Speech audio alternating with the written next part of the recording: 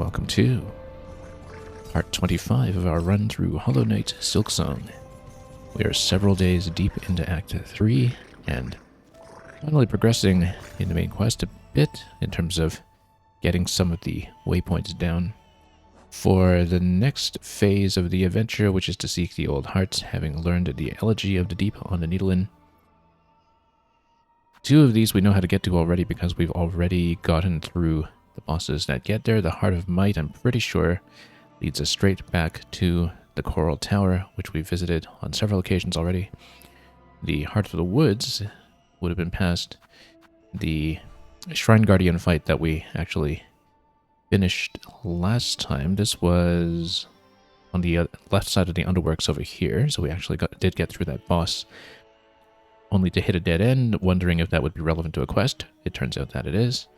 And the third of those points is over here in the far fields in an area that we ventured to previously, and where I was also wondering what the eventual continuation would be like. And yeah, with the far fields in particular, I think it was at the bench where we had an NPC that we couldn't really have a meaningful interaction with yet. It looks like there might be some passage there that will loop around to the place where the waypoint is. The other thing we'll be looking at filling in as we go is the Passing of the Age quest, which I think we may actually have to do in order, because last time, just to check, I did go back to the Cradle's Peak where we had ascended before to see if we could just fill in the past Cradle's Peak last test of fitness clue at the time, and we didn't really see any way to do that. So maybe we go down the list in order. I think over Camp Collapse of the Black Thread Plight may very well be the area that was on top of Pilgrim's Rest, so that's something that we may want to check, because there is a ledge on the upper level there that we never really did much with, and we'll be looking for the Telltale Orange Mushroom Spores.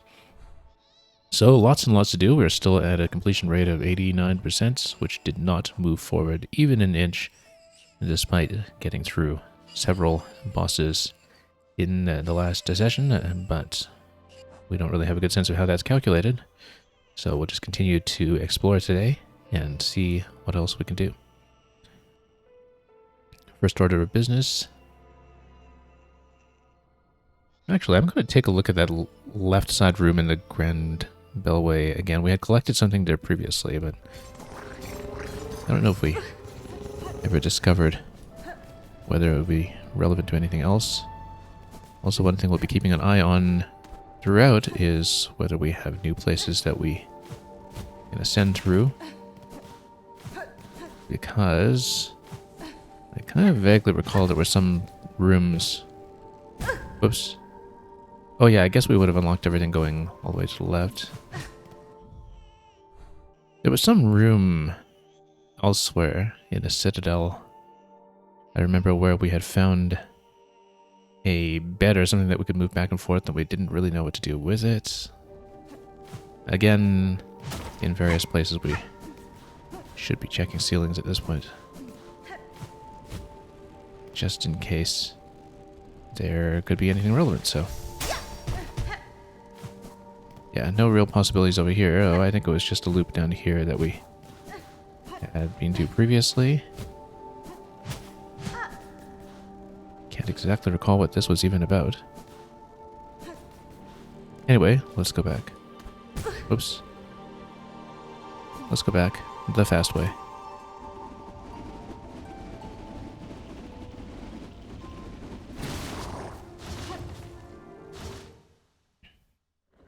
And get all of those black threads of void wiggling and undulating in resonance.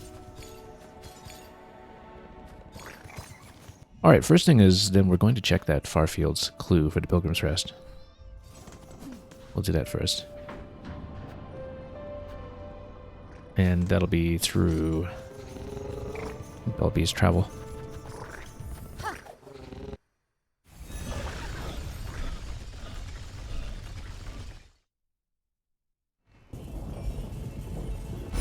If this is indeed the destroyed settlement that we'd be looking for, it could just as easily refer to Bone Bottom. Over camp collapse to the black thread plight. I mean, bone bottom is also completely down, so we'll probably check both. Although the thing about bone bottom is that would have been pretty close to the previous clue, so it might not be anything to that effect. After all this time, we still don't know what to do with the target practice room here. I think we never found out what this is good for.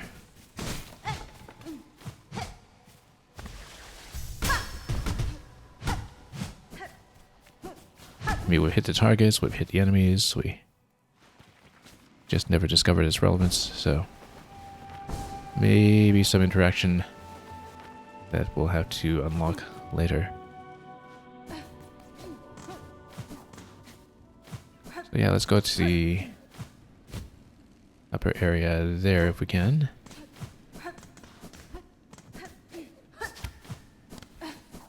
See if we see any spores. I do see some of those orange spores about. I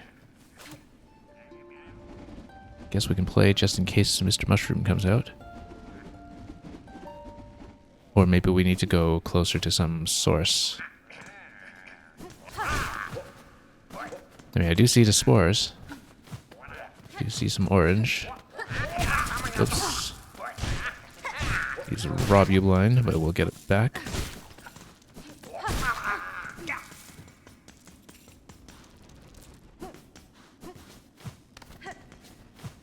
Check this side, perhaps.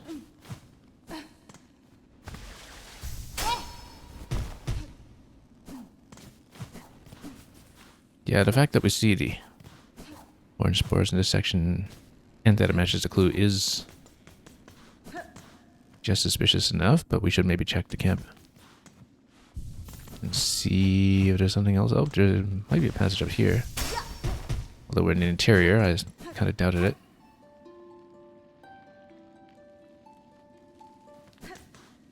Wait, somebody does, in fact. This thing back here. I think I'd noticed this previously when I came here, even though this looks deserted. Just please survive. Well, yes, but who's telling me this? Arloom.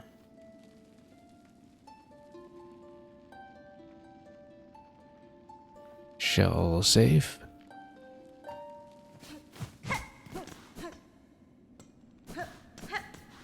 Zero 6I, you think it's just a ghost? Yep, could be.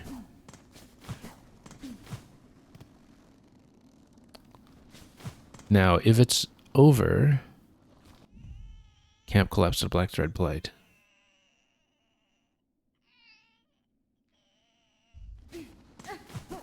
I mean, you can kind of see why my first suspicion was here. I don't know how accurate you need to be about that. It might not be this. It's not really collapsed. It could be bone bottom, because bone bottom really is collapsed, and then if you're over the camp, then you're just in the upper level over there. Which, again, is kind of suspiciously close to the first clue, but it might be correct. And I guess this isn't really collapsed to the black thread plight. It doesn't really match. Yeah, the orange spores are just all over the zone in far fields, so probably nothing then. I'm going to go back to bone bottom to check there instead.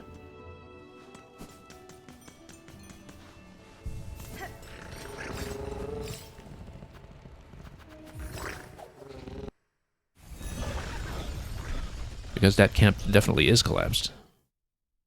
I'm just wondering what else that could be true of as well.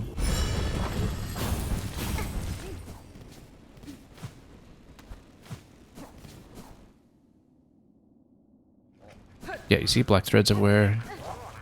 Definitely sounds a collapse. Oh, this one's gonna try to rub me over on this side.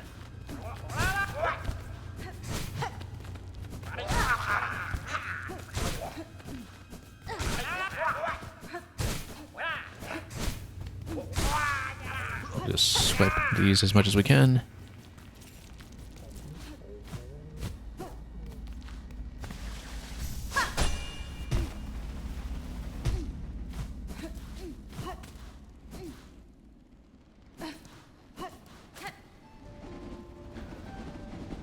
given the nature of the first clue, what I was trying to look for was something like the Mr. Mushroom spores.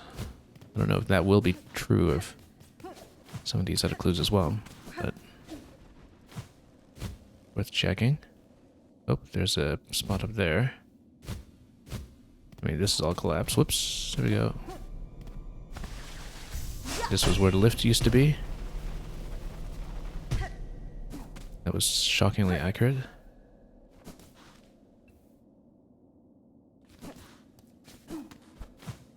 And this might not be correct in the first place, though.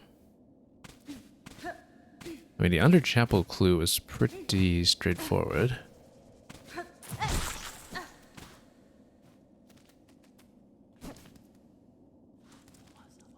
You got the 2 connection points to the marrow. We've seen this quite a few times. Moss home over here. I don't think that's really within the ballpark at all, but we'll see. Maybe I need to reconsider this a bit. See which other camps we've been to.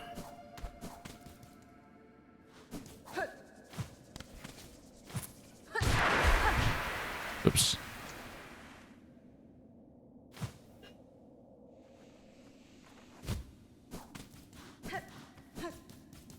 Yeah, my thinking is that it shouldn't be this close to the chapel.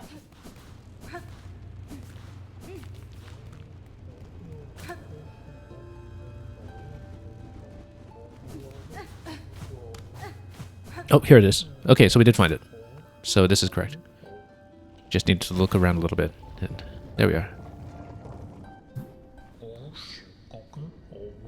Great strides move the world, but small steps shouldn't be overlooked. One mystery leads to another. Scrutinizing the belly of the thing will prove useful. The meaning behind your musings is as opaque as ever. Would you converse with me directly, sir? Trust yourself and each other. The solution is always within grasp. Oh, excuse me.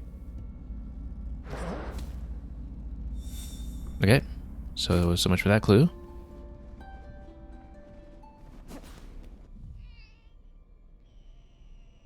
Scorched field on edge, shells black and burned. That sounds like blasted lands to me. I mean, scorched could also be somewhere that is in deep docks, but I actually do think it's going to be one of the places here that's near the edge of the kingdom. And so I think we'll try to ascend up that way. See if we can climb quickly.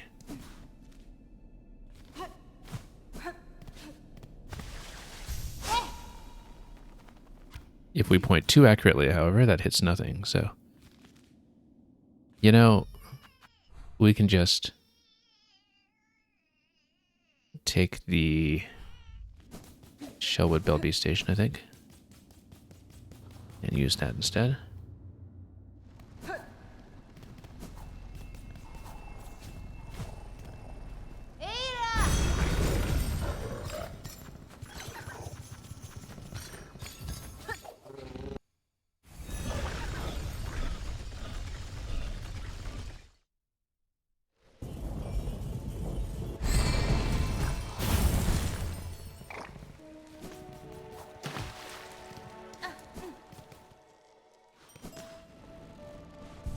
And we'll check the exit to Farloom first, but it could really be at any of those locations that seems to be pointing off of the edge.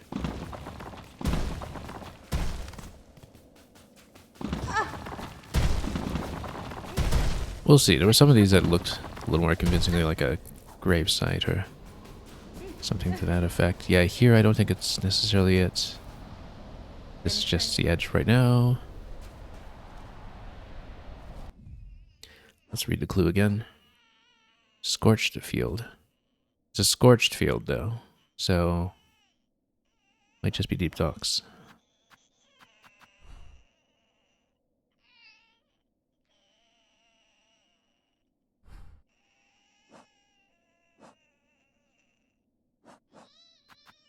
Shells black and burned.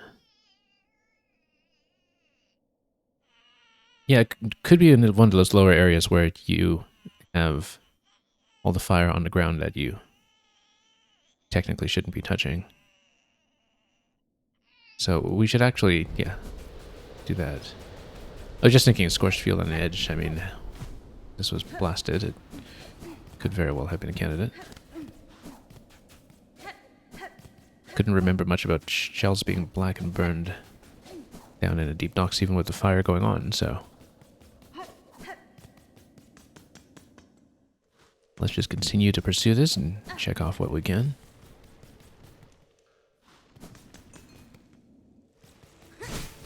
Totally forget that I had a fast way to do this.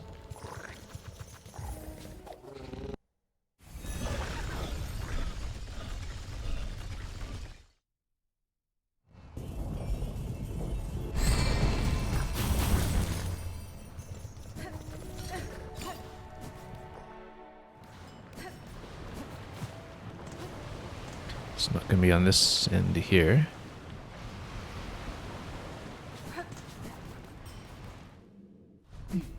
But probably one of those areas where the ground is scorched. That's what I'm hoping to look for.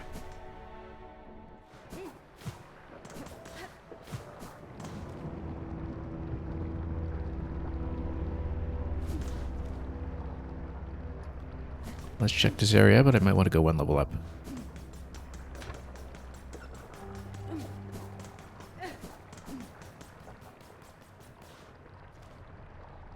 No, this is already a connection point over to far fields. It can't be right. Also... Did we check this? Yeah, there's nothing. After a while, you start suspecting absolutely everything.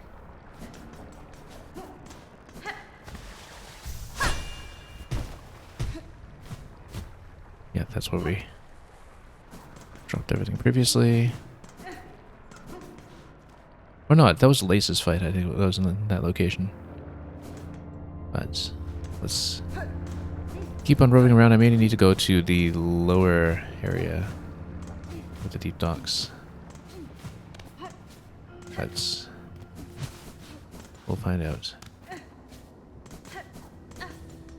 Does test your memory for this entire game when it comes to what you've seen. Yeah, so this is probably it. Are these shells black and burned? I don't know, but they certainly are in an area where the land is scorched. So we'll be looking for the shrooms. Could be anywhere in this room, really. Not necessarily at the bottom layer.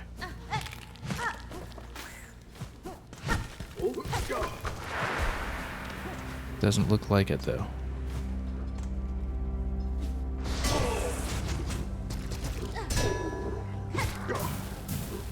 Oh, just toast him. I don't think he's terribly bothered by that.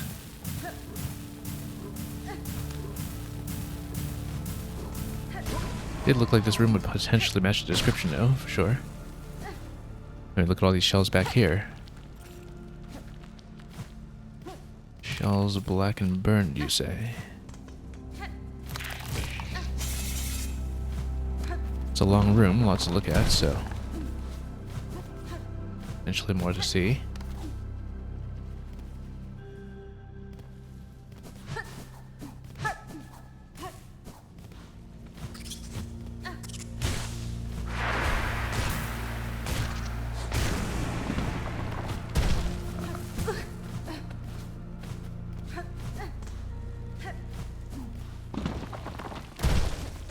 Just looking for some sign of shrooms anywhere.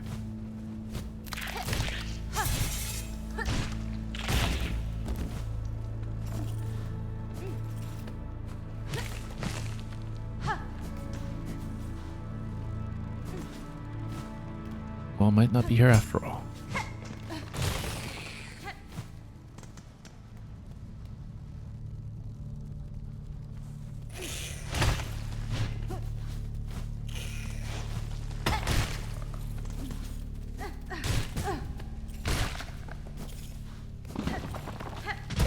Just making sure we've checked everything here. I think we kind of have.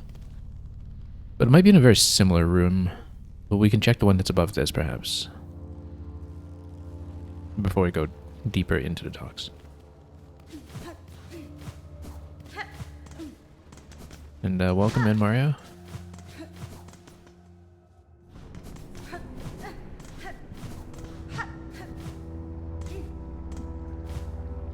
Definitely one skill you pick up as a streamer is learning how to play while doing your chat moderation at the same time sometimes.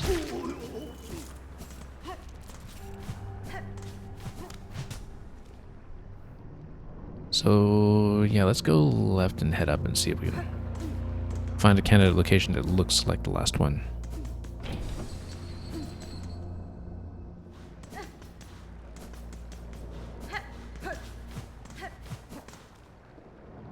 Won't really be one of these.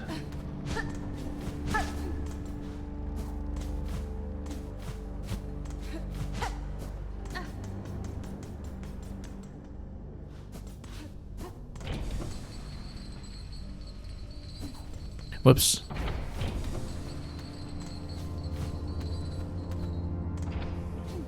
But the deep docks do fit the bill, I think, better than Blasted Lands. Blasted Steps, rather, I did previously. I keep saying Blasted Lands. Like it's something out of Warcraft. Also, did we check this spot here? Whoop. That looks like a high wall to take a peek at, maybe. Not really.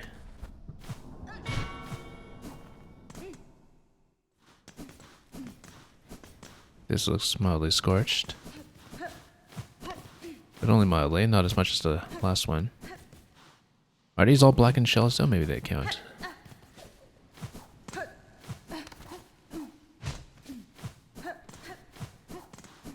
We'll just look around the whole room, see if we find something shroomy.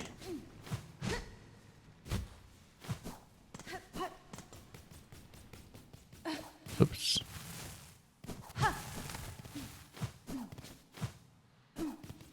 It's a long corridor, so lots can happen. Yeah, these look like blackened shells everywhere. Maybe.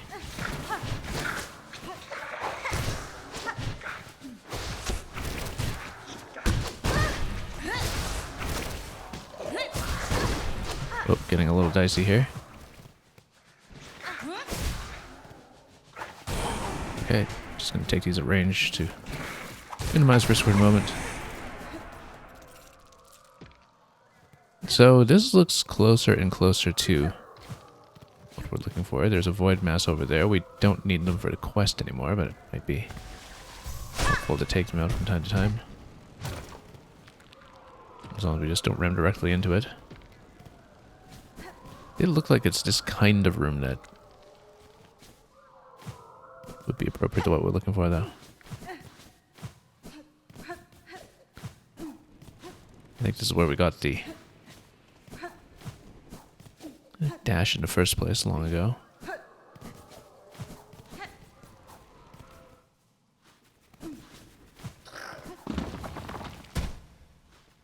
So none of this is quite right. Get you back in the Farfields area. It probably is just lower down in the docks, somewhere even more scorched, if I had to guess.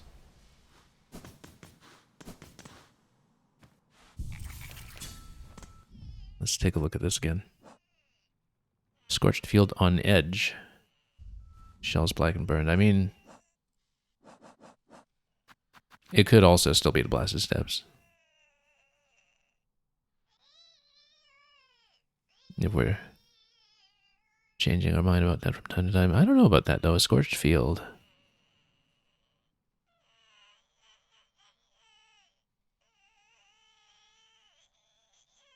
Looks very much like this still fits the bill. Let's go back down this way.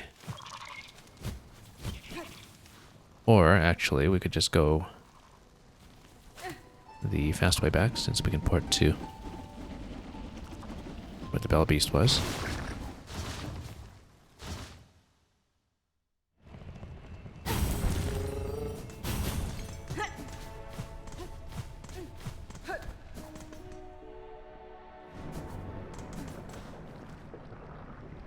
And we can try to take the lower area instead. I don't know if I actually went to...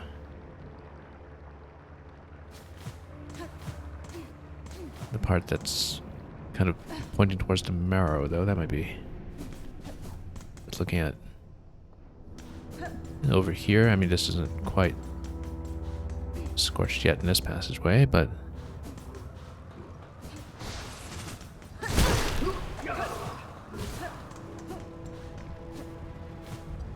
might be worth looking at. Can't even remember the last time we were in this room. Whoop, getting hit by everything.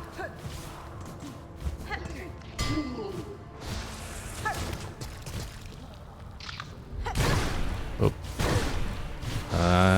We're in trouble, and we were in big trouble. Okay, that's okay. We'll go back and grab all that.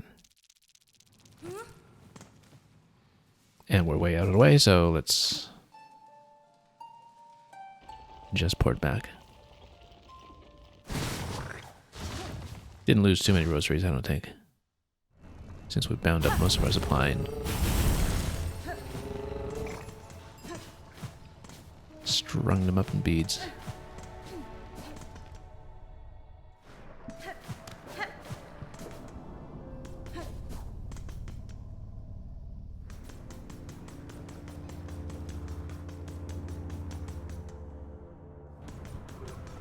Oh.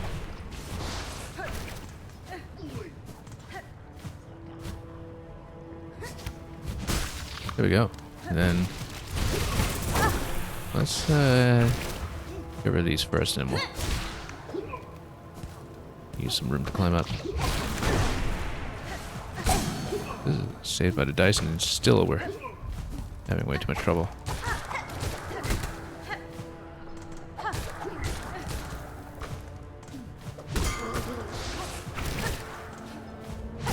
There we go. Way too risky. By the way.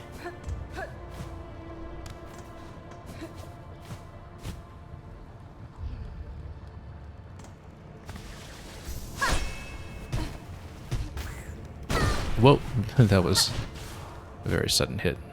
And there we go, just fell straight down into lava. Failing to jump off that wall.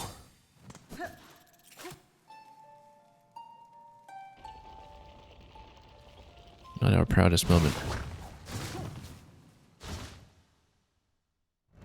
I don't know if that room matches the description anyway. It's not really a scorched field.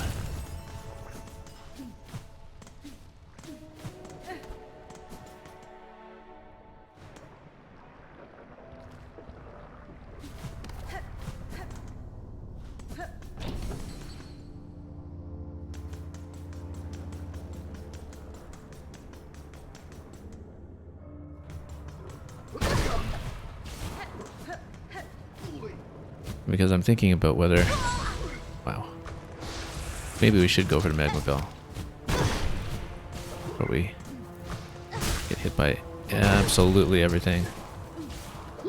And lose sufficient silk for a heal while we're at it. Okay. Luckily, Claw Mirror doesn't work for us here.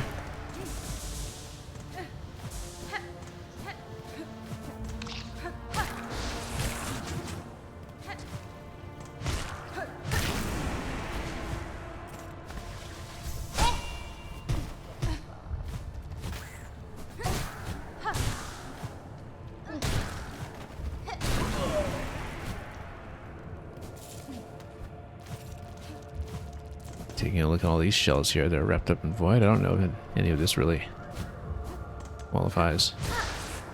Kind of suspect it doesn't. I mean, what do our locations have in common so far?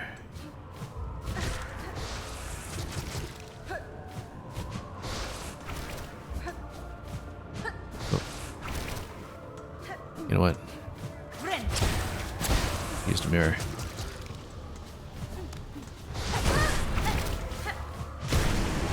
There we go. Yeah, don't really need to pop those at this point, but we would check. Wow. This getting hit by everything. Oh, and that one is alive.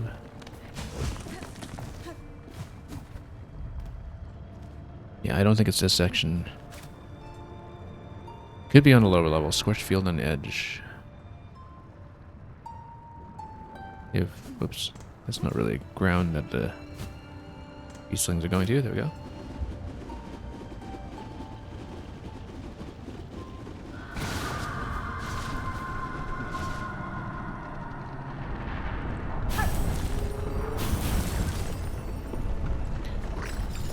Okay, perhaps we'll go down instead.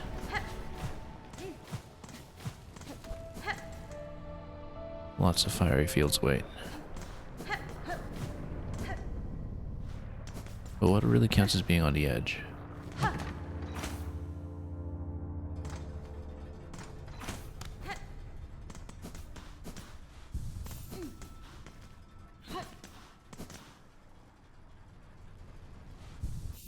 I think it's probably wise to change in the magma bell. Don't really want to give it the mirror, but that's okay. We can do it in lieu of injectaband for the time being.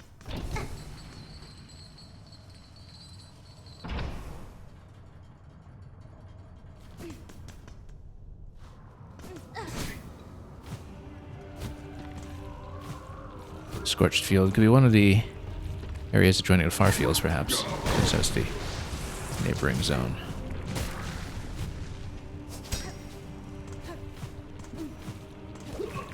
Oh.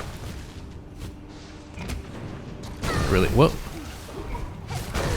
Wasn't expecting to get hit by everything here. Absolutely everything.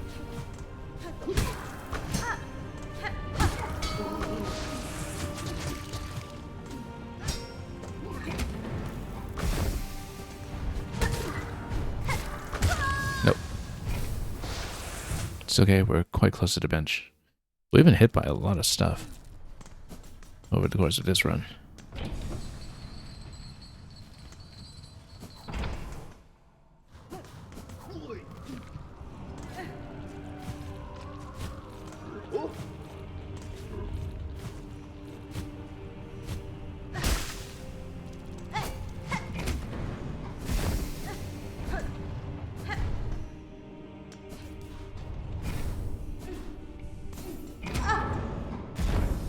This just gets you pretty close to the diving bell area, but instead of going there right away, let's check some of these areas.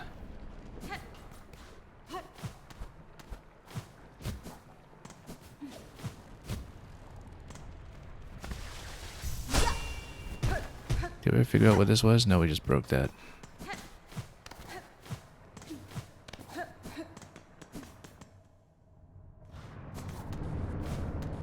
Well, these are scorched fields for sure, except this one. Yeah, this is just flintstone. It's the Flintstones. Meet the Flintstones. This kind of looks like a scorched field in its own right. Then this is where we dropped down in the first place. Whoops, those sprays so far.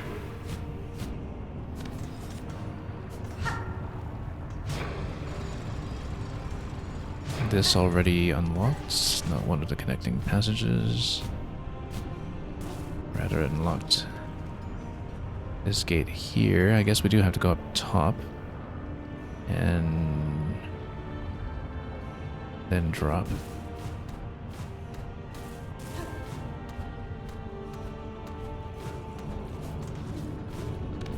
Sure, let's just make it over, see if we fit the description with thing here that looks plausible.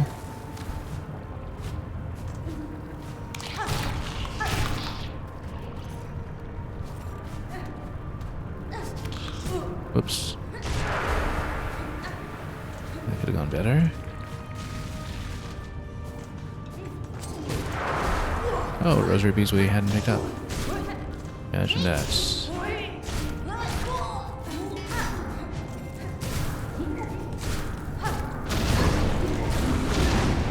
just get bombed by everything here, but grab a few rosaries for our trouble that we're really spending anyway.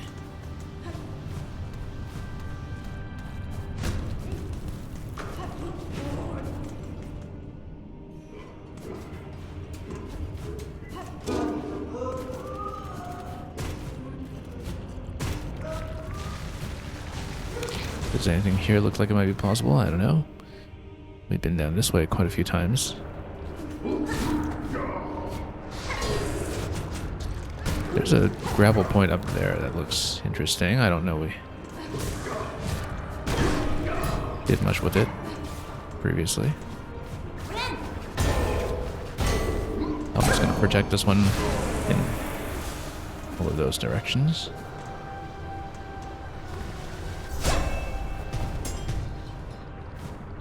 No, it is just for getting across, I think. Right, because we had come here previously for the big fight that was in this location.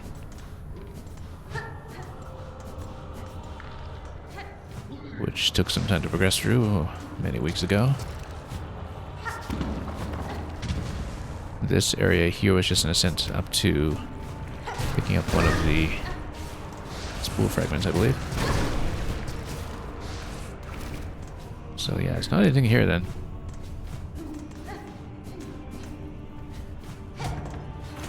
I think we should check some of the upper segments in the blasted steps.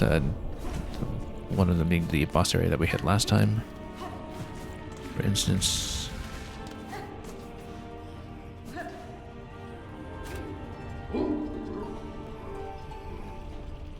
Because I don't think the clue is quite coming together in Deep Docks. As far as we can tell, I mean. It's cryptic for a reason.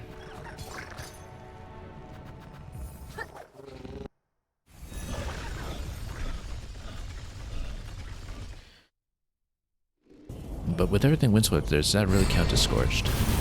Let's see. I'm wondering. Well, let's go down first. Yeah, the place with the boss earlier last time with the Watcher was technically in Sands of Karak. That might also count still. Depending. Whoops. I mean, things are definitely blackened around here.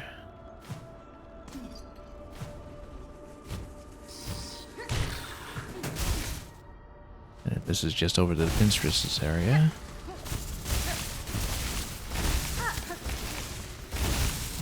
Does any of this really qualify?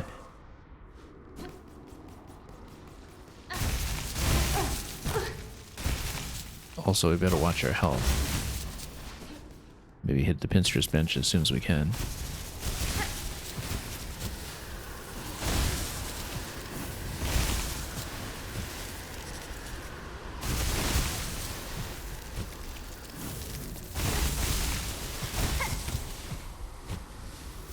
Yeah, I'm doubtful that this will be the answer either.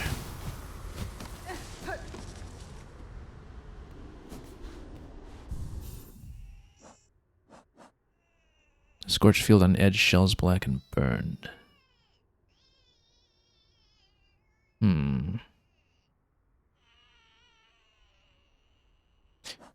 mean, we didn't quite check the absolute bottom of the Deep Docks where some of the really scorched places were.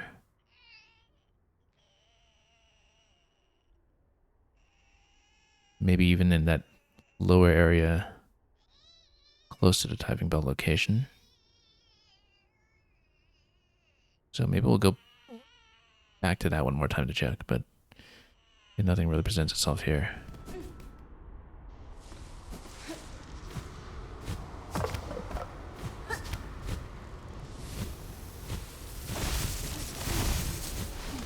Yeah, I don't think this matches at all. It's not really burned as such.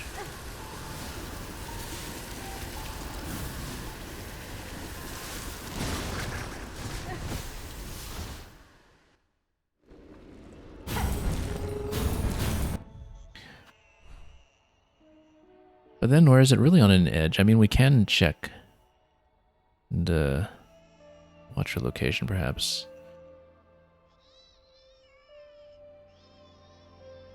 Maybe that has some potential.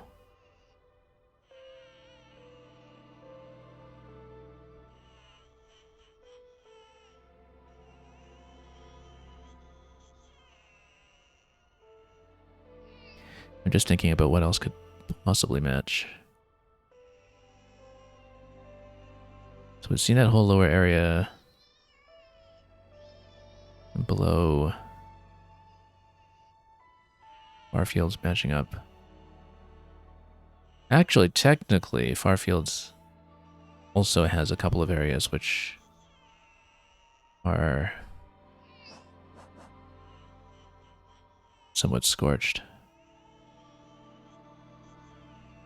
Maybe we checked that first. Because we were just checking the areas that were technically designated as deep docks, but it's possible we didn't go far enough.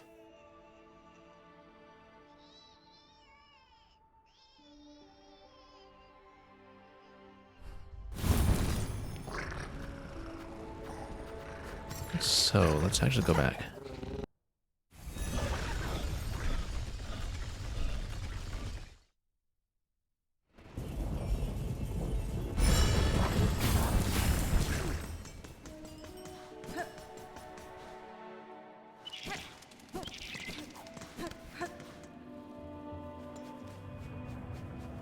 Like this area down below, for instance. This is somewhat scorched, isn't it?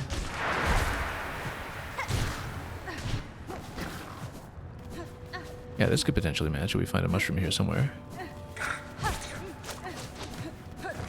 Shells black and burn somewhat. Oops. Not really dealing with that very well, especially now that he's got void all over him. Let's see.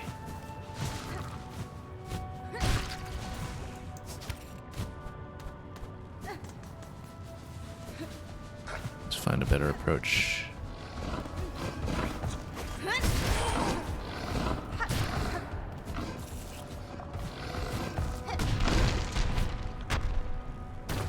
Wow, that was quite a dust up over there.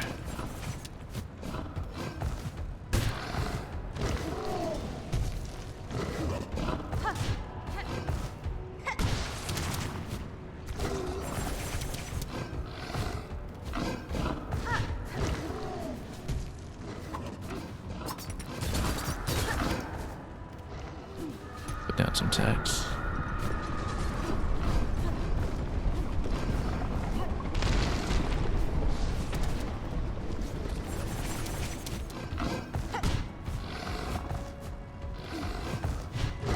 Nope. Well, that's getting risky. Oh, no. I was trying to drop something on him right at that moment, and that didn't work out. And we actually didn't take a bench since going over to Far Fields. Maybe we should correct that next time we port back.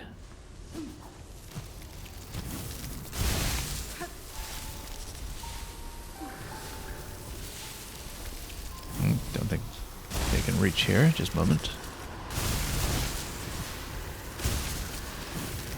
Need a little more ground to stand on.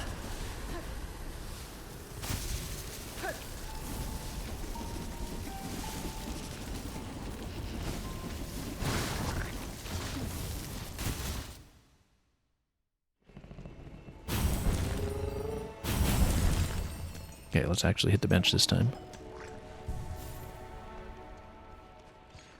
I don't know if that's a scorched field necessarily, but definitely I think some of these areas might be worth checking. Actually, the one that goes towards the Weave Nest and gets pretty close to the Weave Nest down to the right, that might be on edge, perhaps.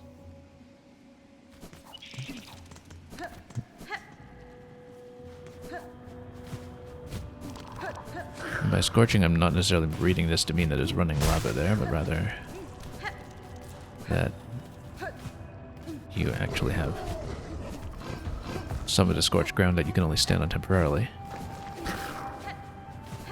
Well, we might be wrong. location I want to check, though, so...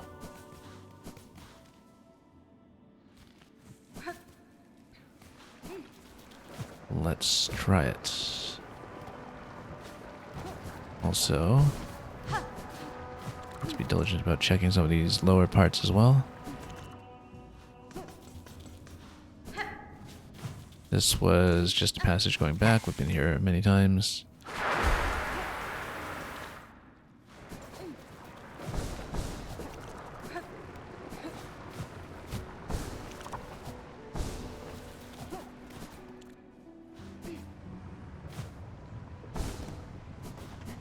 Okay, and then... I mean, this looks like a scorched field. Where we previously fought both Fourth Chorus and Beastfly. Let's look around a little bit.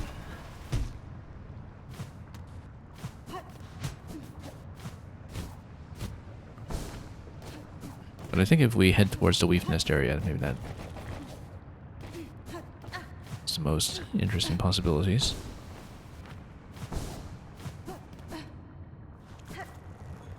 It's still scorched below.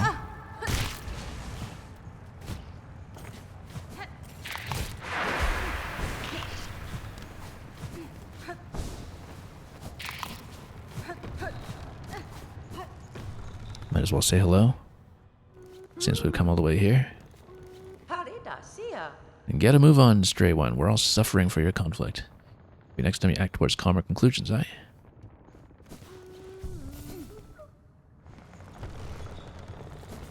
Okay, let's check the connecting area to the wave nest instead.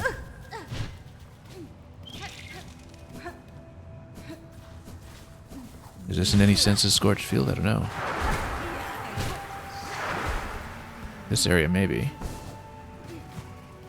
Not really.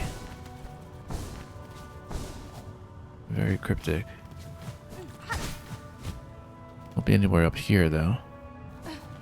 Go back down to the lower passage.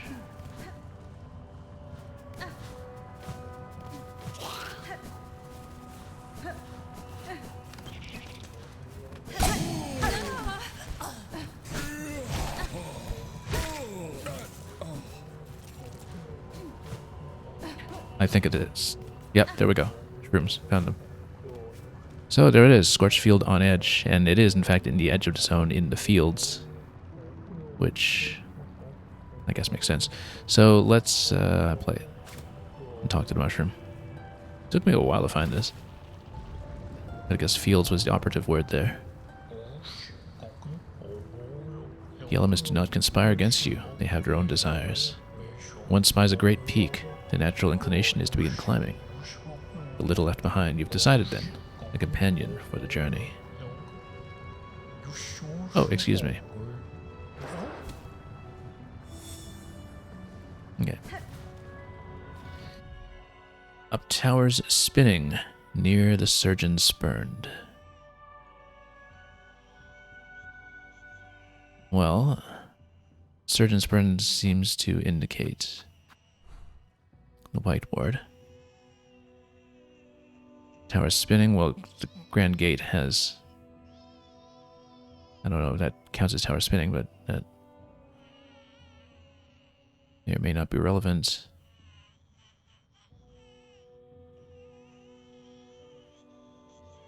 The surgeon spurned, though. I mean, I was assuming it was the whiteboard in that area. But we might want to look at the enemy log just to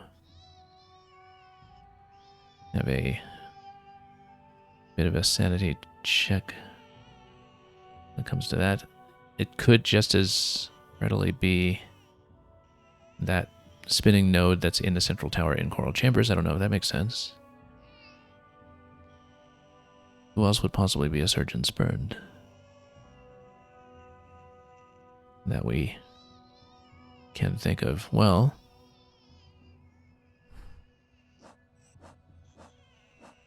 that might be what looking at some of the bosses in the Hunter's Journal maybe before. In case anything comes to my whoops.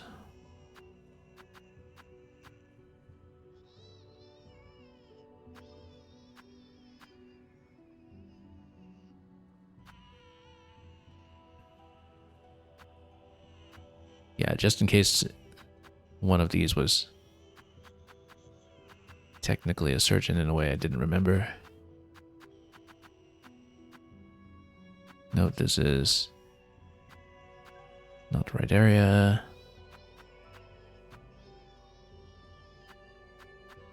I think it has to be in the whiteboard area. Here's the mortician. Technically, that might be right. Surgeon, here it is. Grill physician of whiteboard, responsible for operations and modifications on Citadel's bugs.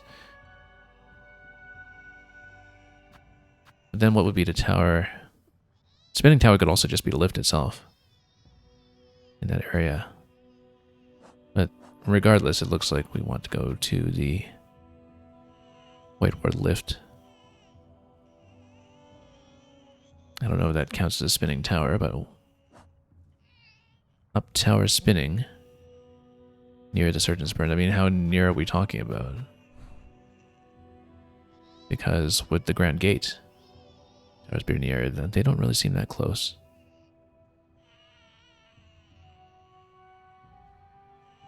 But it could be that we just need to traverse through the whiteboard again in case we find something that matches within that area.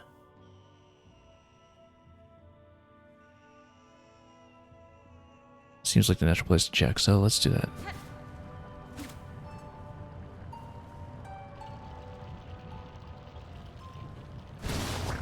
Can't see who else anywhere would qualify as a surgeon here. Just taking the silk husk medical examination.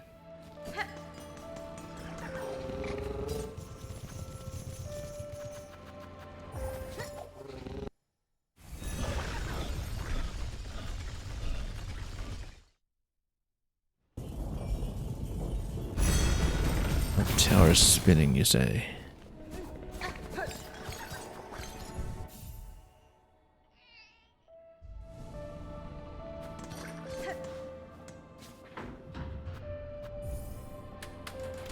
Well, we'll look around. That last one did take me quite a while just because we were diverted to so many candidate solutions along the way. I mean, maybe it's through that whole central section in the whiteboard. We'll check that, perhaps.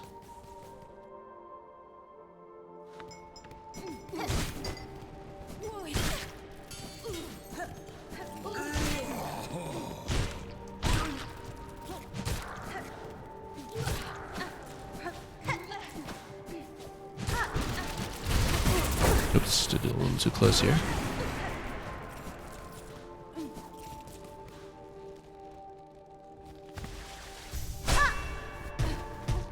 Might as well check. Now, if we cross this area... Yeah, let's do it.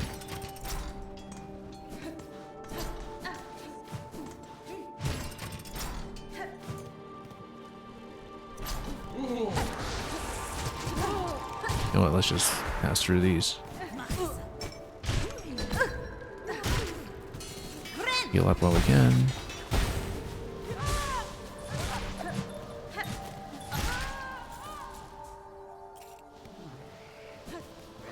Up tower spinning though, that doesn't look like it matches just yet.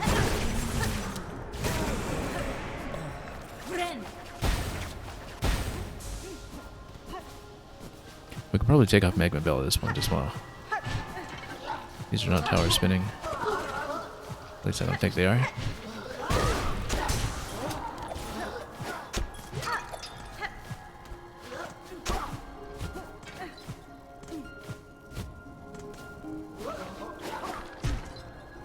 Let's check the whiteboard area first, I think.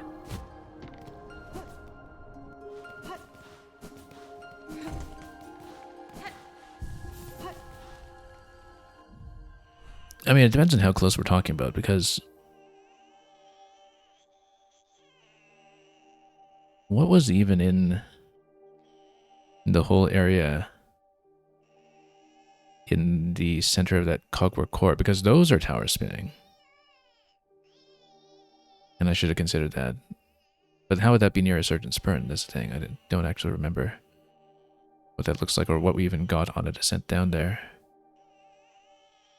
That actually looks more worth checking. Let's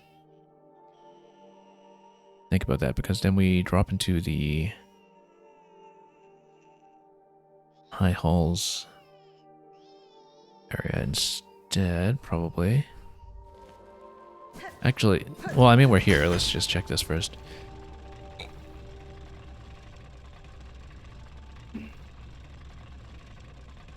White ward over here. We've been to that top middle location above the lifts. And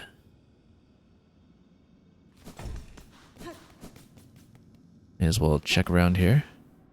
I think this was close to where we had the ornate lock that we didn't know what to do with either. Right here, this one. Never managed to figure this one out. Feel like there's some boss that we need to loot for that. Which we never did.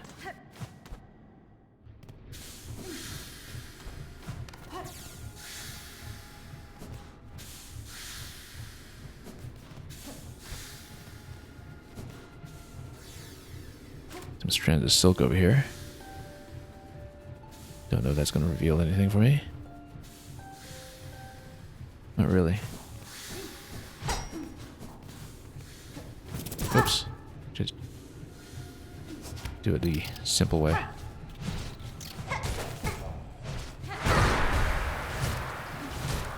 You know what? Let's just get out. And by get out, I mean not run into everything along the way.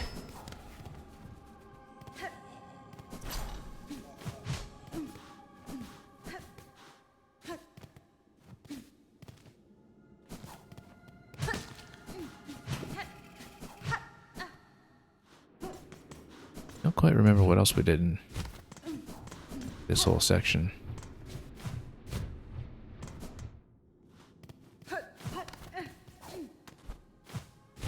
This, I think, was just a Silk Eater location formerly.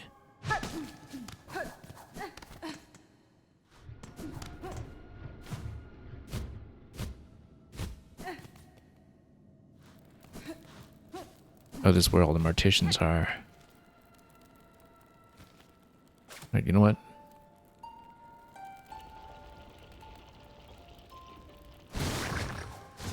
Pins, pain.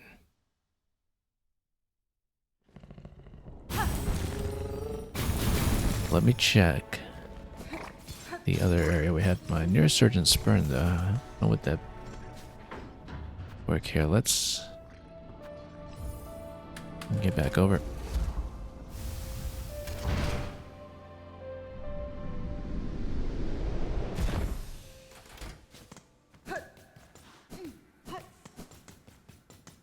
Because in a descent down to Cogwer Core, I actually don't remember what we found. Whose office that was. But those are definitely spinning towers.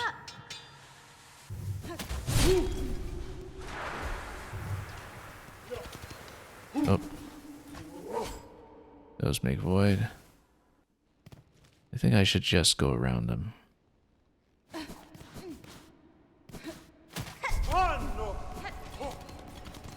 Not going to bother.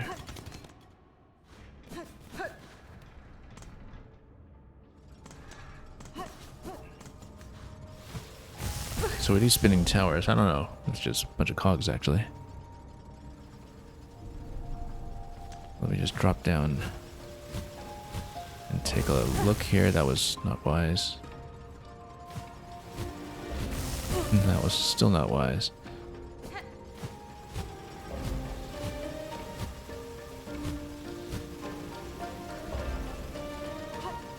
What have we even done in this section? Yeah, I don't think this is really spinning towers, though. Doesn't quite work.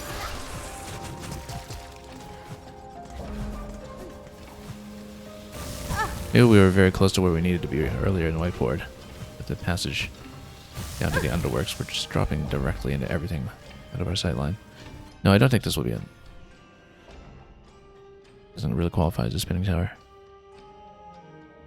Actually, yeah, I should have gone a little further to check the area connecting White Ward to the underworks.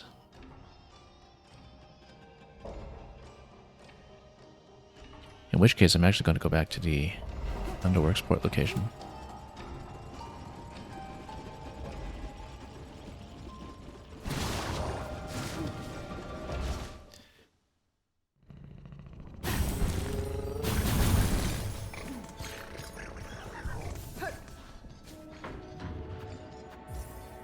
And maybe approach that from below.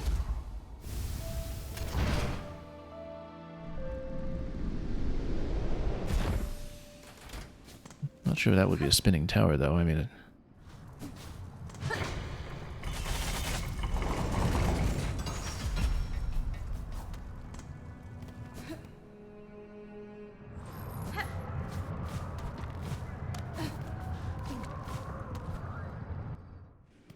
guess it depends how near is near.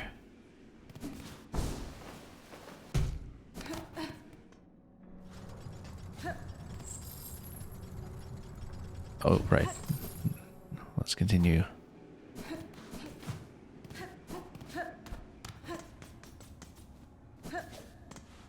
Over by the architect's area, formerly.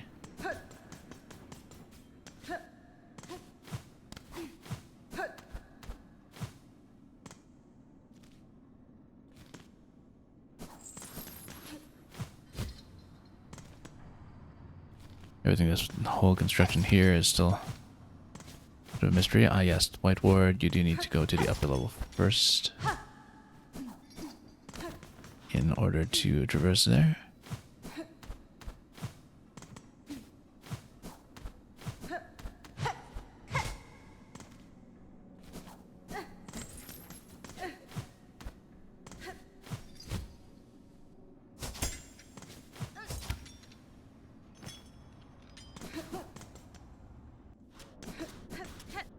Rather, it seemed I got how to get that passage.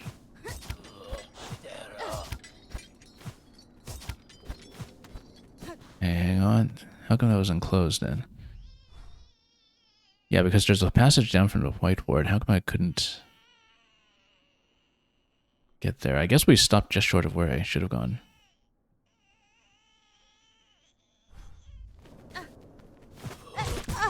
Hang on.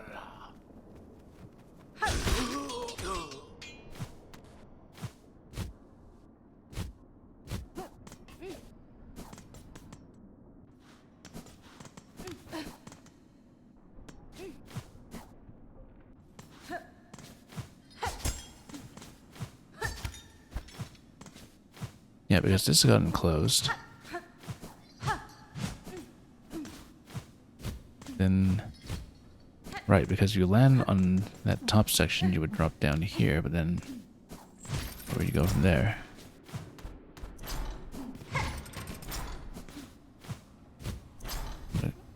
Got ourselves a little lost here in the architect zone. Okay, maybe we did need to drop down there from the White Ward side then. I don't know if it was a spinning tower at all, though. I didn't realize that that passage would be obstructed.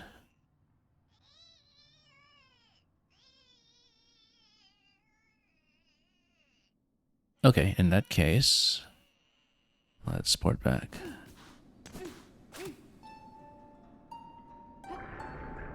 Nope, not a valid location. Let's get some grounded first.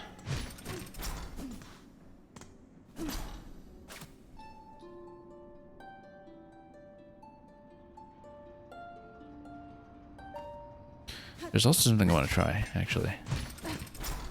It's the architects here. I'm going to just try to eligible deep on something that's not one of the quest locations to see if it does anything. Not really. Not here anyway.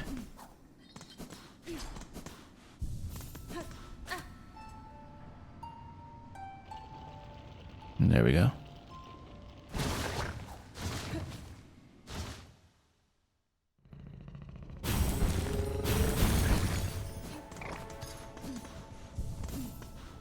I think I just stopped a moment too soon earlier.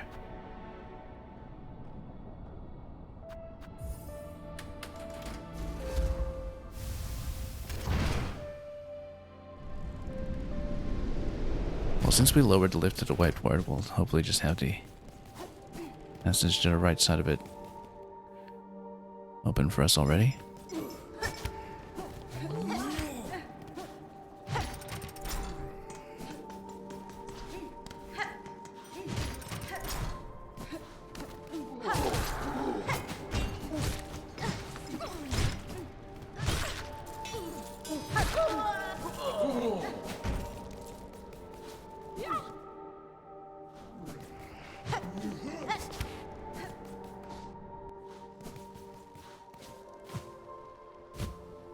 Just drop down quickly. I should have taken the bench on the way up, actually.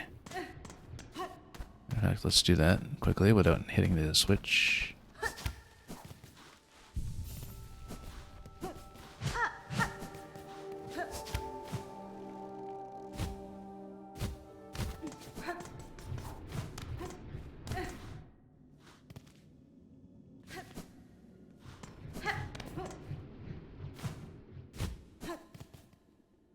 So the thing that we're missing in from this whole context is the spinning towers.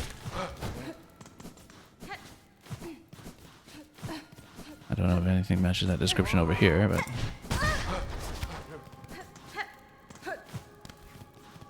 this was the way up and forward.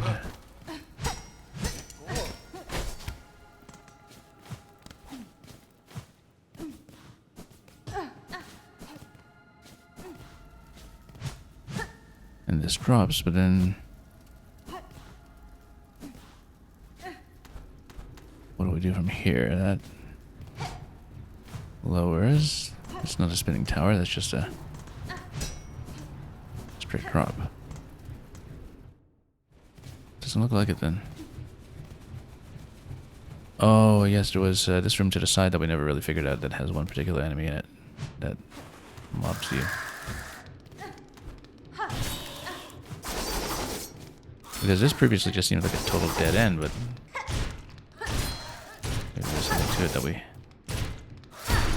didn't realize. So, for example, I couldn't seem to get up here. Maybe there's just a rosary location. Never understood that room.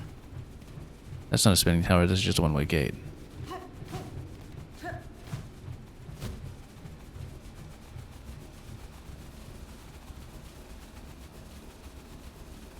I think it might just be the Grand Gate entrance. I don't know if that qualifies as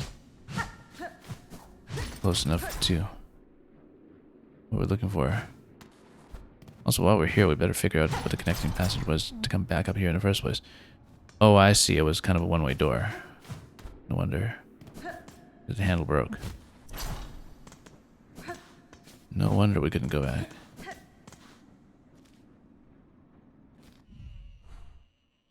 Well, the next candidate for a spinning tower would be the area in the Grand Gate, and in particular, the part right next to it. I mean, why would that be a surgeon's burned? Unless that was the last judge's old job.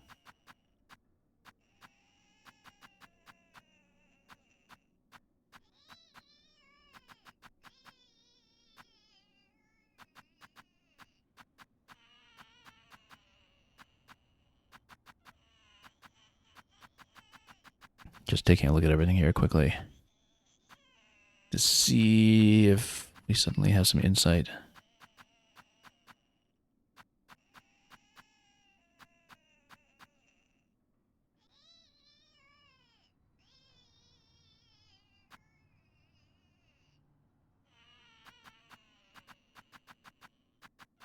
Yeah, I mean, the only thing,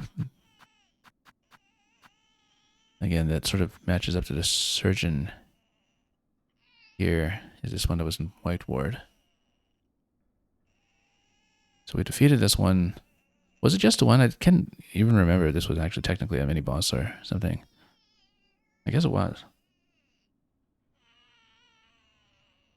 But then we did check the whiteboard just now. We couldn't find anything that resembles a spinning tower. So what could possibly... Just that description...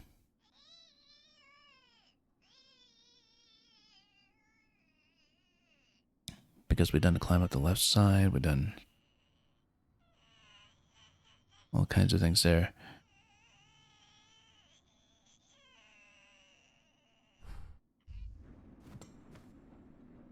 Very curious.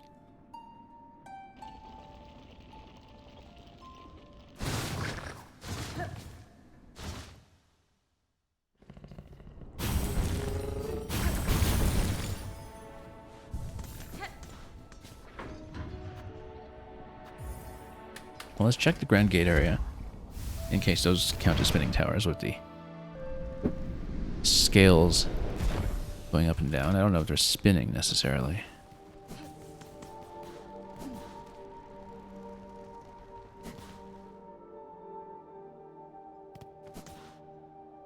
I don't really think they are.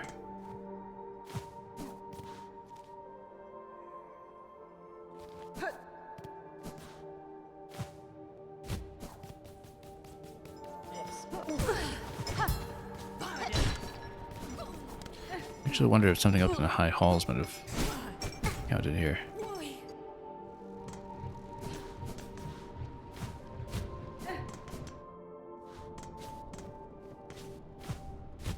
So, do these towers technically spin? I don't know what they do. They're scales.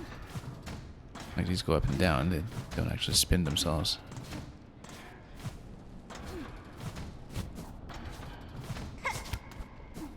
We'll look for shrooms anyway.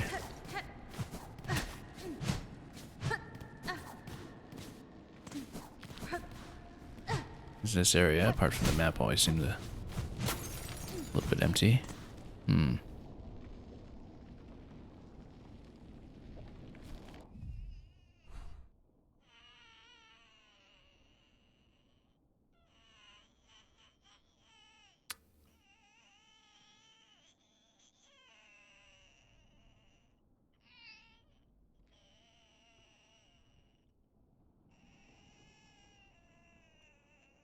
Yeah, I'm not sure how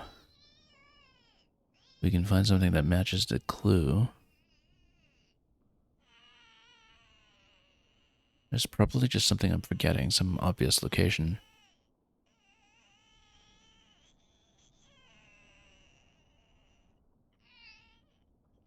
I mean, I was assuming all this time that the surgeon was pointing over to the whiteboard. I don't know if maybe there's something else that matches that description in an entirely different zone, but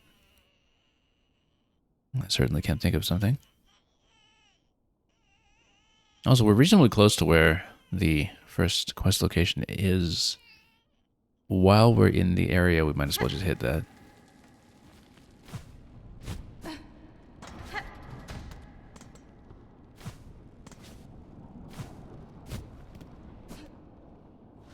Oh, the spinning tower. Okay, no.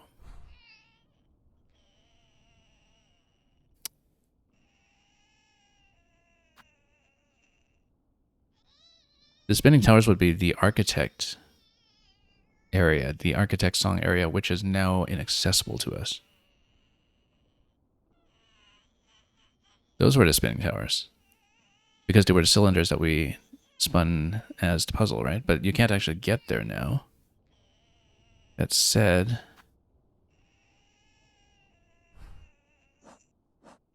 Well, that's the only thing I can think of. Up tower spinning near the surgeon's burn. We can't actually get up that, though. Because there's no way back in with everything having collapsed.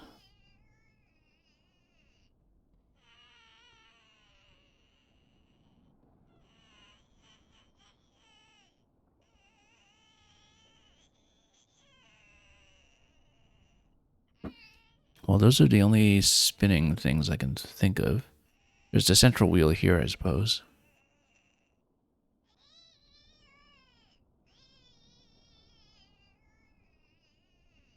Maybe there was some element here in the whiteboard that we didn't look at closely. That still qualifies. I mean, The surgeon clue just points so conspicuously towards that it's really hard to imagine it being anything else.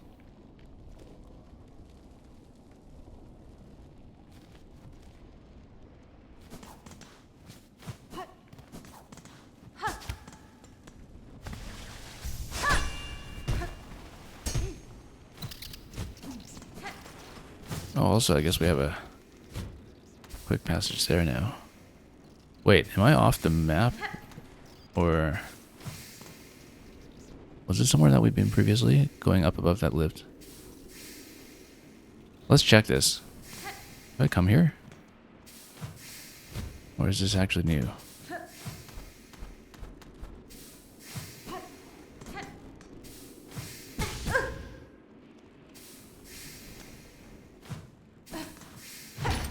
Just you open this. And then, I see, it's a shortcut. Okay, we have a new shortcut back down to the underworks, yeah. That would have been helpful to see previously, but I guess since we're here, we may as well take that paid bench.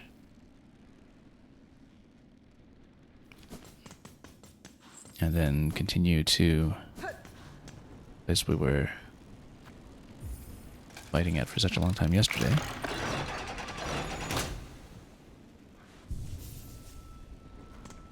Yeah, again, don't need magma bell. Let's put this back on.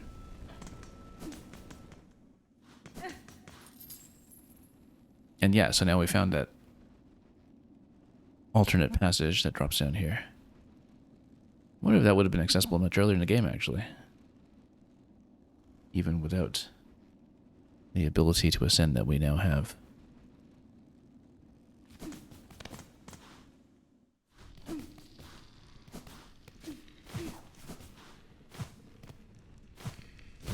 Anyway, we did this run quite a few times. When getting the Shrine Guardian fight done, so let's see what exactly going into main quest here might entail.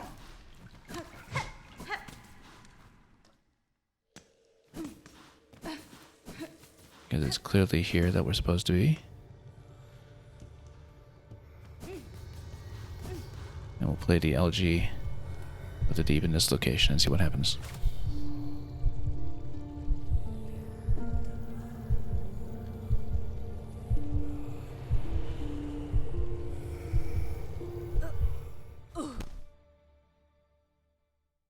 That's interesting. It's supposed to be showing me something of Farloom's distant past, isn't it? Let's find out. It transports you into a different location entirely like this. Whoops. Did we just leave the dream? Oh, let's get back into it. We're supposed to find something there, obviously. So yeah, we can travel into wherever this is trying to lead me. Right side was an exit, so we won't do that, but we have a full range of motion here otherwise. That then leads you to the left. I wonder if you can pop out of here and then appear in the real world equivalent of this area then, because we've clearly gone out of the way slightly to what was obstructed on the main map. Interesting. Okay, let's talk. Oh, whoa. Do we need to fight? Nihilith. I guess we need to fight.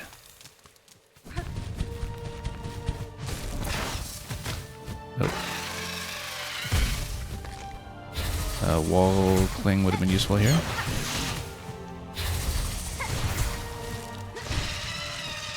Oh, a little too close in range. Wall cling would be very useful for this one. Okay. Trying to tap her for another healing moment. Yeah, I need to grapple on the wall sometimes.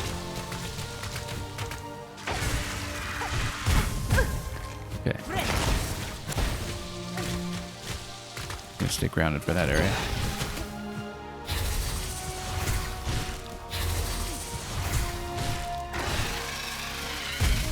Alright, that's fine.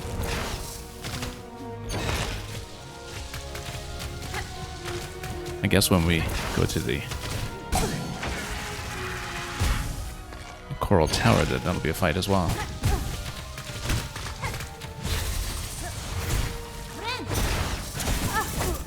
Over like that. Phase transition, it seems. Oh, just requires you to fight without the floor now. That's fine, we can do that. We know how to do that kind of thing. So notice that it's just a right side wall that's open, left side. Oh, now it's open. I need to hit the left side with a grapple. This is getting a bit too low. I don't have really much silk at all. Okay, that's fine. We'll redo it.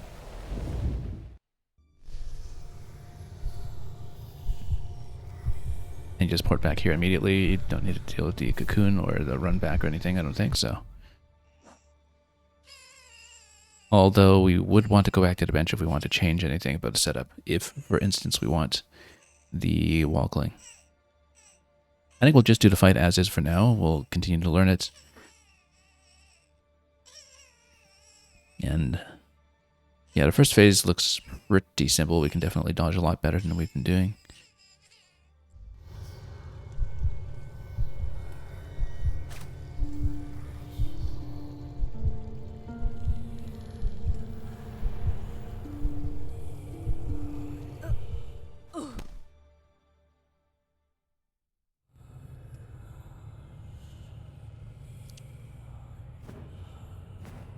Definitely makes me wonder whether Elegy of the Deep can potentially get you anywhere that's not just the places marked by the main quest. To get you into locations that you might not otherwise be able to reach. All of Verdania, for instance, which you revealed last time, remains very suspect.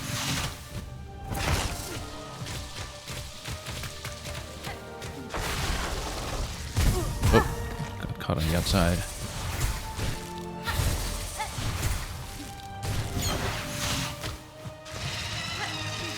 Whoop. We really need to get into the habit of grappling out instead of trying to dash out of that. Like I was saying.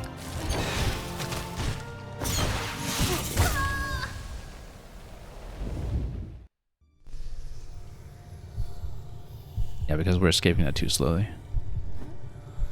It's okay. Let's do it again.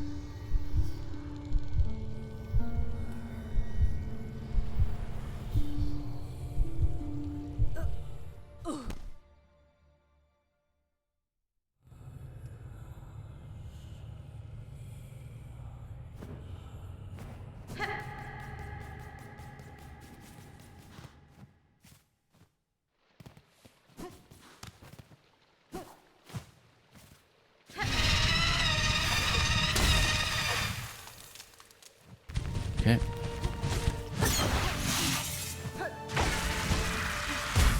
Like I was saying, I should have grappled out, but that's okay. Oh, a little slow there. There we go.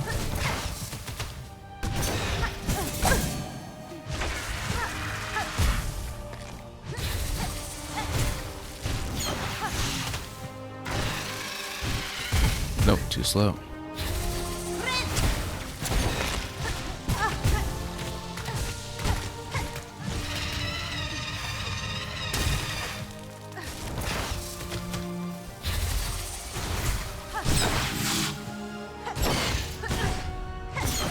Oops, that's okay, we've got a heal coming. There's a bit of floor here, actually, I didn't realize that. Oh, there was. There's a bit of floor when you respawn, I guess. But not until then. Nope.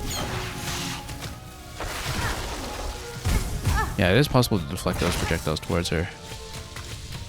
We should do that, because I'm about to take one too many hits here, perhaps.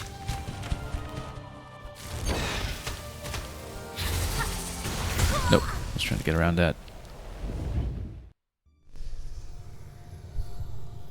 It's okay. Lots of little things that we can learn how to dodge better. In terms of the current setup that we have, obviously attacks are going to be completely useless here, so we should change that to that if we do change. The Senate script for the wall cling has a triple adjustment as well. I don't think a lot of the tools will be that useful, actually. In certain phases, like when she's drooping down, maybe to drill. But this isn't really going to be a tools fight.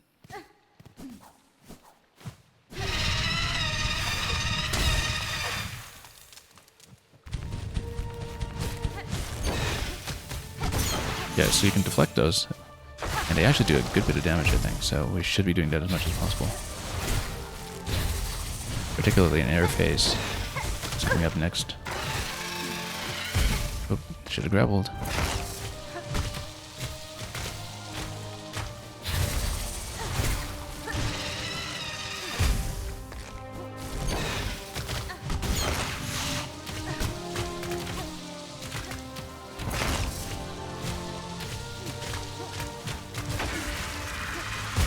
Okay, that's fine. Oh.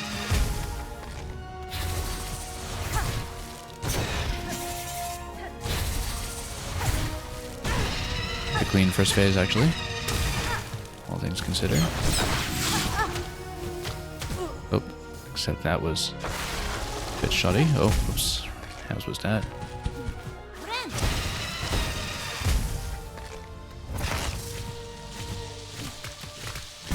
Okay, just have to dodge around these, I think.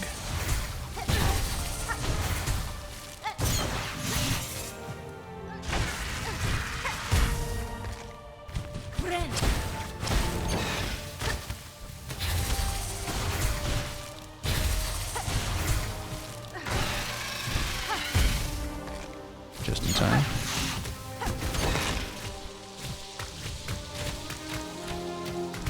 The thing about the wall cling is that I sometimes don't have very good habits for getting out of it, and so it'd even be better to play without it, because the slide still feels natural enough. Whoops. Or at least save. Got a dice that time, but only partly.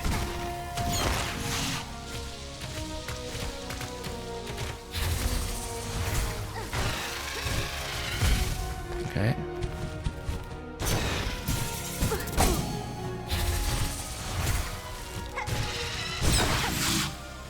Okay. Didn't get many taps in there, but look for a heal opportunity after these projectiles.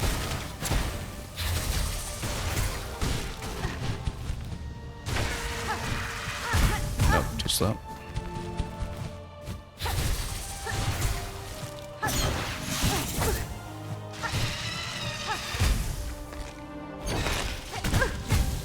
Whoa, too dangerous now.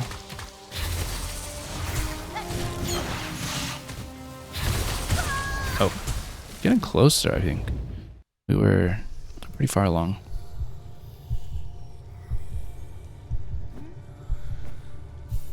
Did a few stray hits there near the end, but I don't think the pattern was getting any more complex than that. That's just a matter of dodging at that point. And making sure we get a harpoon pulling us out of the blast quickly enough. Because we did go a bit late on that, on a few passes that time.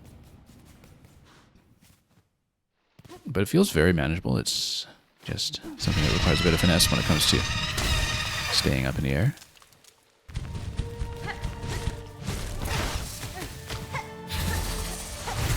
And trying to get some projectiles down, of course, in the second phase will help greatly. Trying to deflect those wherever possible.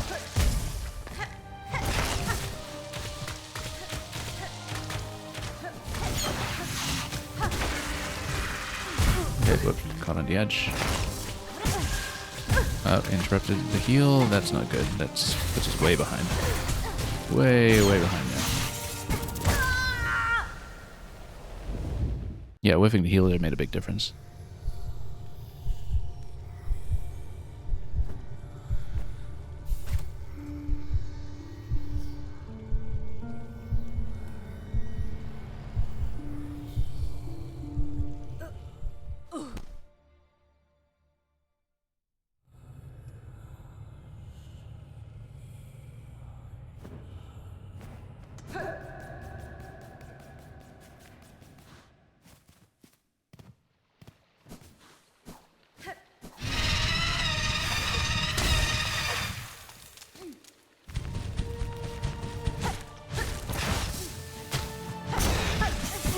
Nope, stood too close. There is a tell on that, it's just often a little late in reading it.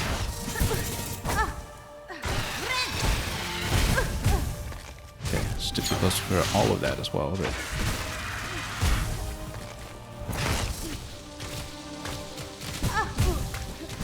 Nope, too many hits everywhere. Diving down to all the wrong locations. Unfortunately, that gets us into a pretty rough position going into his face. Won't last very long at all.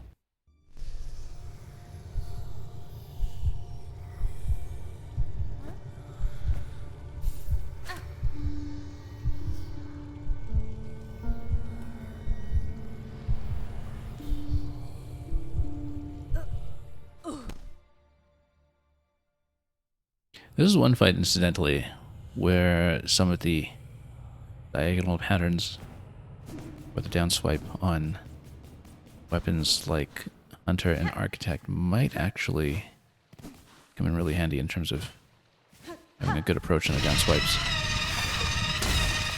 But we'll stay with what we know. Always jumping out a little too late there.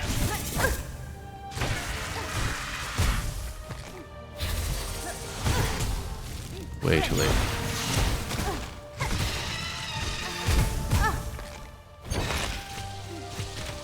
Yeah, just not reading distances very well here.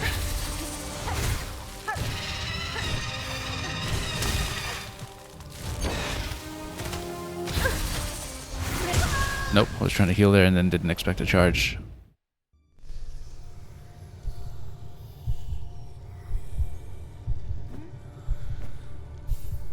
We seem to get into phase 2 really quickly that time, though.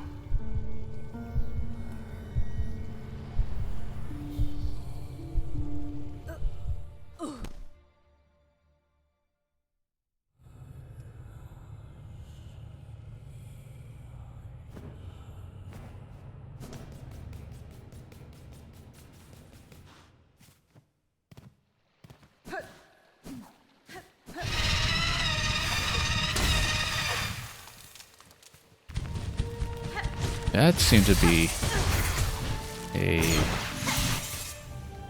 burst upward than usual. Whoops, that was actually a bit early. Accidental input.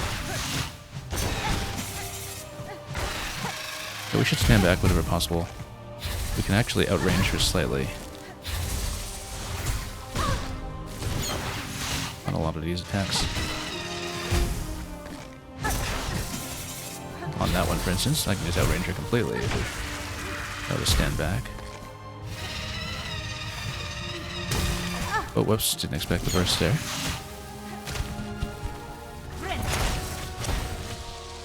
Okay, this, as long as we stay on the far wall, is actually pretty manageable.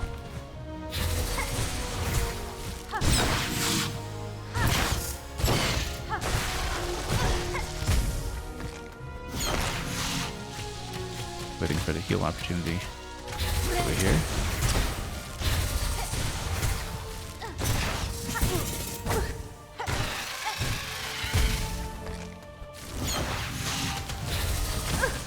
Nope. Too much damage on the bottom that time.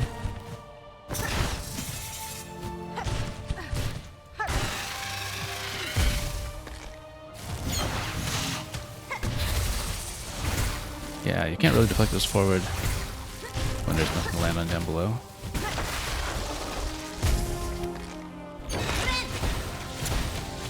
Okay, just had to wait for the opportunity there. This is a nice big target. Grappled away because I thought I was about to get hit, but that meant that we actually lost the opportunity to get an attack in here. Nope, too far in.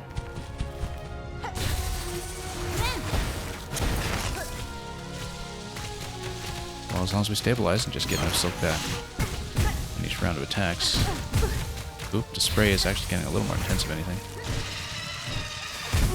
Nope, too close. Seemed like we were far along, though. Just need to dodge well enough to always replenish enough silk, too. And get our health back in order. the healing opportunities are actually pretty clear and widely spaced. We just need to go for them with a bit more deliberate timing.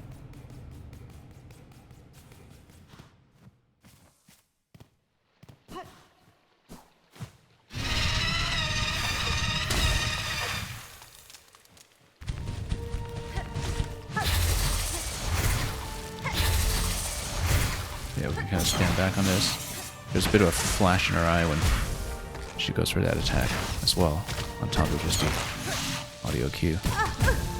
Oop.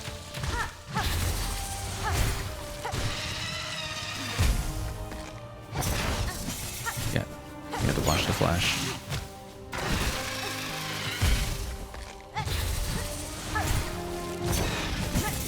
Oh, it's too close.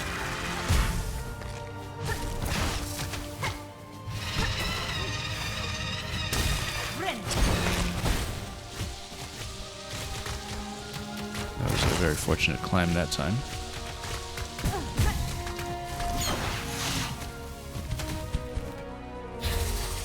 Yeah, if you're close to the wall on this side, maybe you can put one of those projectiles over, but it's a difficult reach, I think.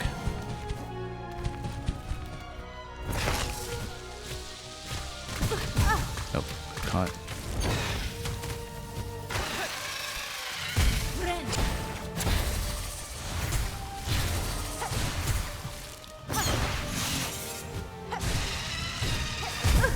Not too late.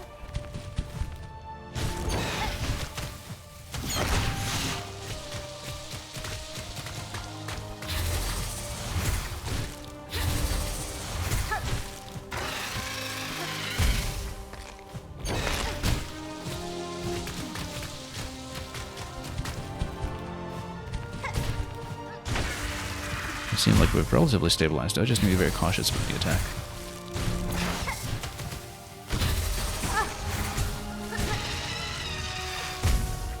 Caught on the side, unfortunately. Let's look for a heal opportunity very soon. I've got a couple of things going on at once.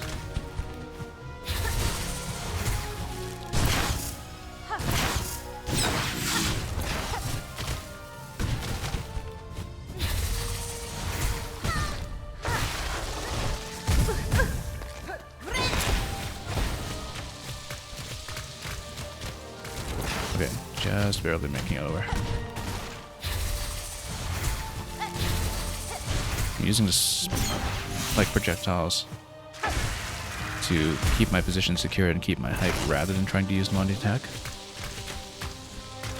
think it's going to be more beneficial just to maintain height with them rather than trying to get too fancy with the deflection. Although obviously if you want to do a lot of damage quickly, then that would be way to do it. And that's it. What have we unlocked for doing so? Just a quest objective? I guess we'll find out. We are life. We are growth. What world without us? And we get the seed objective over here for defeating Nihilith, and indeed we get to pick something up. Well, that's got to be the quest item. Thank you for the GG. But it looks like we've filled in the pollen heart. It beats faint and fast. Can we still do anything with the elegy over here? Probably not at this point. But worth a try.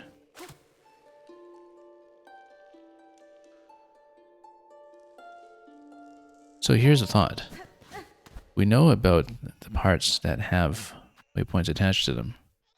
But now I'm thinking about whether we could use the elegy for the deep in locations such as the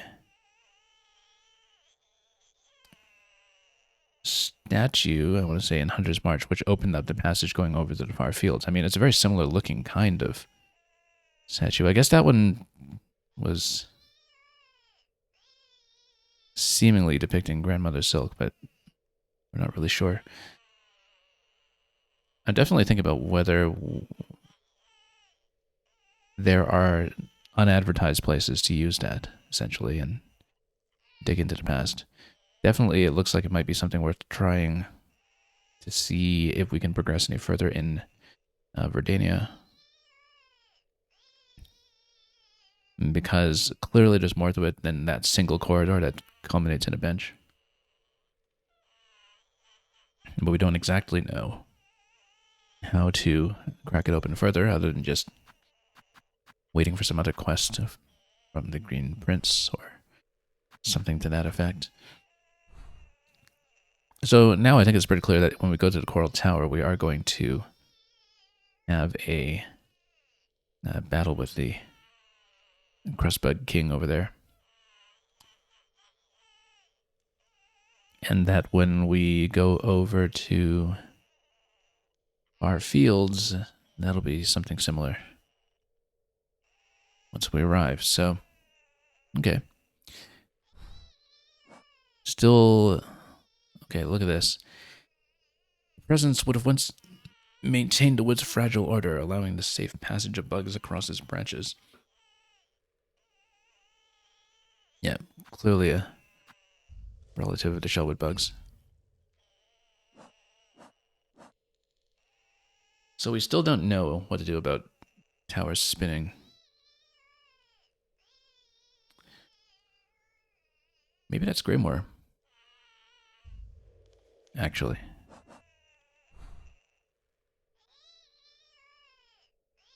Up tower spinning near the Surgeon's Burn. You know what? We don't know anything about that character, Yarnaby, I think, who keeps telling us to bring some nasty specimen over in Greymoor.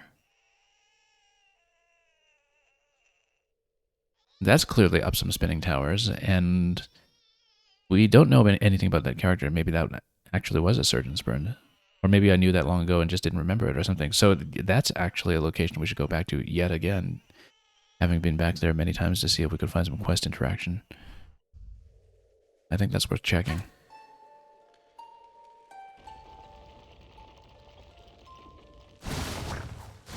Because those are clearly tower spinning.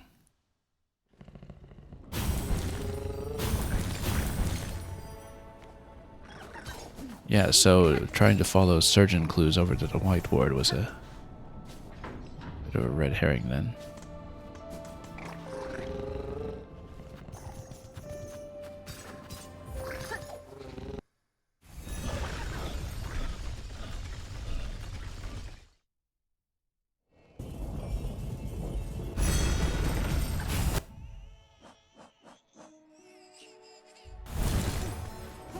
Completion's still at 89, incidentally. We haven't seen any uptick in it lately.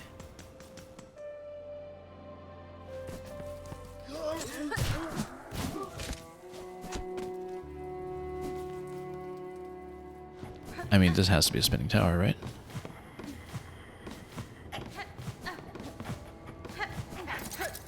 Oh, it's got to be.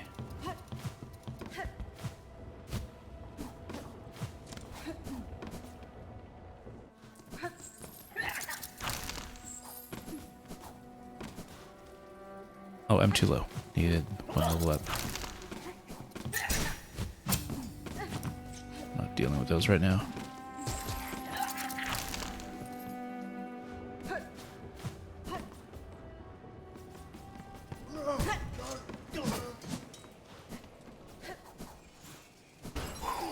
Okay, so let's look for the shroom.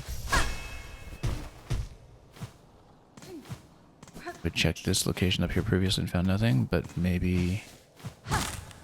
Oh. Wait a minute, this is new. Previously... Yeah, I'd actually thought about this as a candidate location for going up to the Wisp Thicket, and we never got that far because we found the other entrance that actually did go to the Wisp Thicket when we discovered it. Because I remember thinking, okay, this is the other place we should obviously check. And, you know, this could have been poked all along. We don't even need the ascension to come up here. So what do we have? Cloth and incendiary materials that we fashion into an explosive weapon. Unfortunately, we don't have craft metal, so we still have 2 pieces of craft metal that are unaccounted for now. One here, and one for the silk shot. So how are we missing 2 pieces of craft metal? That's really quite something.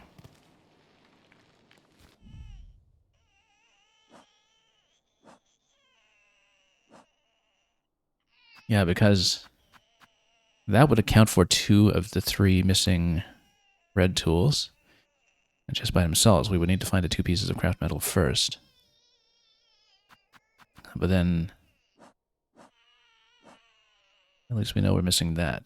But we have not found something like a shroom in this location, so... Is there another character around here who would be potentially a surgeon's burn? We have no idea who this even is, so...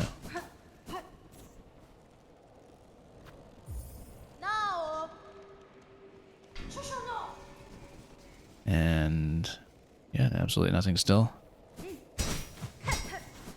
Okay, glad we checked that spot, but nothing here. So let's take a look at the clue. Up tower spinning near the surgeon's burn. So maybe we need to go up to towers, and the shroom is in the tower room rather than this room.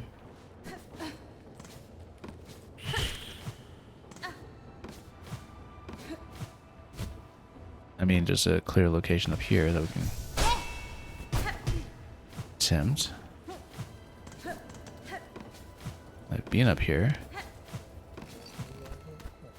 The fact that we can come up. Oh, there it is. Found it.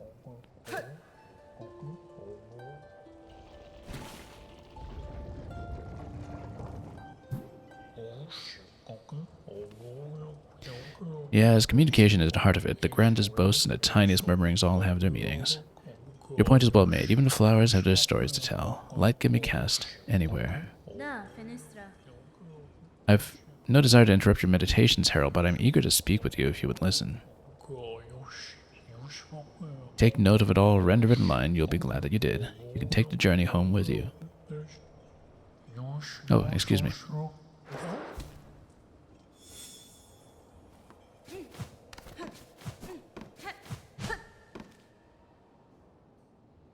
So yeah, this was in the Wisticket exit area. We've not been back to the Wisticket since Act 3, I don't think, but I don't know if there was anything specific we wanted to check here. Anyway, cage one who raged against the Silken Lie. There are 2 things that come to mind immediately. One is the area with the first sinner.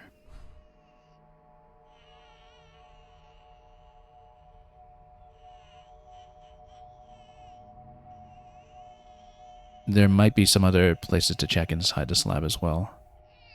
Obviously, if it's a cage, the first thing that comes to mind would be to go to the slab.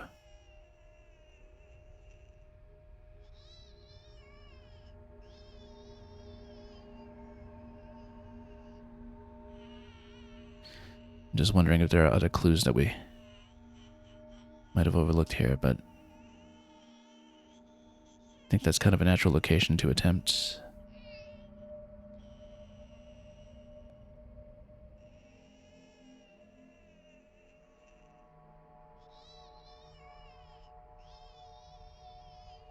Yeah, we should check that.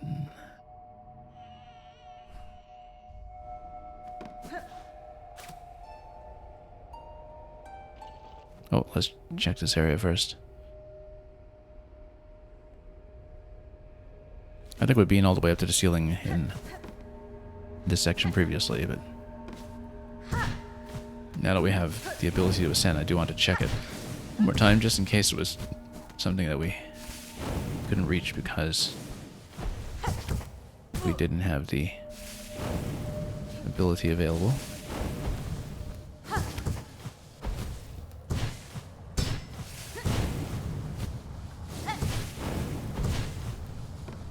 I don't think so, though. I think this was as far as we could go.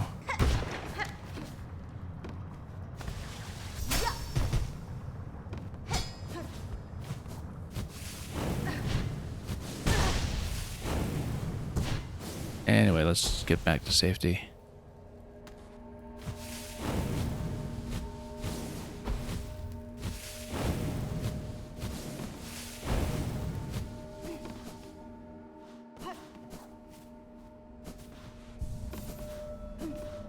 Speaking of which, let's see if we need to reconfigure anything. Since attacks are so situational, I'm going to move them off into something else for the moment. Probably drill. Actually, we need to replenish drill anyway, so that works. In fact, since we're sitting on some shards, let's see what else we needed to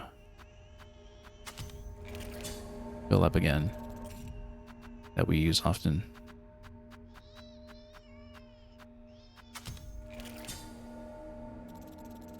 And that expends just about everything. And indeed, we didn't have enough to completely fill the threefold pin, but that's alright.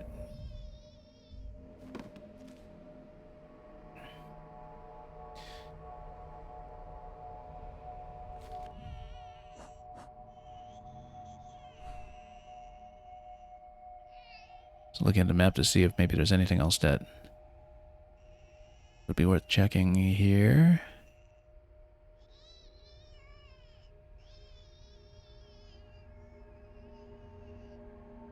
I think what we will do is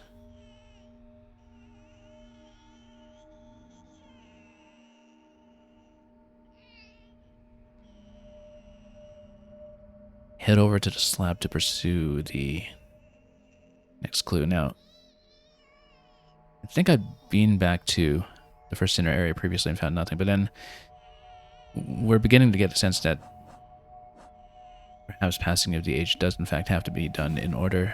That's why we didn't find anything on the summit above the cradle when we last went there.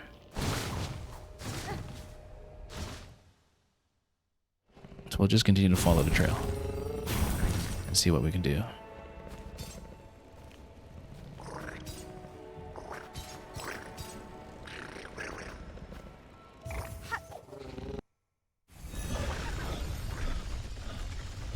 And it's not the first inner area, we'll check other cage-like areas here as well.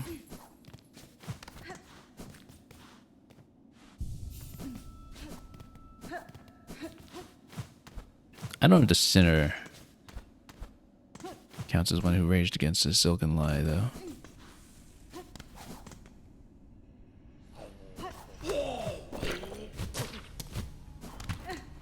But we should be looking at prisoners generally.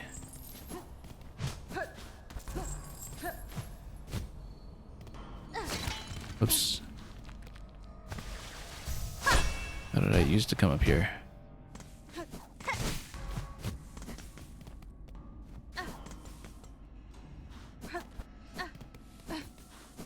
Oops.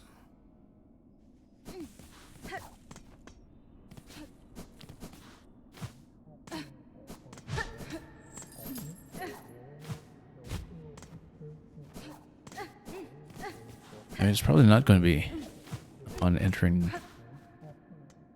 the room, but you never know, so.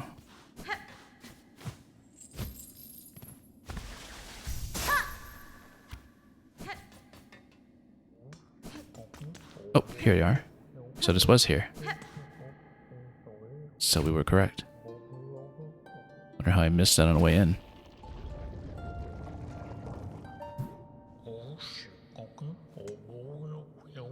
At the bottom of a well, you can only look up. The past is hidden from those who look forward. Those echoes may guide you still. Yes, that's true. But a kind-hearted weapon can also be a friend. You're so eager to follow in her footsteps, but what are you leaving for those who come next? Oh, excuse me. Kind of feels like he's delivering a speech to someone else entirely.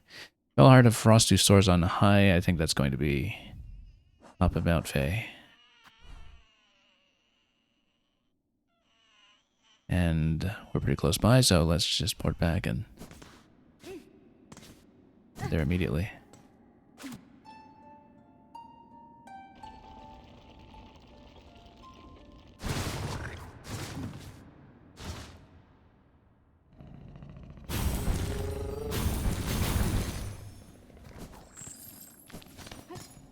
Bench first.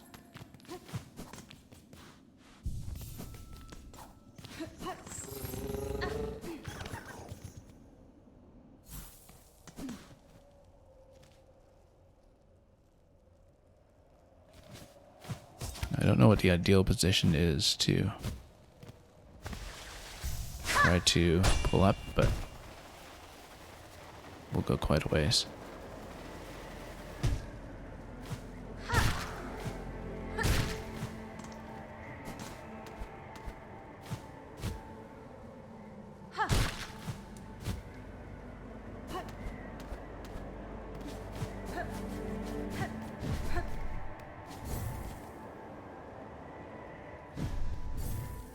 Oh, not at the bench yet. Let's keep going.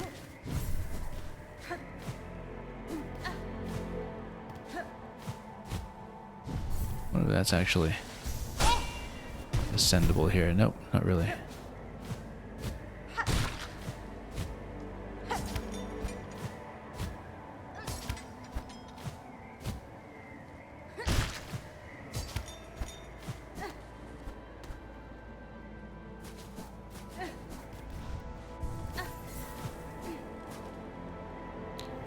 And let's continue pulling up if we can.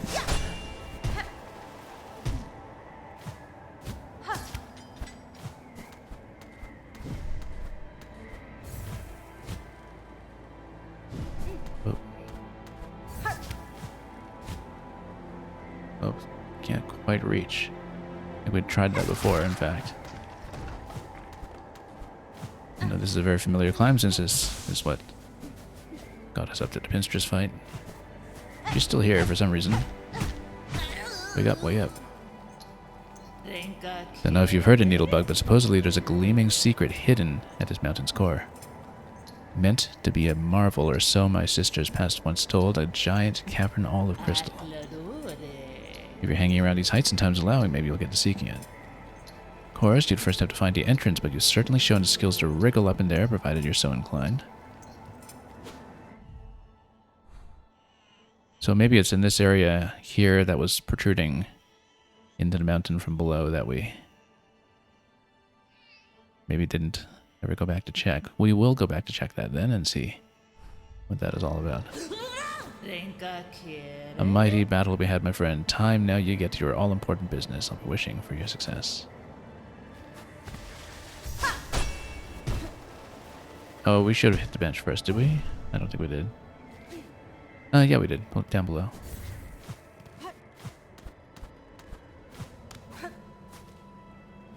We'll keep on pulling up. Whoops. Close to it. Just jump around the side here. And still up. Yeah, Mr. Mushrooms is actually talking directly to our friend, so we don't even need to summon him. Having a good conversation. I hadn't seen the bird here very often.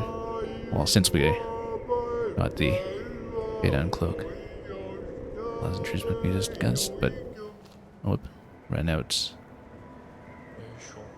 Let's get a bit more silk back first so we can hear Mr. Mushroom sing, since we usually don't just have him directly available on the field. Stone will break and steel shall rust, but Mr. Mushroom readjusts. Lies and truths must be discussed. I kind of want to hear more, but let's wait for Silk and see if he has any other lines. Yeah, same thing. He said something else the first time.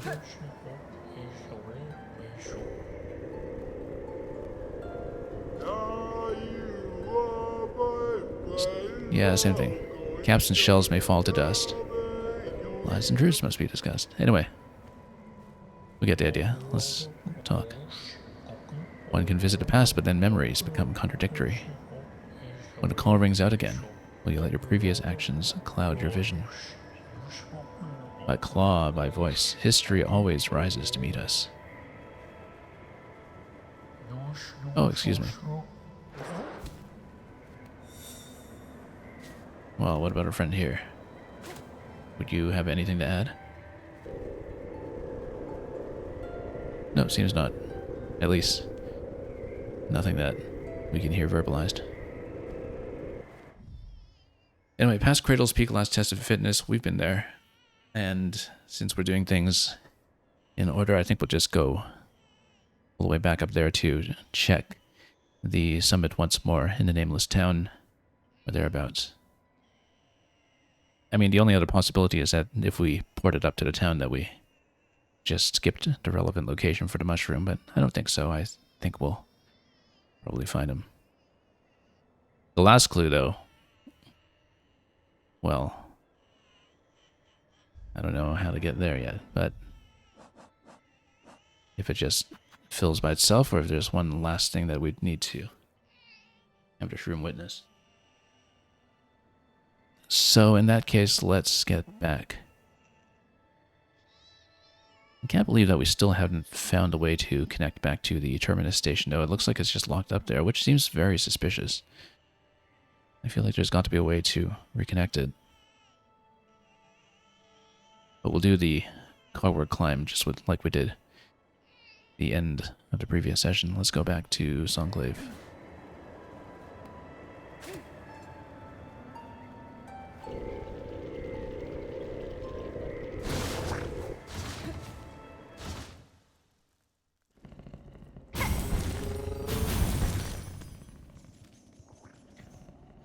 Okay.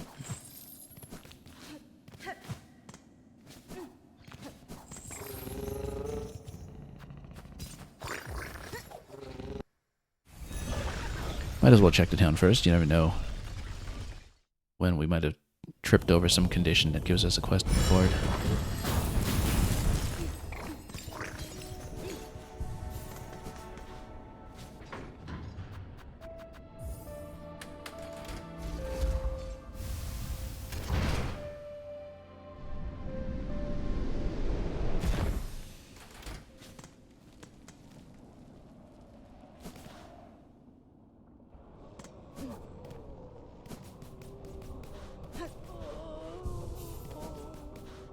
Anything new from Sherma? Our great citadel has lost its voice, and now the black threads rise up to tear its shell apart. I fear Holy Farloom is truly dying. But I still have hope, Red Maiden. Though kingdoms may fall, life endures still, and we bugs can build our lands anew. I share your hope, Sherma. Remember, though, that whatever is built next belongs not to the past, but to you.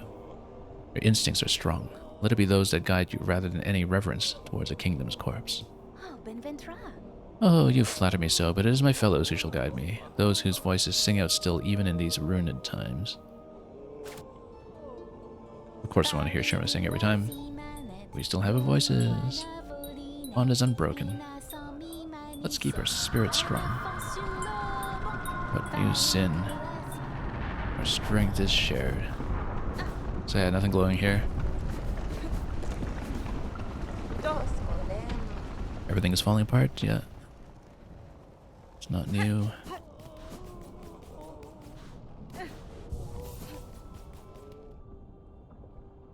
Okay, back to the climb.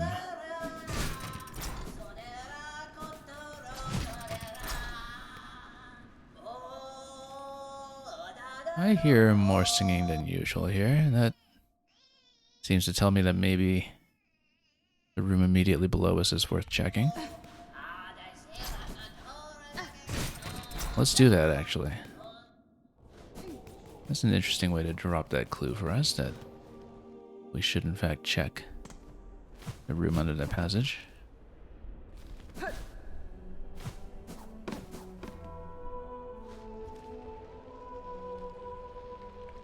Just a little further to the left.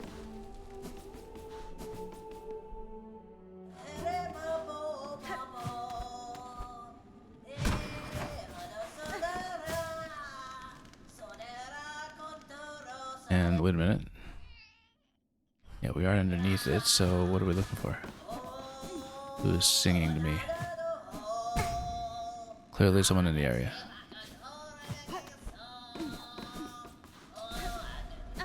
We have a fight, we have a fight. Oh, I get to take out the rest of the choir. Okay. I'm not doing too well here. Try to get a bench location. Spear does take them out really quickly. Oh, these ones, though, not so much. Okay, that's fine. At least we now know what we're in for.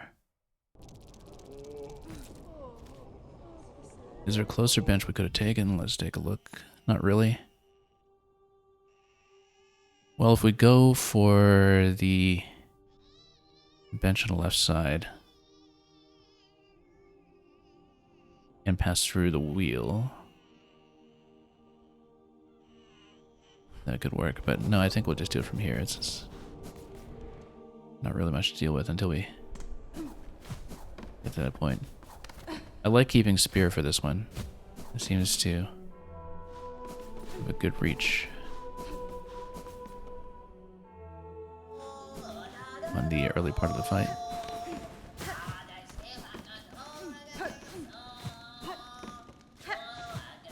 And yeah, this is a very quick run. Just let everybody land. Try to spear them together. You see? And then just try to take note this way.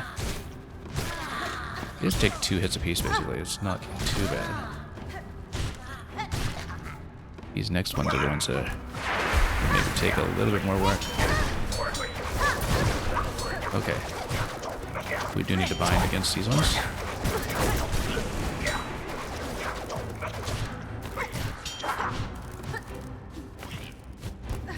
Luckily they're grounded the whole time, so more or less. They do a bit of a jump, of course. At the whole fight, really? Okay. That's the whole fight. That's not too bad. But then, does that actually get me anything new, or was it just...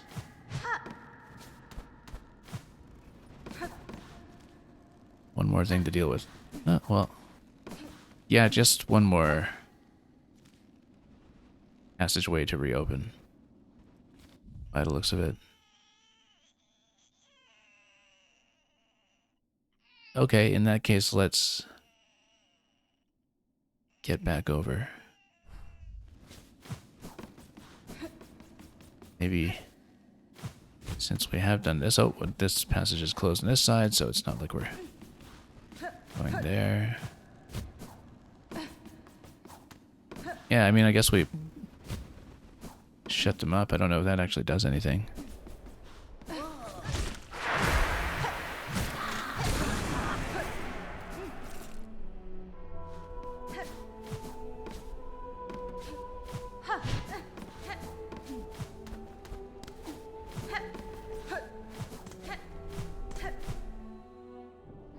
But the important thing is that we shut them up, so...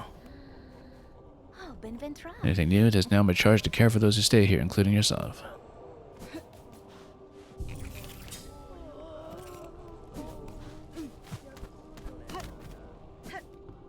Okay, let's climb back up.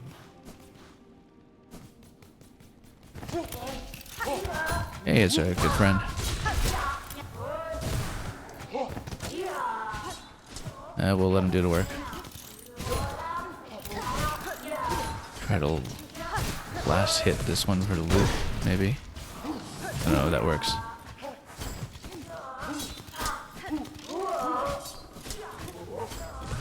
What? Here we go. Oh, Okay, he'll dart off and continue to offer protection. We'll take it.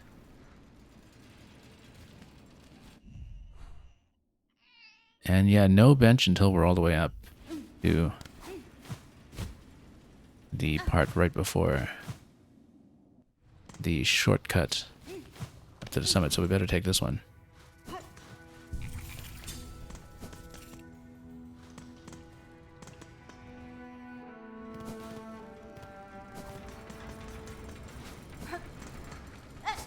Oops. Slightly off. It's here, actually. Where is it? There we go.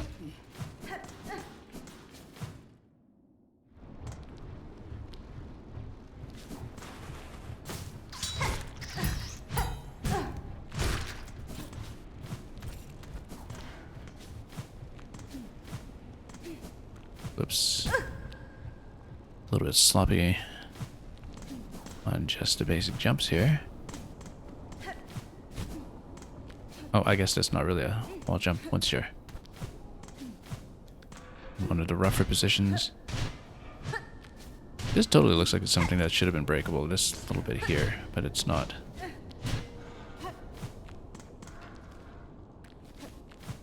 Too bad. Would have been a natural slot to look for. Some way back to Ventrica. No, that's actually way up high, so we're not there yet.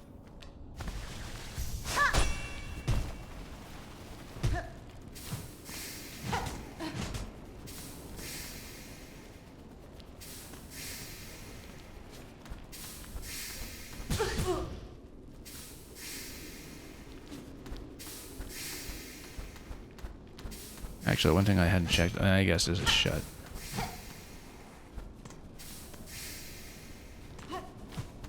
But maybe at the very top here.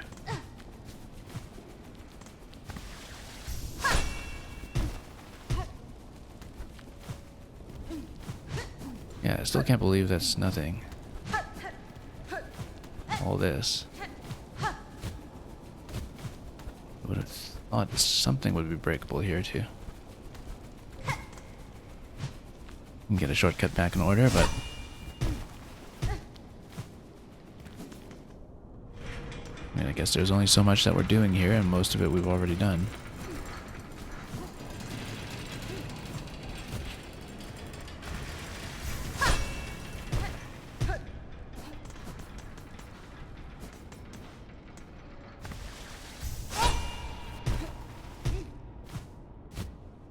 Slightly off center.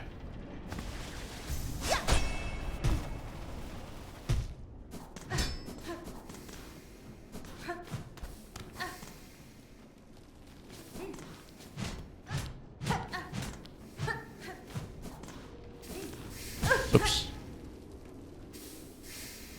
It's okay as long as we make it over to the next bench after this part of the climb.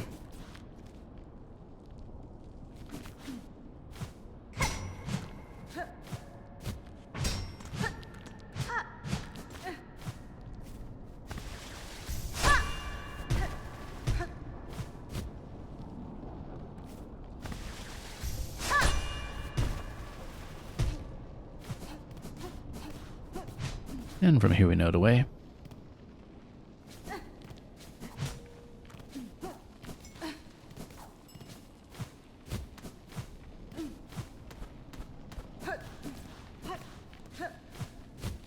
Oops, I was going to grab a loafer and I just missed.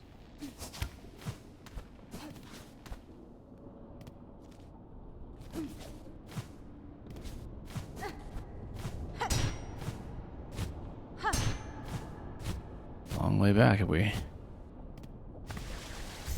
take needless environmental damage here in the final stretch.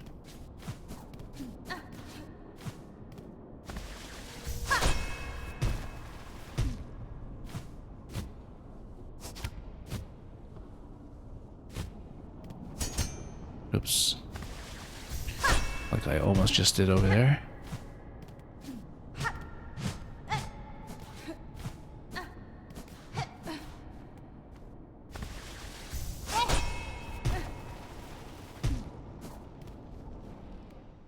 Okay, so past a section of the climb, you reach a bench. The bench then gives you a shortcut. Now the problem is, we've got to deal with these ones here without taking too much damage before we're done.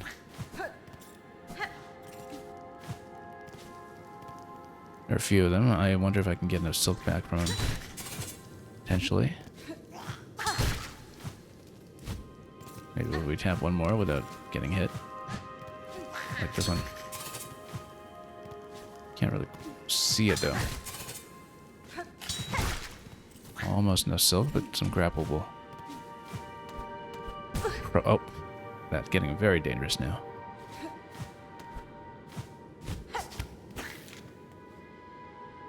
Oh yeah, this one snipes you too.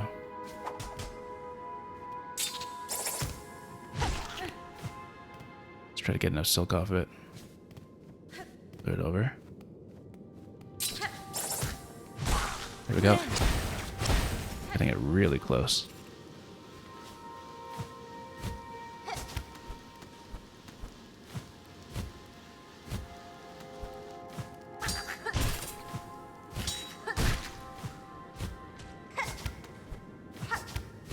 Oops.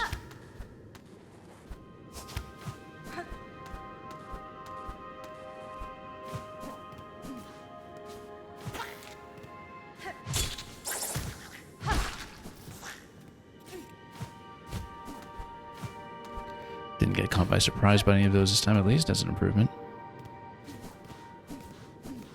Okay, here's the bench. Now, assuming that the mushroom isn't just somewhere in the middle here on a climb up. Getting up to the surface should do it. We didn't find it here previously, but again, I suspected that we had to do this in order.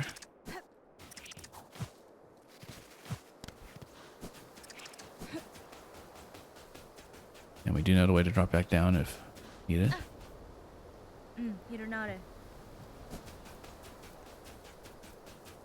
So let's check the town area.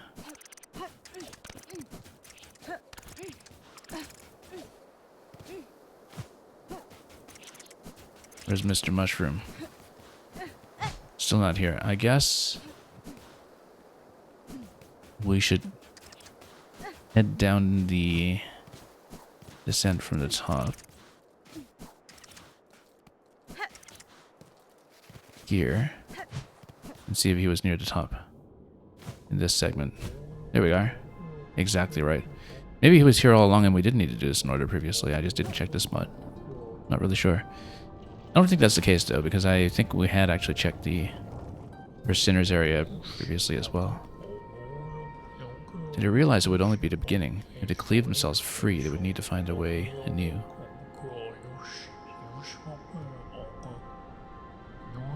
Oh, worm child. No surprise it's you who meets me here. Following me, are you? Calling me? It is true I would not have sought the lands below if not for your grand actions within them. And now, having journeyed to breath, what singular sights I beheld, flaming lakes, tangled woods, caved, consumed by sand and frost. Remarkable things all, though given their void claimed state, it seems you and I may be the last to hold those memories. I cannot allow that outcome, Herald. I act now to save that place, both for myself and for those bugs still alive within. As one who has seen so much, tell me simply, do you believe my efforts in vain? Me? Certainly you can ask, but I cannot provide a good answer. I have no mind for outcomes. Always my vision is too clouded by the present. Only the journey, the now. For myself, that is the purpose, and as far as my sight can see. If any other could come to understand this state, worm child, I suspect it may be you. Though maybe not yet, not this present. Maybe in a future far, when your actions might hail me so again. Alas, from these quaking caves it is past time I made my swift exit. Ours each may be long and winding roads, but I hope you too come to know the many joys.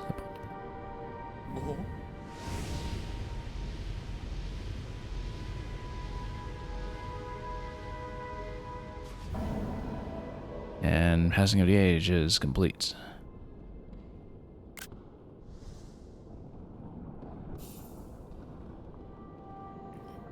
But then, yeah, we don't see an immediate result from having done that, do we? So maybe that affects something else at a later point. Let's just stand up and then take the path down anyway. Oh, you need to wall jump up. That's right.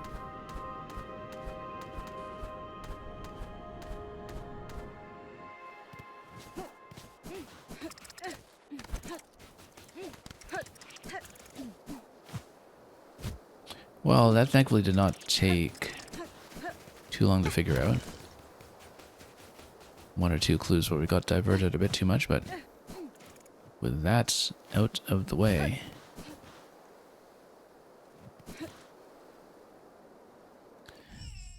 the thing we might want to do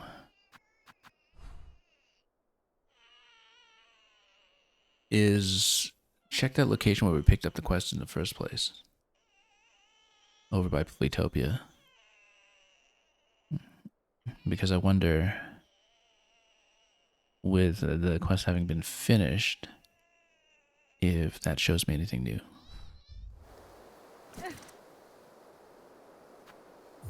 So let's get back downstairs first.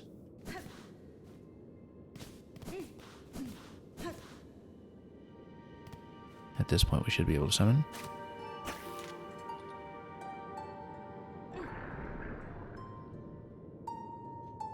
Or not, I guess we're still on the top of the climb, aren't we? Yeah, we're still in the unmapped area, so...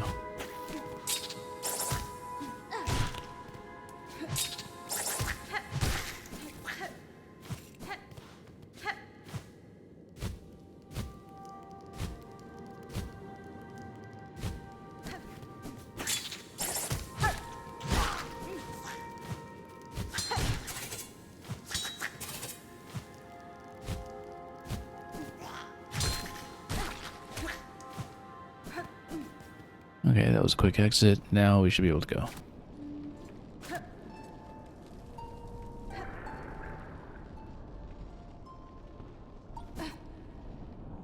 Rather, let's find a location. Let's go all the way down to some ground first. There we go.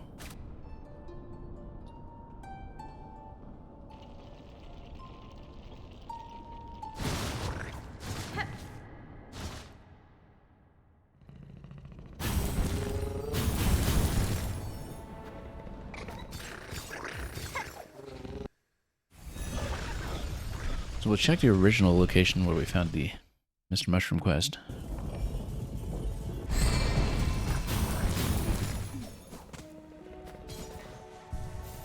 It might affect something much later, but we don't really know, so before anything else,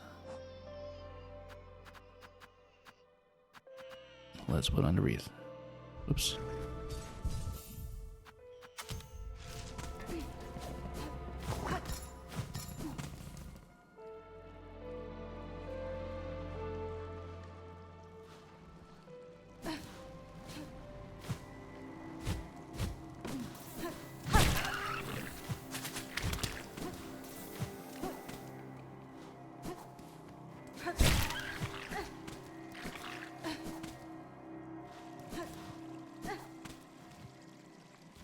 Also, I just want to check some... Whoops.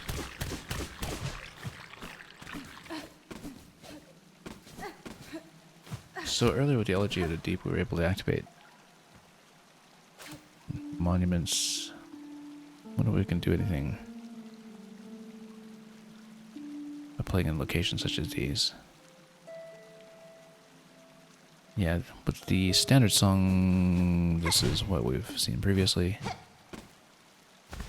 So nothing new there.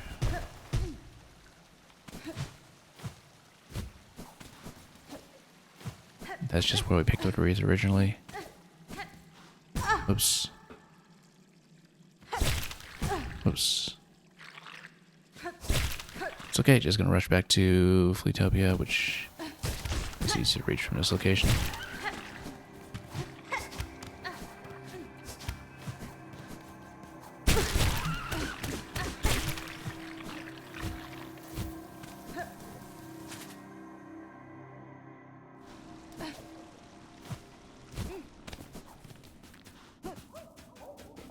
So 2 pieces of craft metal and accounted for that. It's more than expected, but that at least we know what to do with now.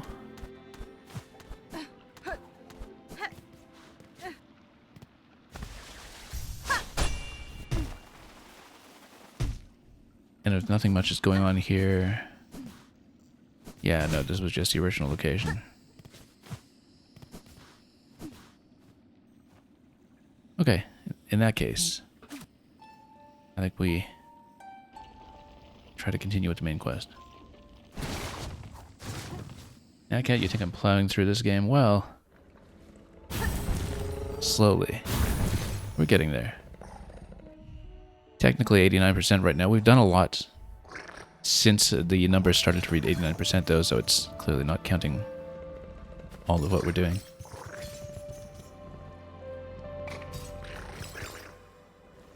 So we know that with Coral Tower we know what we're going to reach.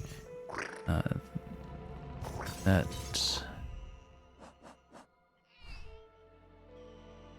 will be some kind of fight waiting to happen, which we can do.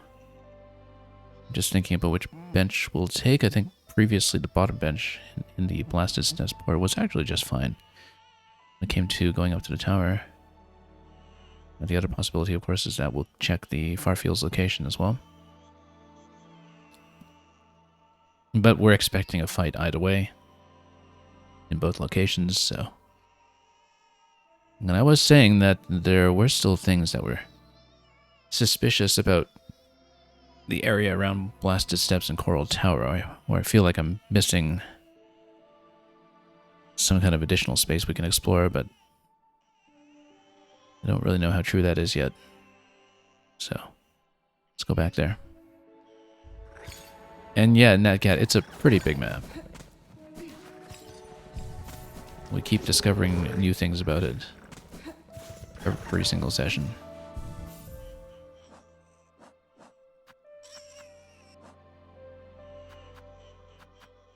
It feels like we still have a lot to discover. Where's my injector band? Here it is.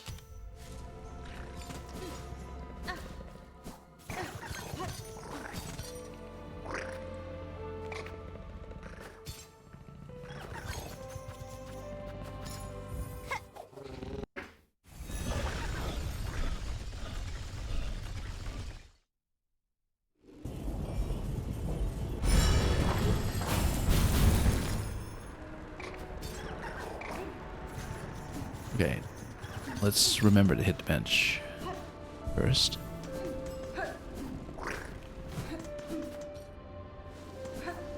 And we'll see what else we can do.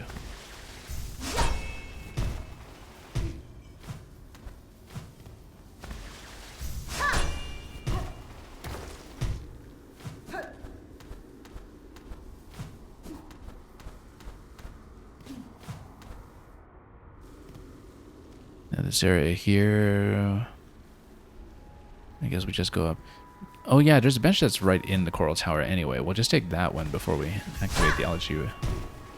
And moreover, it shouldn't matter because if it's anything like the first elegy fight that we did with Nihilith, the respawns will be instant anyway. Set of benches should not really matter.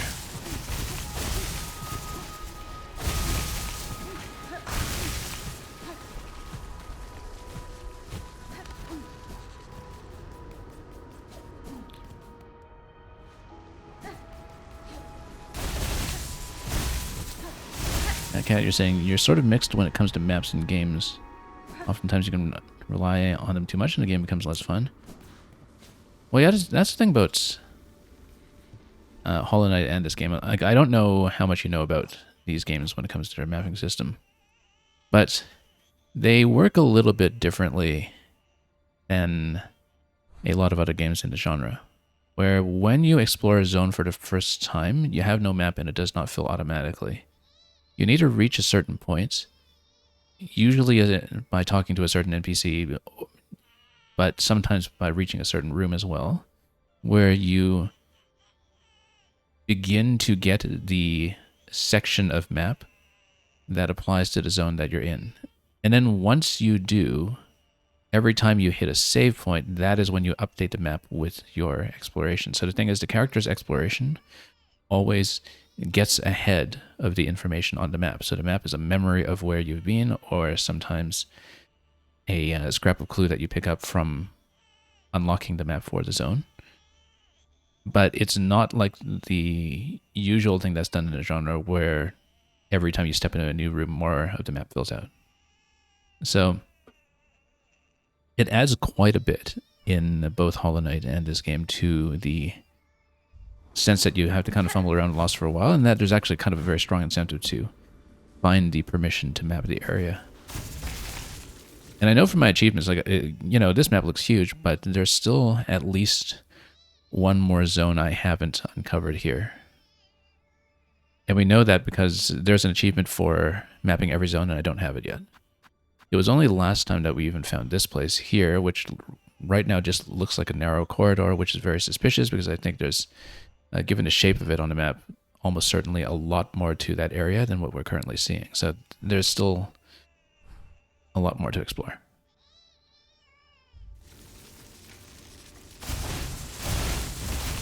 But yeah, the map system in the Hollow Knight games is probably one of the most contentious things about them. Because some players don't handle getting lost very well at all. But I've always found it to be one of the strongest assets of both this game and its predecessor. So, okay, we're going to activate this guy, the Elegy from the Deep, and that's almost certainly going to be a fight that will unlock whatever we are going to pick up for this part of the quest here, the Art of Might. So let's do it.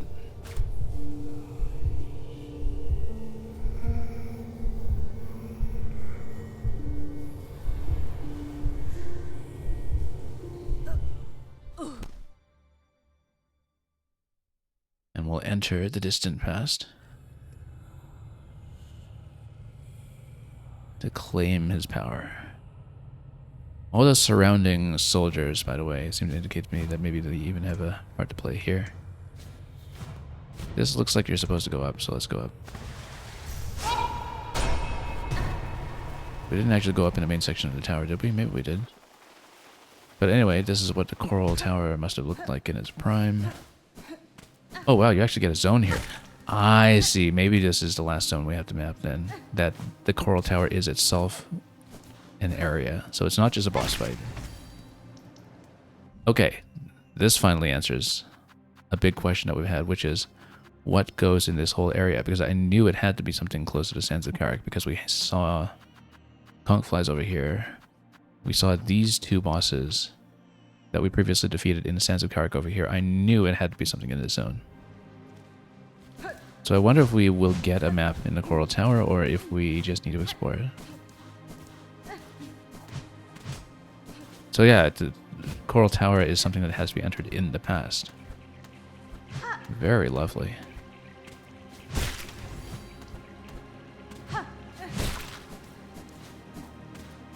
But maybe we just get the boss fight right away then. Maybe we don't map this area after all. Yeah, okay, we just get to the fight right away. But then there's so many enemies unaccounted for, so maybe they're part of this fight too. Oh yeah, they are. The one standing guard in the tower itself. Okay, it's not too bad. Have to watch out for all the coral coming down, of course, when you're here.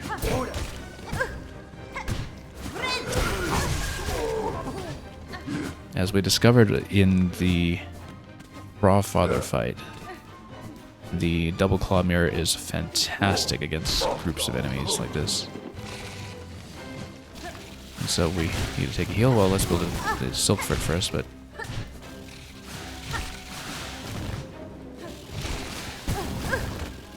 we're getting a bit low here, though. Nope. That hit a bit too much.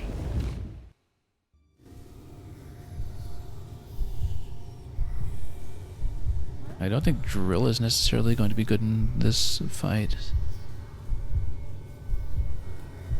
Red storm might be better. Actually, no. Given a range on some of those, spear might be best. But saving silk for the mirror is probably best. But we're not going to go too heavy on tools yet anyway until we've learned more of the fight. So let's get back in there. So yeah, I guess maybe just killing the enemies in this fight fills in much of that gap in the journal. Now it does look like it's not going to fill in the map though, because we're entering something that's not on the main map. So we're still missing something else. Oops, didn't want to exit by mistake.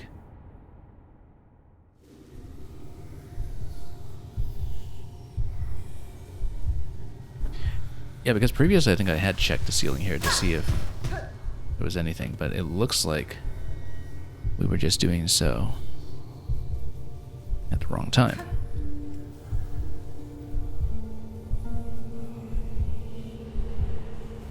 And we needed to revert the tower to its former glory first.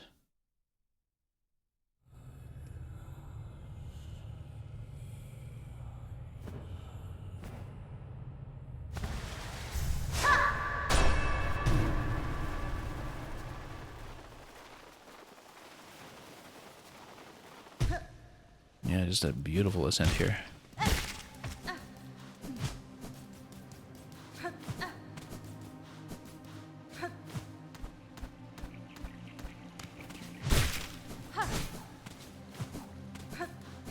Okay, let's get in and do this again.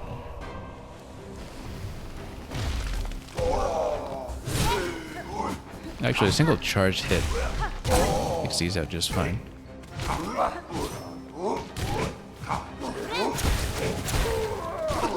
But busting it down like that works too.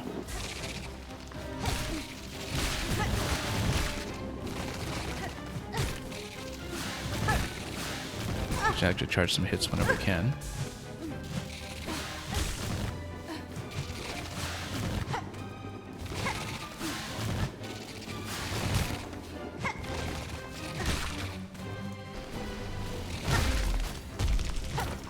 Okay, there's a new one here. Wait. Oh, I missed it. Too bad. I was hoping that with these ones being little that the mirror would take care of them for me. We're in trouble. It's okay, we'll try again. Yeah, unfortunately I whiffed a heal that time. Didn't stand at a very good place for it, because I was hoping to heal close enough to bust them all down with the mirror, which we could have done.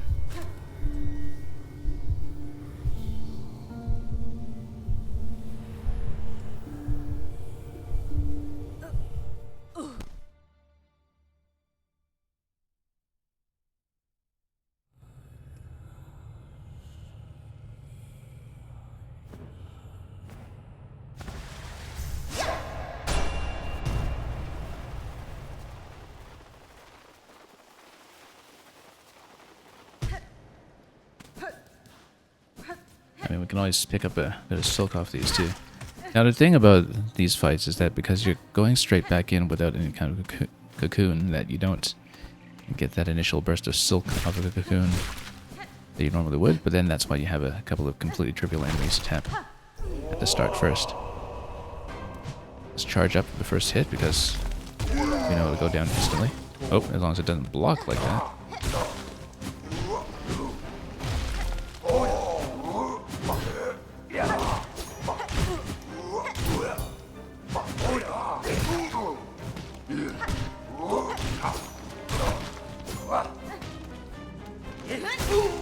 Let's hit that with a spear and that works.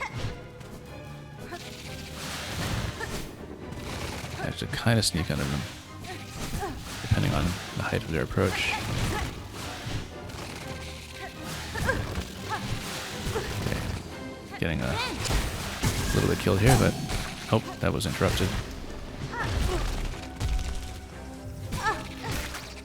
Okay, that's not a great state to be in. We need a lot more silk.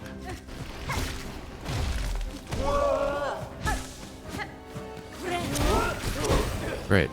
That worked really well.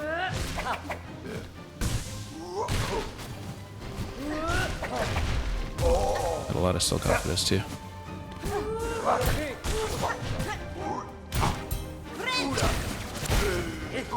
Good. And that's it. Boss time. There we go. And we're at full, which is great. Oh, not boss time yet, right? Is he coming? Not yet, I guess. We have to go a bit further first. And see more of the tower before that gets revealed.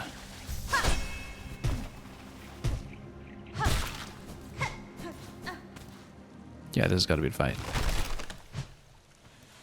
So it gives you a chance to build some silk. And then... what we got now? Oh, even more. Interesting movement pattern on these ones. Okay. This is going to be a spear, I think. Nope. Let's be careful with our silk management here.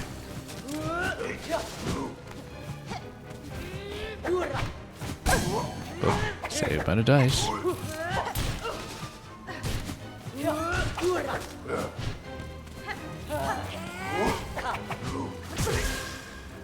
Oh, with the heal, unfortunately, that burned all my silk. I really needed that heal to go off. And because that makes a huge difference how viable the rest of this is. Oh.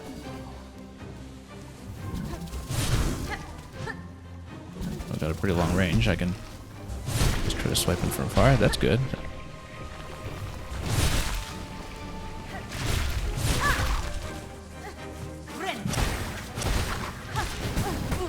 Yeah, we know these hit hard. Seeing the surviving ones just in the overworld.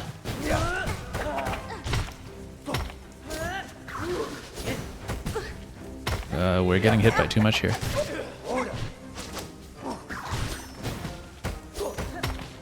Oh. Okay, that was getting much too close.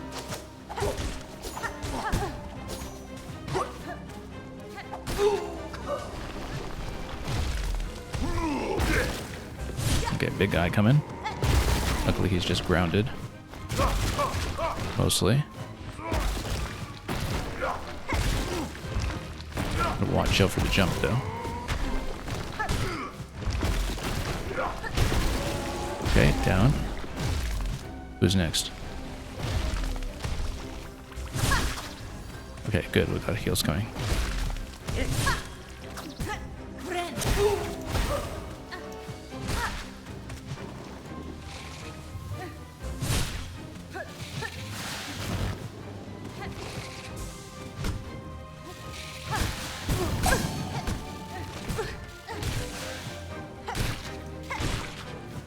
Dice are doing wonders for me here. Okay. Watch out for the jumps. I shouldn't have stood there.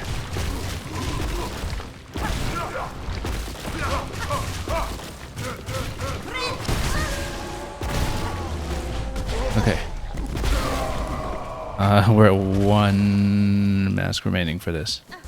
Luckily we got through these fights. They should stay down. Yeah, we got hit a little hard at the end there.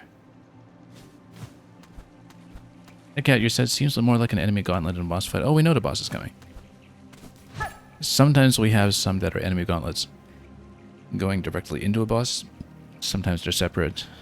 With this game though, whenever you see a kill that has the slow motion effect, that means that that's not going to be a repeated fight. So with some of the big enemy gauntlets, that's the case where you need to complete them once.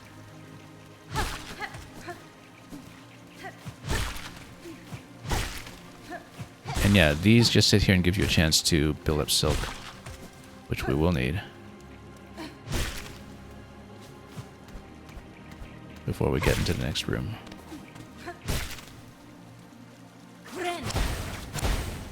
This may well be the boss, so let's see. Oh, no. More enemies.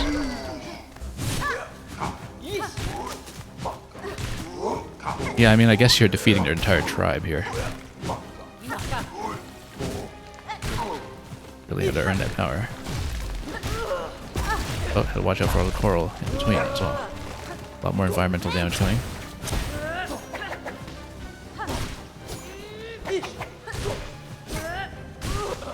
Okay. Got more silk at least.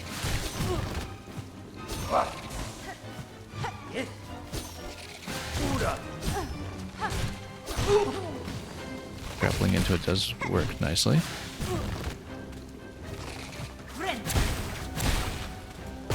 Busted down with mask, that works.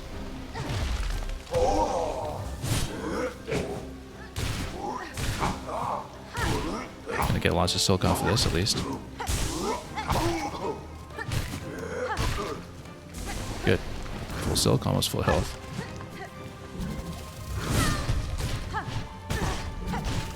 Okay.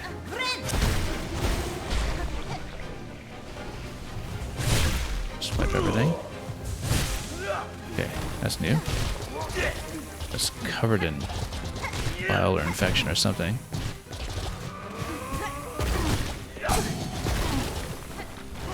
But we also have one more enemy up top here to deal with. Bust him down with a mirror. Mirror's been doing so much work.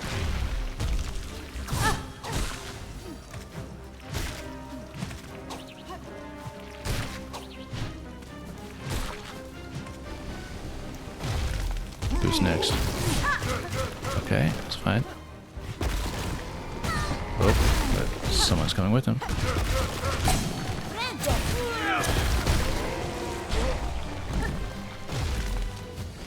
Okay, now we need to plant a wall.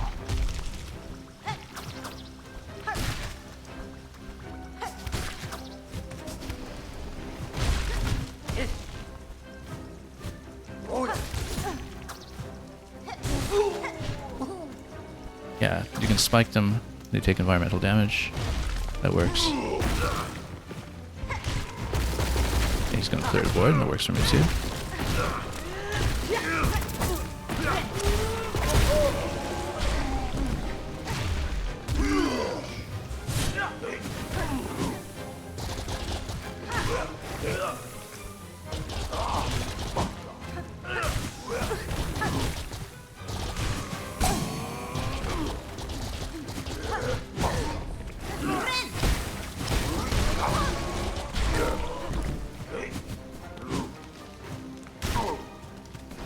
Who's next?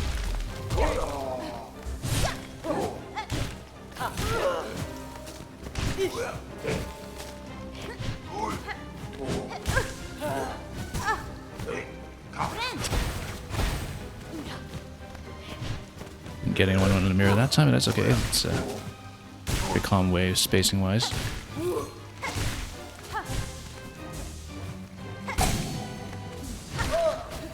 Who's next?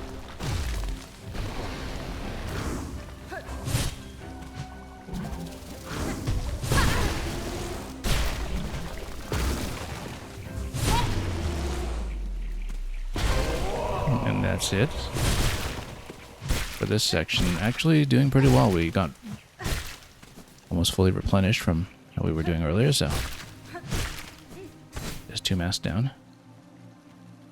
069, you said the boss could be considered the Coral Tower itself. Yeah, I mean, kind of gave you fair warning in some ways. What happens if you break this? Creates a passage going all the way back down. That's interesting. I guess it's probably just a shortcut before whatever's going on here, right? So let's just check it. I think it's just an ascension shortcut for future purposes. Because this is just where we came in initially.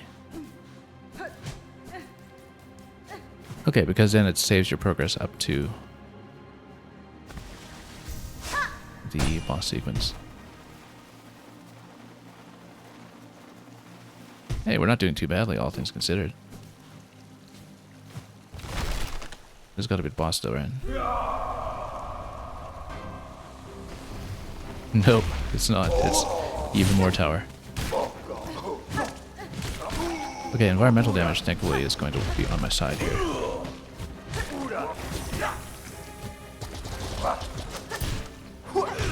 Well, this zone is not getting around.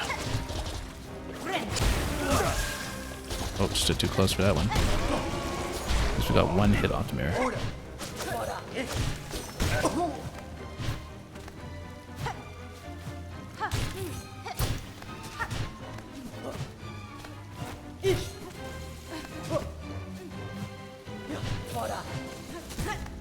Nope. Okay, environmental damage, we'll do that. Stood too close to some of this. Whoop. Didn't expect it to spike me so badly there. Yeah, I guess there's a minute difference in color. Yeah. So, okay. Finally taken down there, but that's okay. We opened up a good chunk of the tower.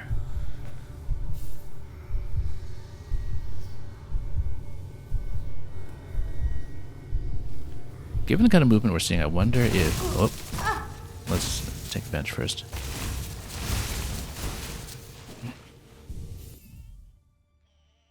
First of all, we filled in everybody, so... Except for this spot, which I think is conspicuously going to be the boss at the end of the sequence. Yeah, the Karak tribe.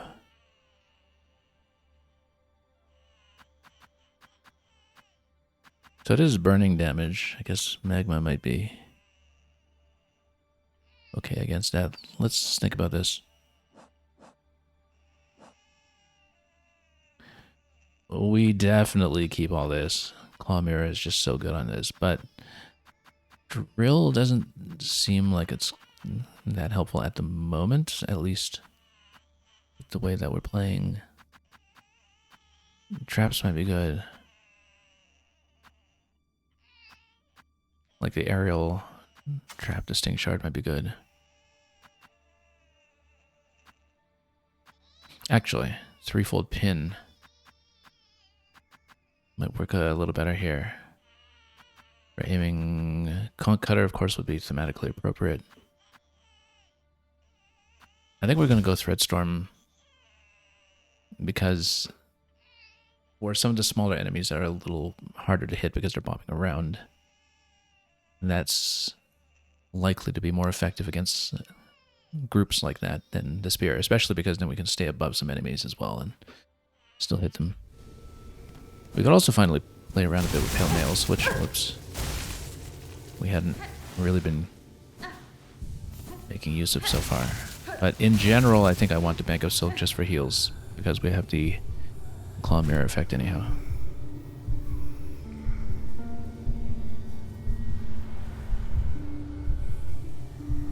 I mean, we did get pretty far before being knocked out here.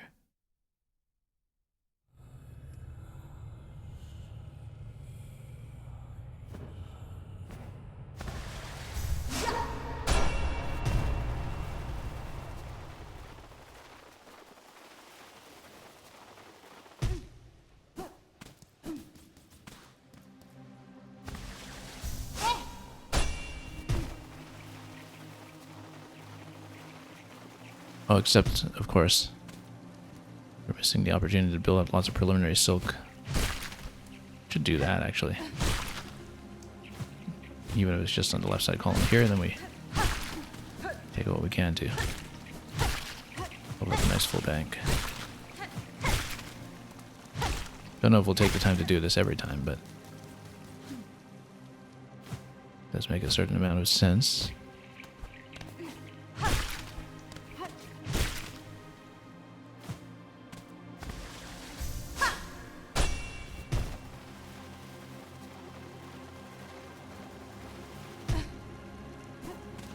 Okay, let's do it.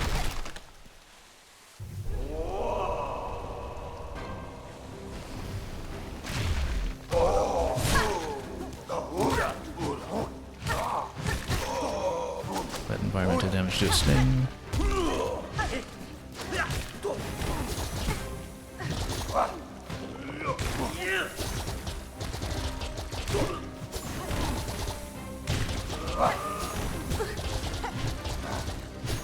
spike him, but keep missing.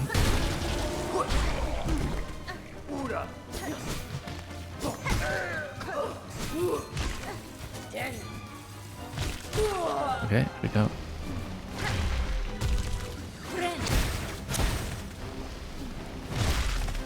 And that works.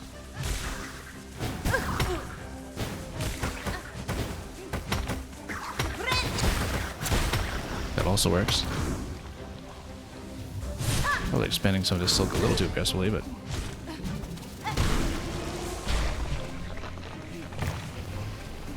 let's let it do some for us here.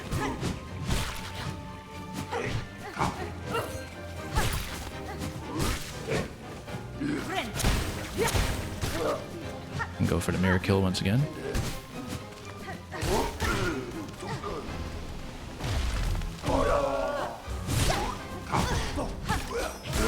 Just go for that knockback.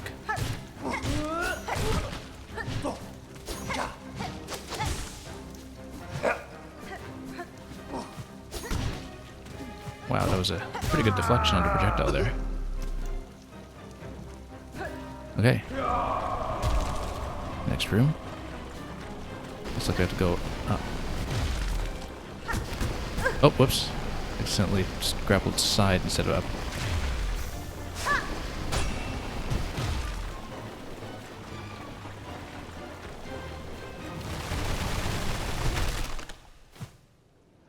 Alright.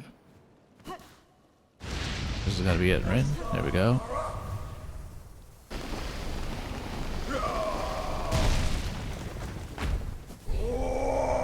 Crust King Khan.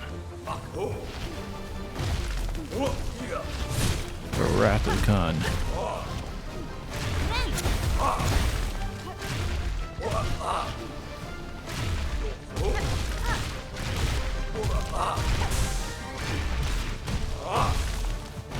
Okay. These lines are pretty easy to see, at least. I mean, of course, if he kicks you like that, it's not too helpful.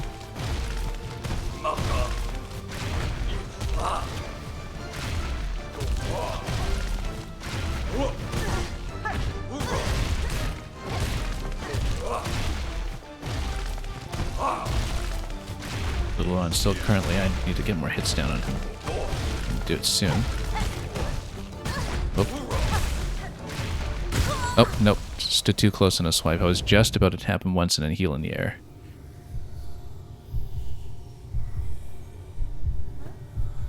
You see, I said drill wasn't very useful, but actually drill it looks very useful in that fight. Let's stop falling. So we're going to go back to it. We didn't use the tools anyway. It's more something we're keeping in reserve. Just in case. Yeah, I just swiped in a little too late when I was trying to get on top of him on that last part of the pattern just now.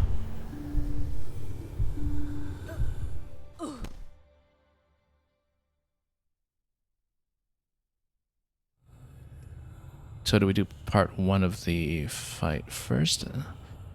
Given the slowdown effect earlier, I don't think we do, but it might also work the way that it did in World of Great and Bile Water. I'm trying to remember.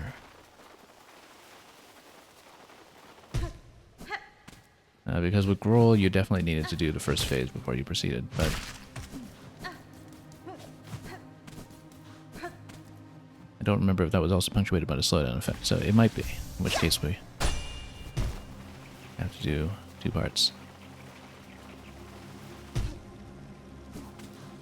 And yeah, it looks like it. It's okay. We can do it. Yep, that's fine.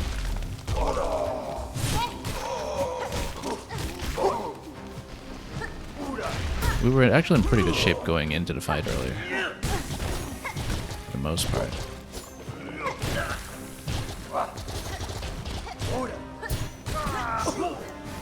Okay, sure, he can take a dive like that if he wants. I think that's the trick to him, actually. We're supposed to bait him into environmental damage off the side.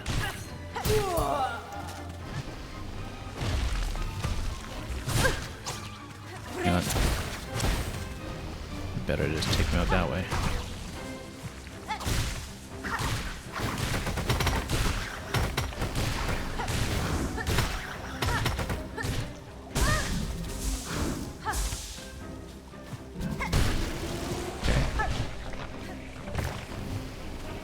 Let some of those get taken out.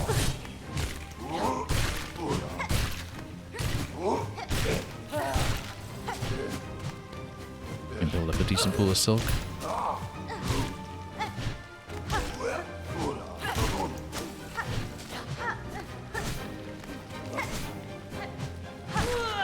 There we go.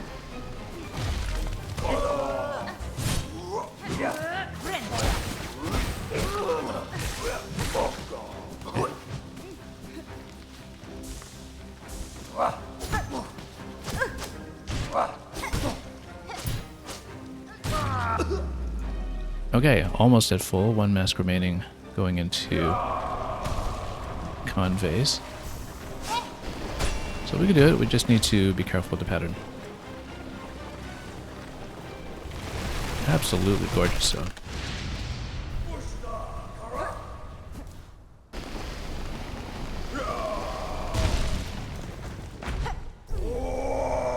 Yeah, Red and I, you're saying that something is a powerful move. I don't know which one you mean because there are so many that you could mean on both sides of each battle.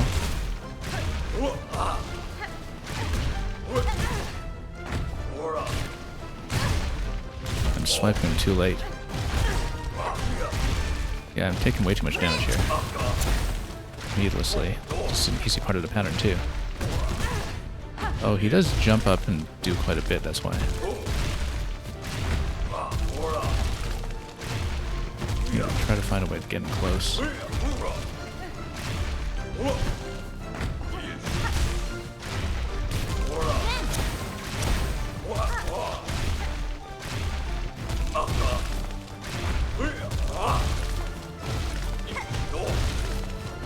Okay. Not getting caught by too much of coral at least, but... or the crust, rather.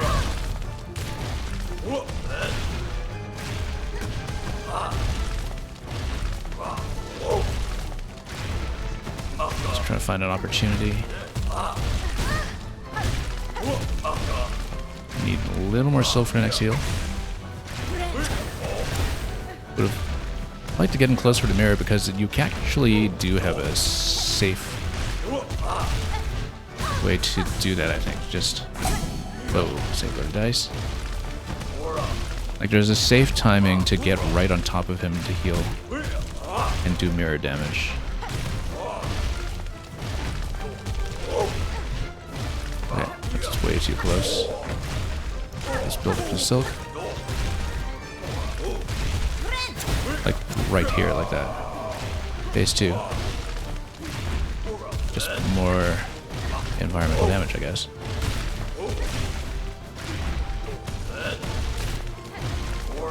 He does a lot of damage to you if he makes contact. But other than that, this is actually not too intense a dodging pattern, I think. Considering everything you had to do just get up to this part of the fight. Just a little more silk if we can.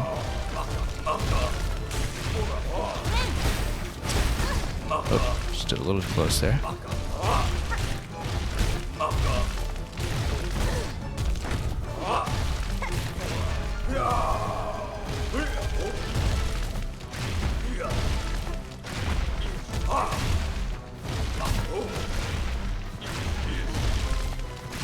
Oh, almost got caught there.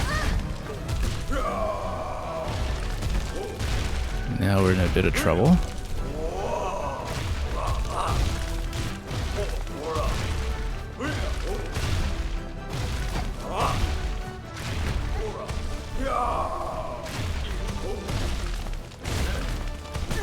Oh, the jumps are really catching me here.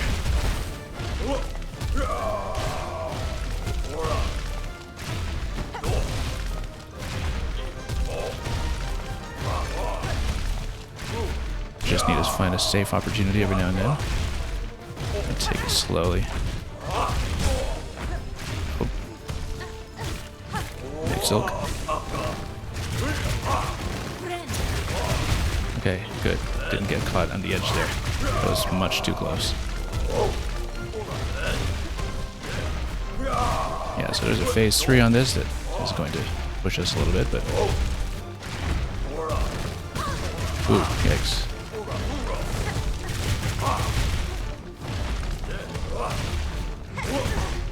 You need to maintain attention for so long in a fight like this, just to avoid mistakes. The jump really catches me out.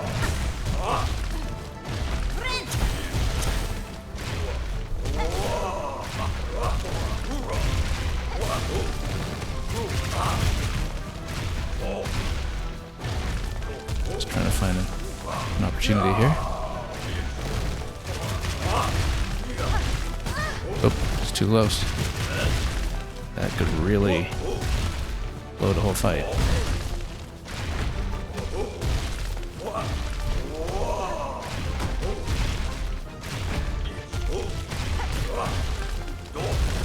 Need a tiny bit more silk. Nope, stood too close.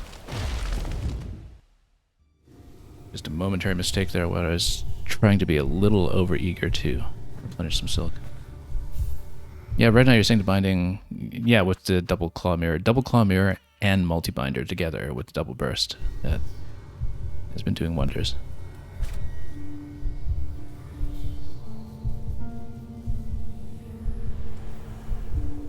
Okay, so we've seen everything of the phase 3. That actually worked out reasonably well. We weren't too dependent on luck. We were dependent on patience. It is a great fight. Yeah. You can be pretty methodical about it.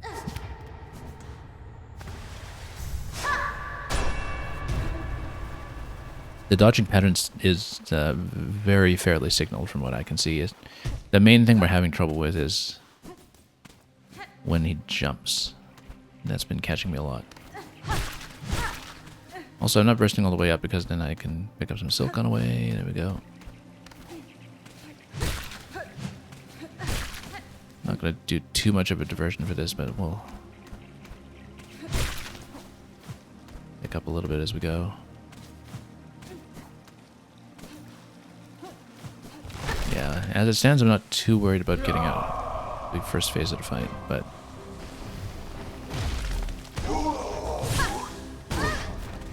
of course I said no, and then we have plenty of mistakes we can make later. Okay, let's bait this guy. Bait him. Come on, jump, jump, jump. Come at me. There we go. That's exactly how to do it.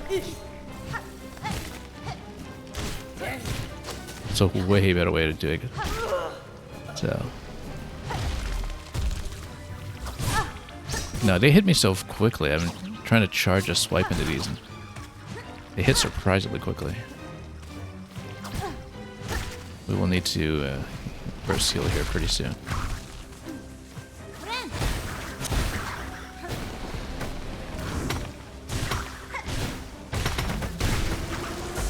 Oh.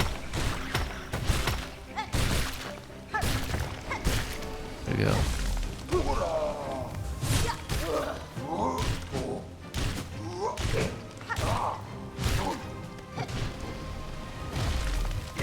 Really not doing too badly, all things considered.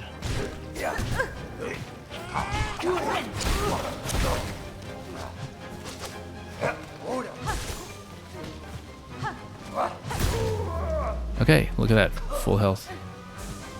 Going into Con 1.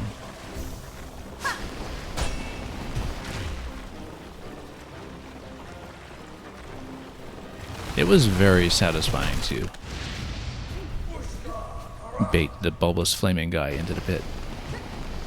We saw it as a deliberate possibility.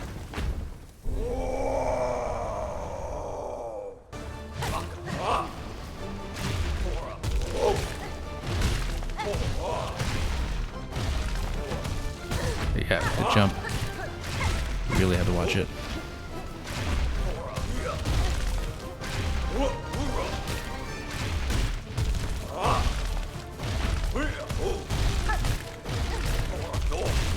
Just can't stay above him for too long.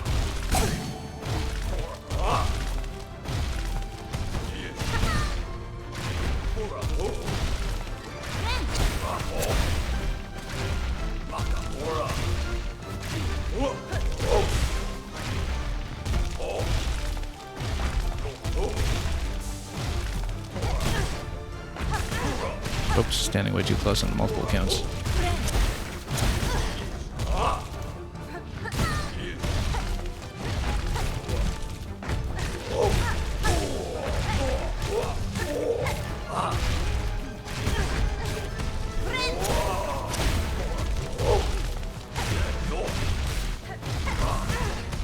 Trying to pressure him a little excessively, perhaps, but...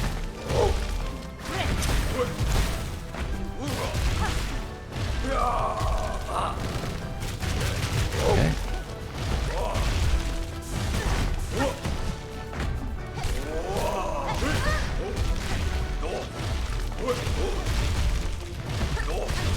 Just trying to tap him at least once for a nice burst.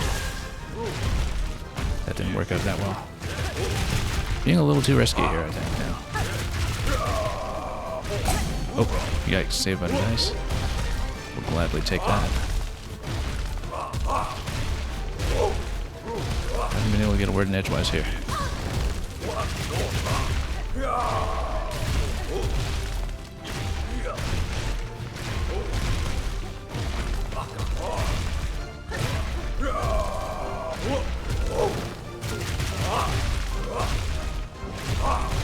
Oh, no, stood too close.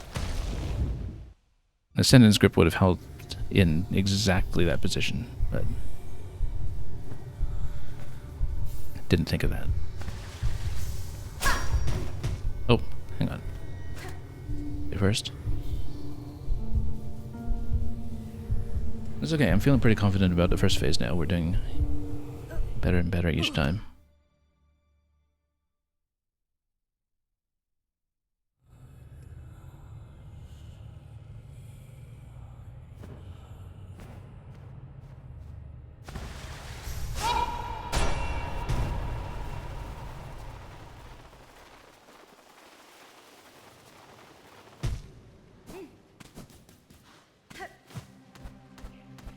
Let's grab some of that initial silk.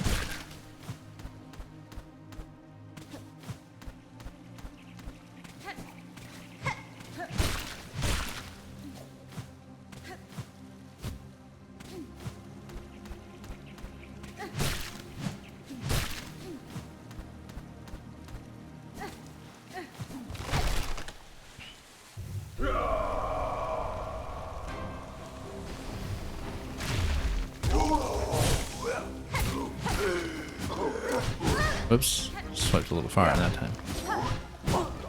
Yeah, not so well here. Not so well at all, actually. That didn't really go well. Okay, let's bait him. Okay, that works. Took a bit of damage there, but we'll take the win.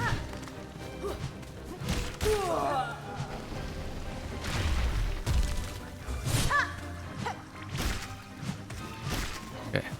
Let's make sure we keep a decent distance this time when they charge up.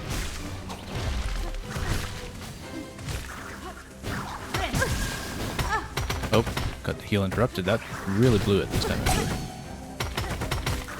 Yeah, no. Got completely thrown off there by the bind getting interrupted. There, that was just bad timing. Yep, we got caught. Absolutely.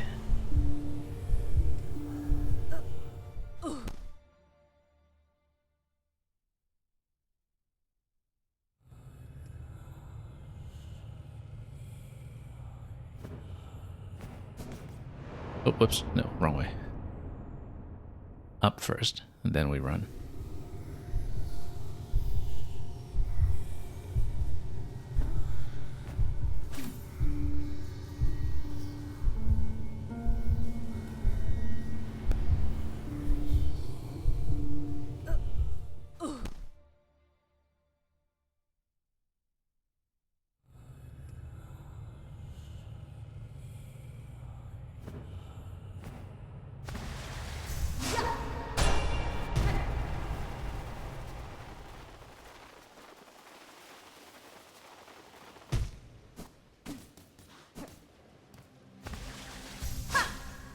Oh, I guess we didn't stop to pick up silk. That's okay.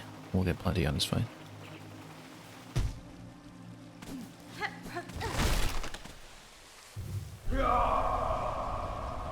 I'd love to put on a faster charge attack, but I don't really want to mess with our setup right now because the fast bind with multi-bind and mirror just works so well in group fights. Oh, no, heal got interrupted. Shit. No. Okay. We're doing worse and worse. Got a bit impatient there with the bind. We should have stood out of the way.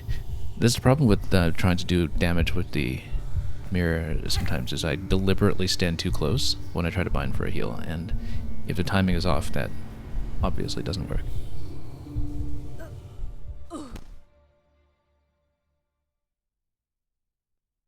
Anyway, let's just get these attempts out of the way and get back to con properly.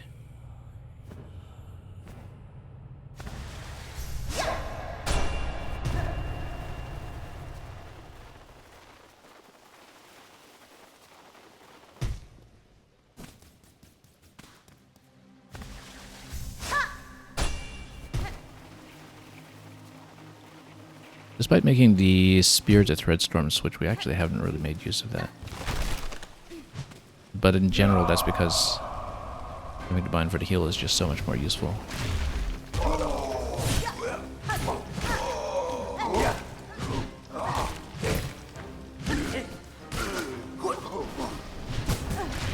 Oops. Bait him. Yeah, you always have to maybe sacrifice one mask to do that. But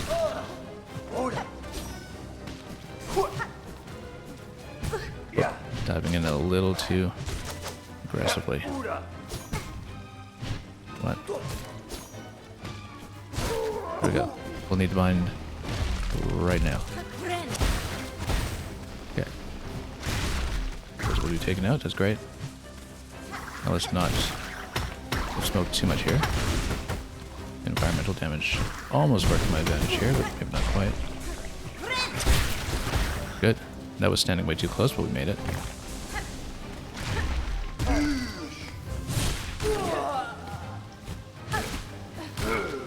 That works too.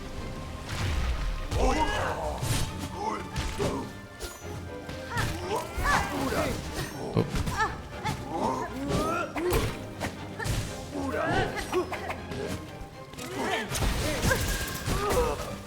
It didn't quite work there. It's not quite what I was going for.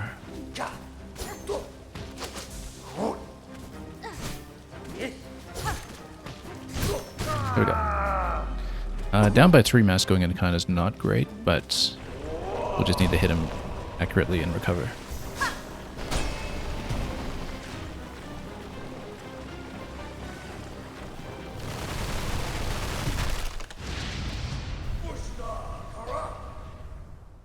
Okay, just swipe at him quickly first, and then once again we'll try not to get caught by the jump too much.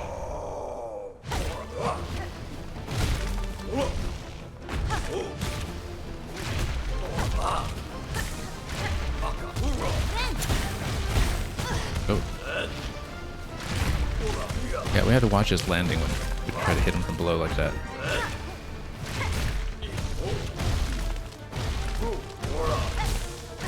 Oh, stood too low. It's okay.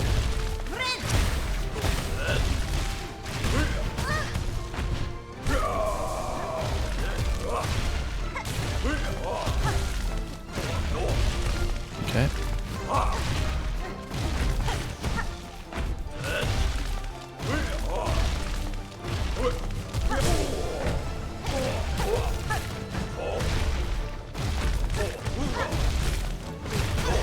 Stood too close. Way too close.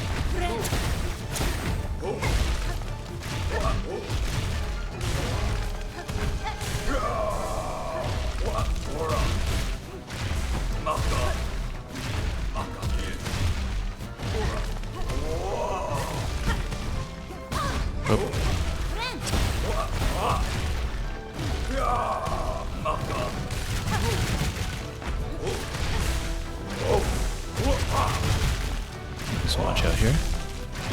Yeah, I always miscalculate the angle that he lands with when it drops down like that.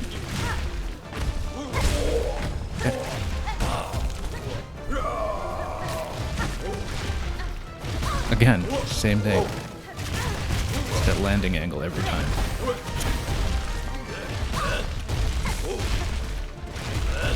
It's okay, we actually have enough for another heal.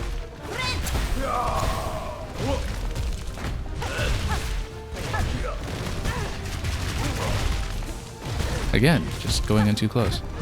Like, he always does this sort of 60-degree angle down. And I always overshoot that.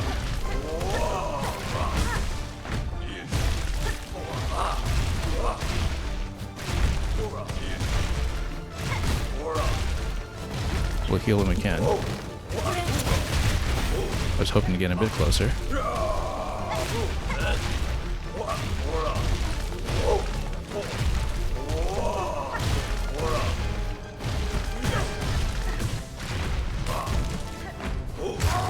There we go. As long as we didn't fall apart too much, I felt comfortable with the pattern there. It was clearly a last phase. Our claws to crush, our claws to rule, our claws to save them all. Thank you for the GGs. Down goes the tyrant. We'll go for the last one too in the far fields today. Whatever it turns out to be. This was a fantastic sequence though, this entire sequence here. Very satisfied with it. Obtained the encrusted heart. It beats deep and slow.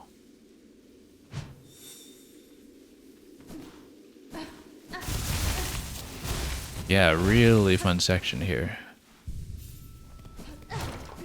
Where you just take on this entire civilization. Okay, that also answers the question of this massive gap in the Hunter's Journal. That doesn't answer the question of how it seems I still have at least one zone unseen. Now, this here, you can see that we had this bit by the wormways. We had all this as a gap before we get into the Abyss. So possibly it's some kind of late game zone that we haven't actually mapped something maybe relevant to the Abyss. Possibly it's this gap between wormways and blasted steps, which still stands out to me a little bit. Like, this gap sticks out to me. And the fact that we haven't really done much of anything with Verdania or Verdania and have that gap above it leading up to the weave nest on the outlying part of Bilewater, that I find extremely suspicious. So maybe as of Act 3, there's some way to connect the two. Maybe there's some way to go from the weave nest down or something like that. We still don't really know. But at least we have resolved a significant part of the mystery of what we were missing in Hunter's Journal. As you can see, we're now at 210 out of 233 in terms of what we encountered. So that filled in an absolutely massive chunk.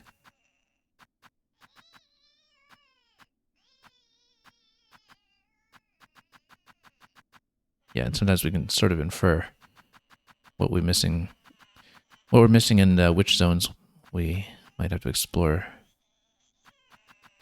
further to fill in the rest.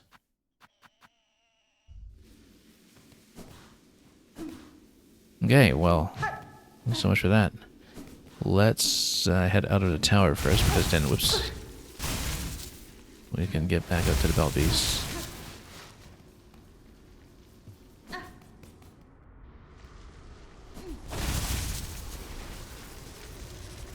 And yeah, we had tried coming up here before, and now we see what the tower is actually all about. And we're at a satisfying answer for that. Well, we're on a bit of a roll. Let's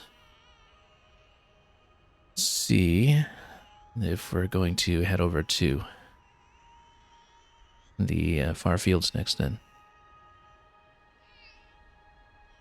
Back to that area.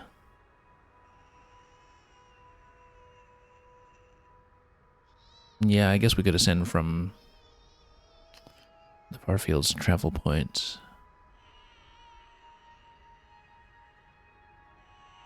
Maybe so. I'm still thinking about how, previously we didn't really get much done with that weave nest on the side at all. We found the rune tool that we still need more craft metal to fix, but didn't really get anything else out of that.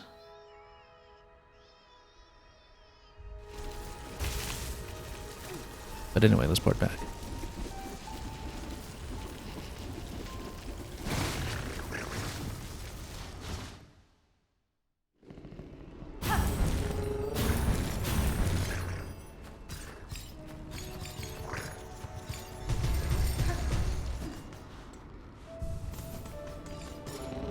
I'm going to check in Belhart first, actually.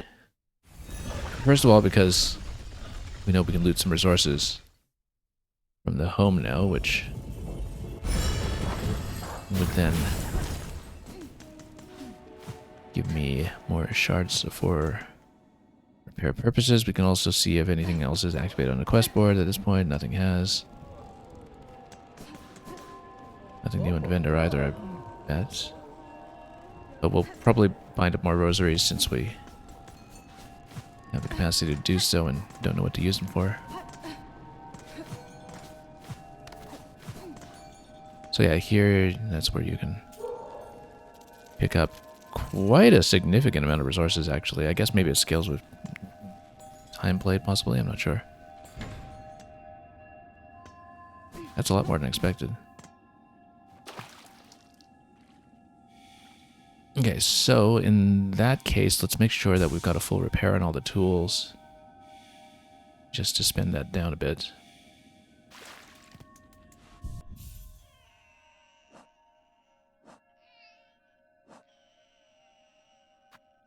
And so we'll just make sure we've worn everything here.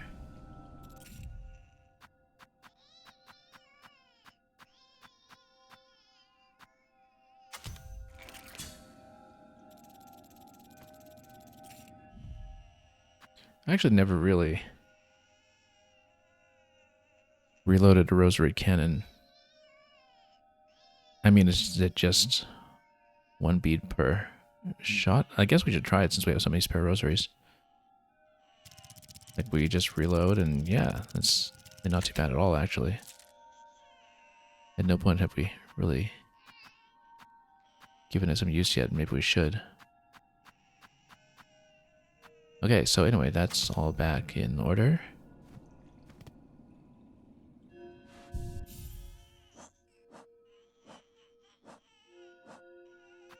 Let's put this back on the spear for a moment. The spear's been really quite reliable throughout the game, and so I've been happy to keep it.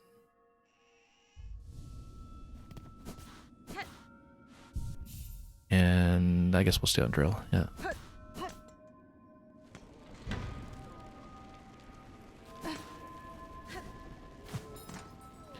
Bringing the baby to the finish line. This one here? I mean, we don't know where else to take it yet, so... Twisted Butt is just going to have to come with us. And be our twisted little buddy. Yeah, we've seen a very route at this point.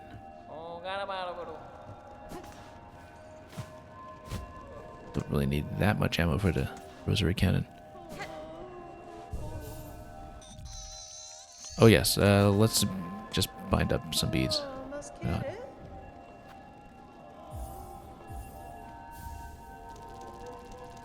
I guess we really start to use rosary cannon, we can start leaving some more currency out in the open, but then that's what we can just break the beads for afterwards. I really don't mind the loss of 20 per necklace at this point.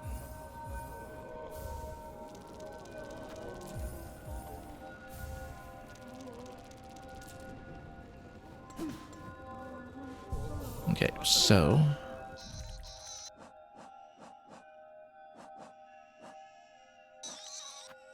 what even was this? Yeah, we have the 4 memory lockets. So I know from achievements that I'm also missing an entire crest, I think. And so there's a lot that we haven't found. I'm missing 1 shrine for an entire weapon set. And I'm missing some zone that is as yet unmapped. Oh, yes, that's right. We were given a clue earlier to check Mount Fay, to try to enter the heart of the mountain. Let's do that first, actually, since I'll probably forget otherwise. Just like we forgot earlier when I was given the clue.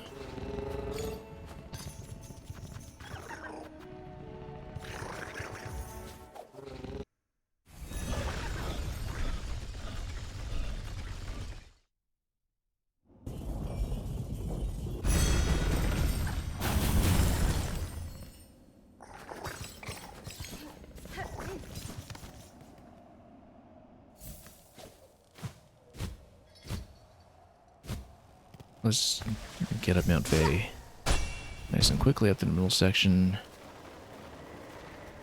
And then see what we can do.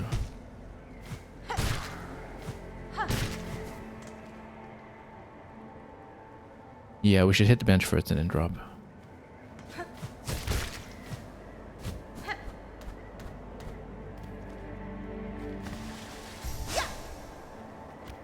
Oop. Here we go. It's something here. It's a good location for it, in fact.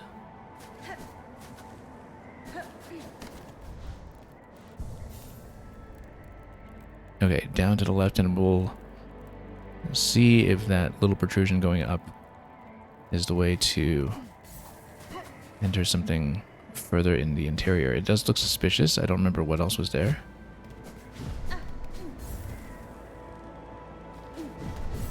But we will try. Oh, these ones. It's okay. It's sloppy, but we'll handle it. You know, since this is here, let's just pop the heel. We need to go left side here.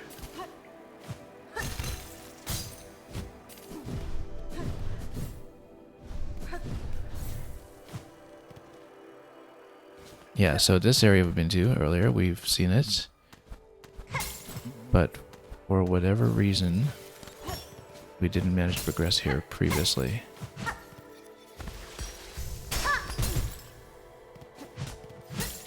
Oh, maybe that's not it then. Maybe we had already obtained whatever was here, so maybe it wasn't in this location.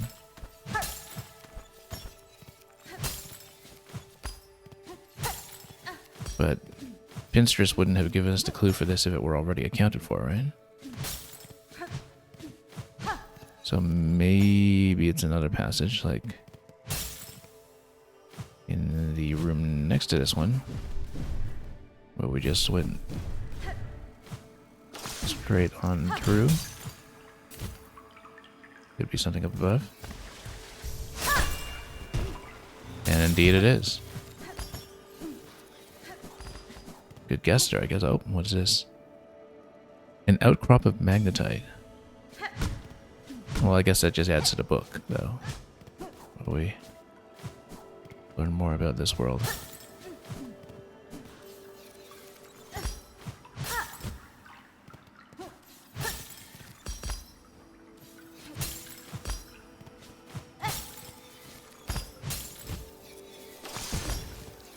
Hang on, let's just get up here instead.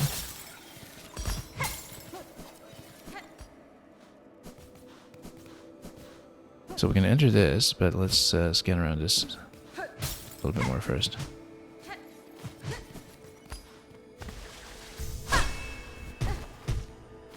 Well, I guess we should enter.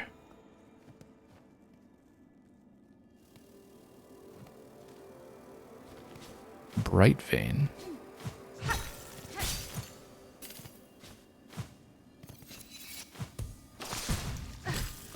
Well, lives up to his name. Okay, we do need to grapple all around. Let's heal up first.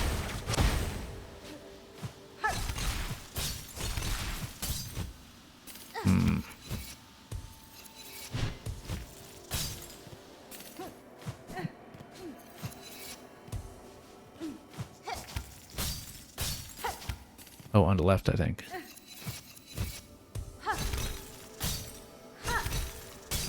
There we go. Just had to read this properly.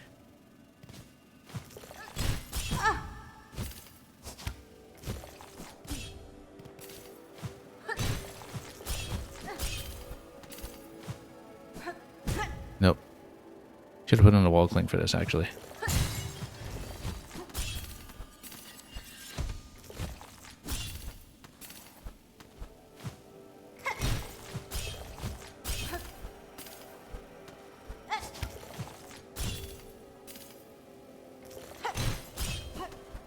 Oh, you can bust these. Of course.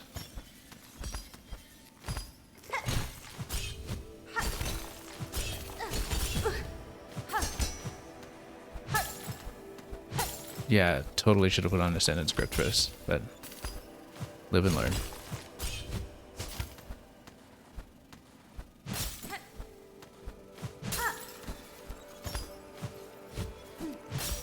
Nope, hang on. Well, we can get a little bit of silk off of these as we tap them over. Oh.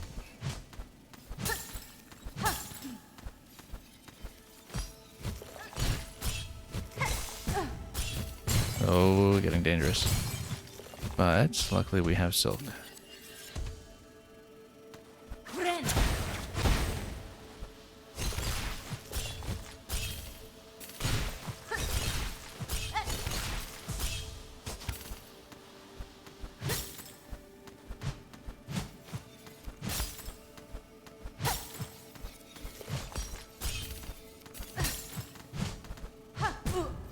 We really need sentence script if we actually go back to the bench. Whoops.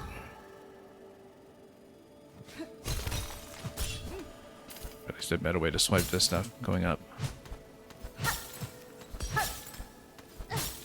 Part of it is the recoil too.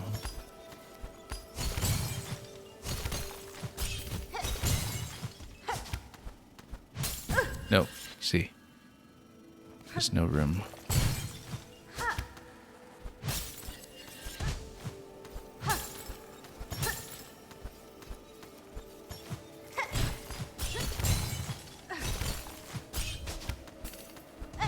Nope, you see. Couldn't get back on the wall after doing the swipe.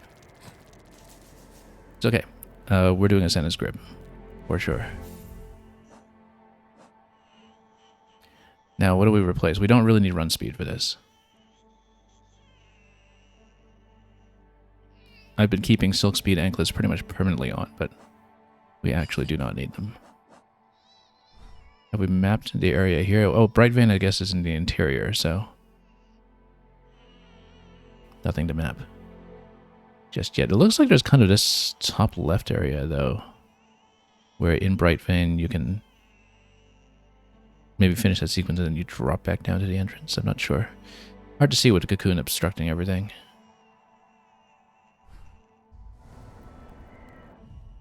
But let's reconfigure a bit first. I actually wonder if we should even be going with Reaper here.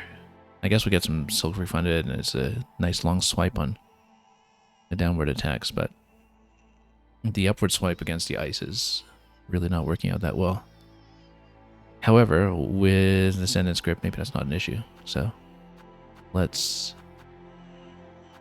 put that on. We're keeping the dice. We love the dice around here.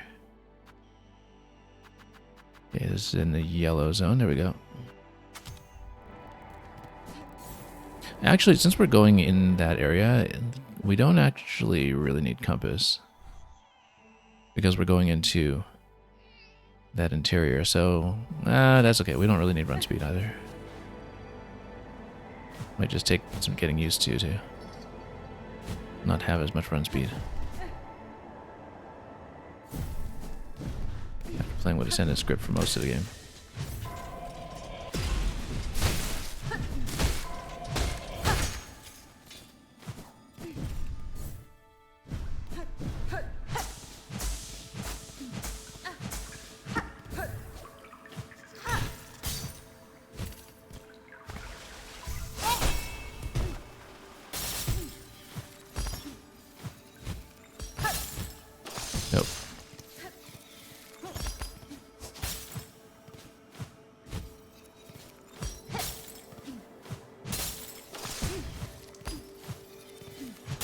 Nope.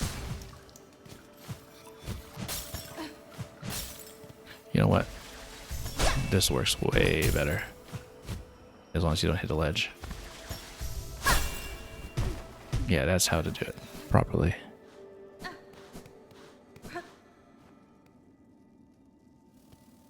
Right now you're saying strats. Well, I mean... Oh, I totally thought I could land on that. We should have learned from last time that we can.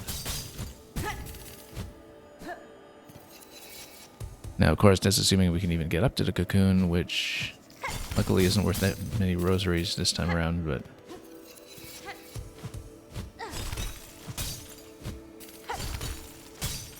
Oh yeah, we can just go up here. Yeah, there we go. We need some silk pretty soon, though. Okay, luckily, we can swipe when I'm clinging, except, yeah, when I swipe I still fall, even if we do have the Ascendant's Grip. We need to really be very deliberate about hanging back in the wall after we do that every time. No, just couldn't have an opportunity there. Okay, we lost the cocoon. That's okay. It's not a big deal.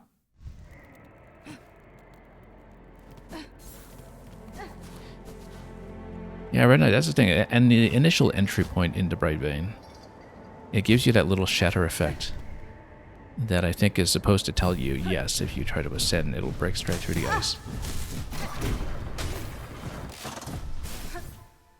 So if you're paying attention, the game does give you enough information to go on when it comes to what to do here.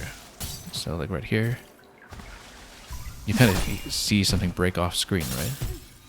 And then you see this effect here. And then that goes for the sideways grapple as well, which we should remember.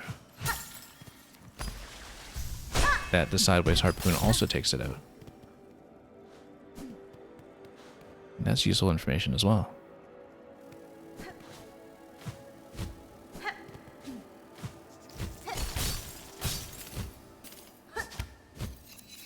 Yeah, I keep forgetting that the ledge there is... You know what? What are we even doing? Why don't we just do that? Like the first time it was excusable to jump around like that because we didn't know where we were going, but...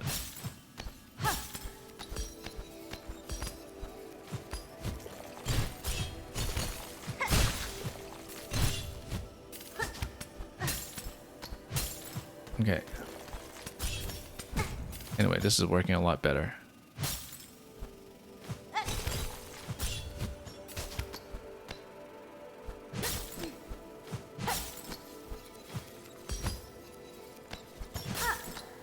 Yeah, I can't really get up to that one yet.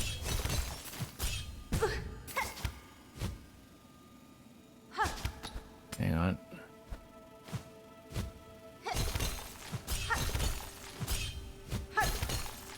At least your dice got targets to work with.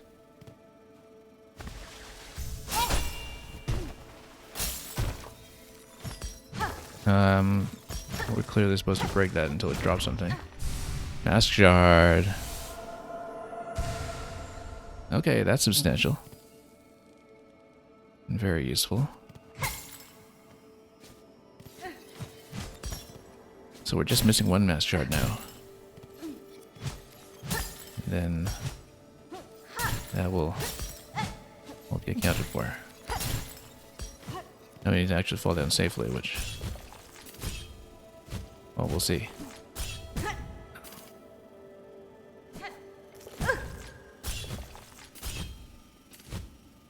Could be doing a little better than that score. Losing a little bit of silk, unfortunately, probably from all the grappling we were doing.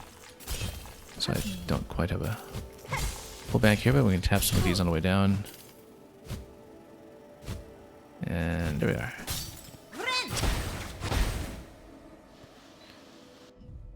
Now the thing is there anything else to look at here in Mount Faye?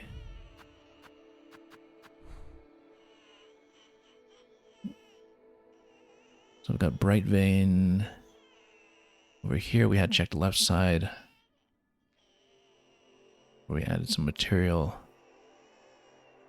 to our book. I guess we can go back to Pinterest and see if she has any more hints.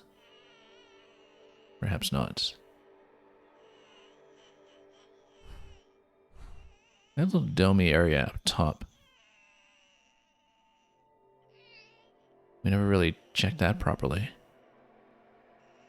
Ever since coming here with the power to ascend, I guess we could.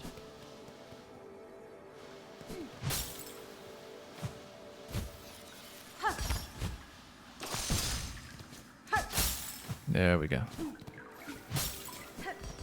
Yeah, so here previously it was just reading this, nothing else.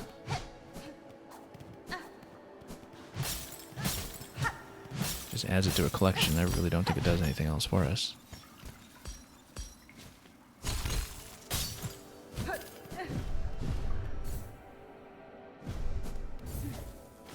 Yeah, a little bit of rosary loss that time, but still on Cocoon, I think we were sitting on a little over 100. Not really that concerning.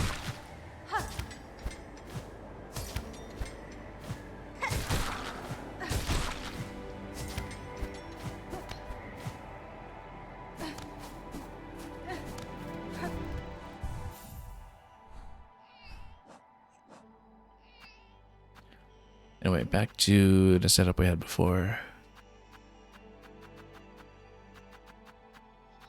If I can find it.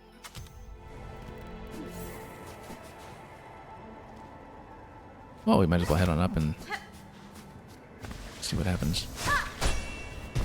See if the bird has left again after conferring with Mr. Mushroom.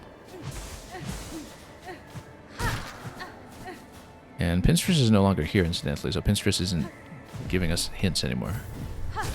She only stuck around long enough to do that.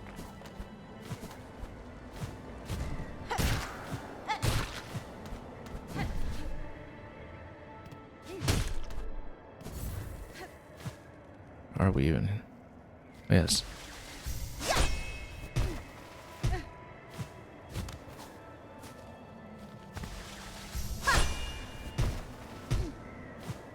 Oops.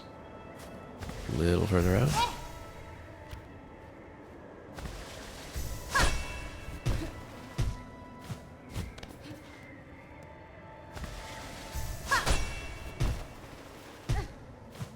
Yeah, the bird's gone.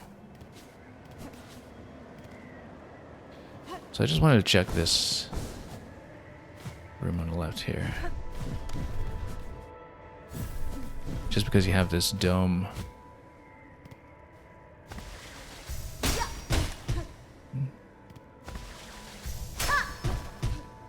Okay, I guess it's nothing. That's right then. We still don't know what to do with Mask Maker. We haven't really found more of interaction with him just yet. That's something that's still a bit of a question mark.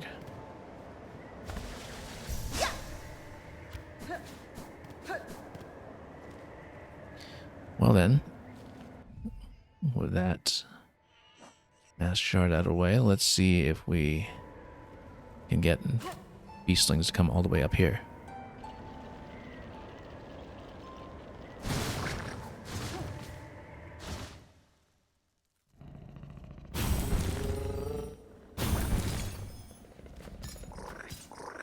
And then I guess we should follow up on that idea of heading back over to Far Fields.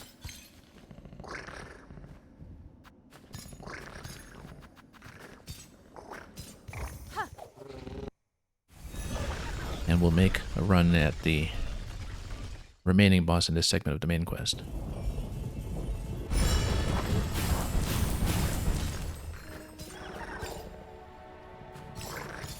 We haven't moved the needle at all on the completion percentage, you'll see. We're still at 89%, as we've been for quite a while now, despite all the things that we have done.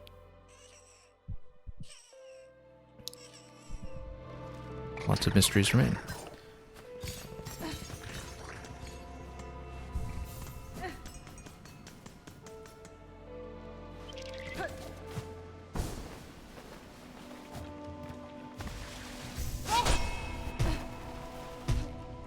I mean, we could just ride this, but I was hoping to see if we had any additional shortcut beyond that.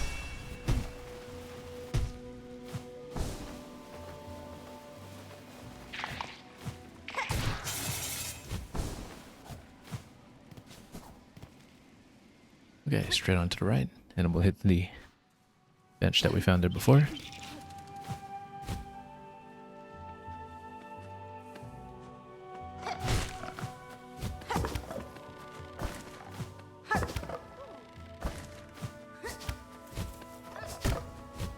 I'm trying to pick the upper location there. I think we had checked it before, but do want to check.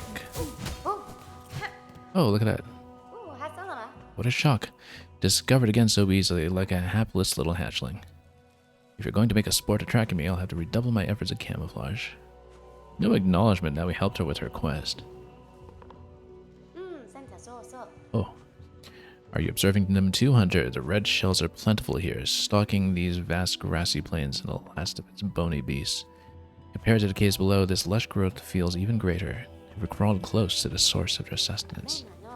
I must discover its secret. I will, by my father's wish and for hope that our dying lands might find means to endure. Just be careful, young one. I urge you. Here you've reached the Ed's heart domain. There may be discoveries worth making, but a single mistake will see your shell's sharp end. Wonder if we can get her to break camouflage by singing.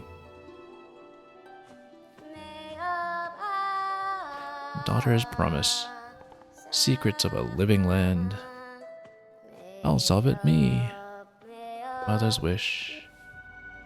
I'll sniff it out.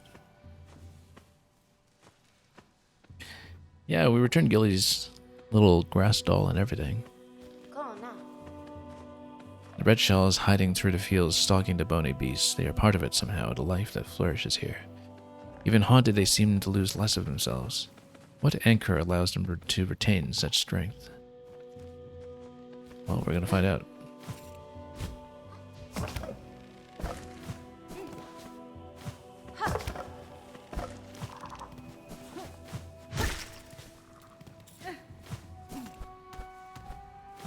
Also, just gonna take the upper area here. We've been there. We'll take them out anyway.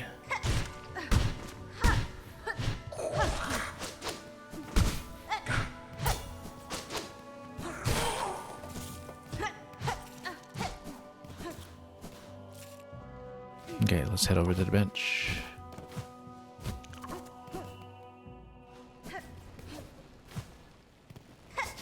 Oops.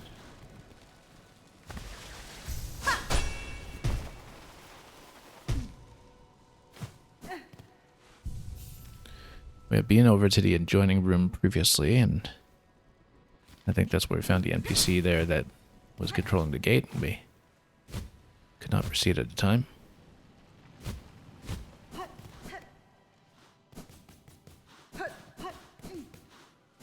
Yeah, right here. So we've been off to the side where we found the tyrant, which we took out, which does not come back. Oh, I didn't check this. Nope, nothing. Maybe I did check it. This is where we got a memory locket before. Might not be anything else here.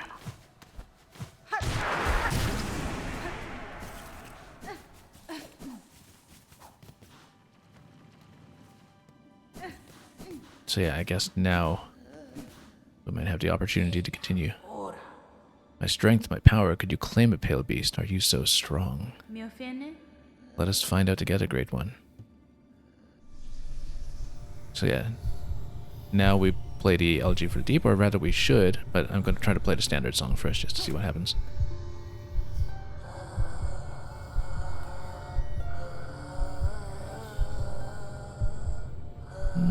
Not much. But yeah, I guess we restore this one to its prime. And then we'll see about that Hunter's Heart.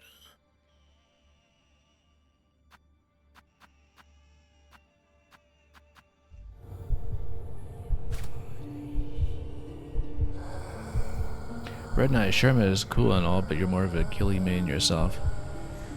Oh, I was very partial to Garmon and Zaza and got exactly what I deserved.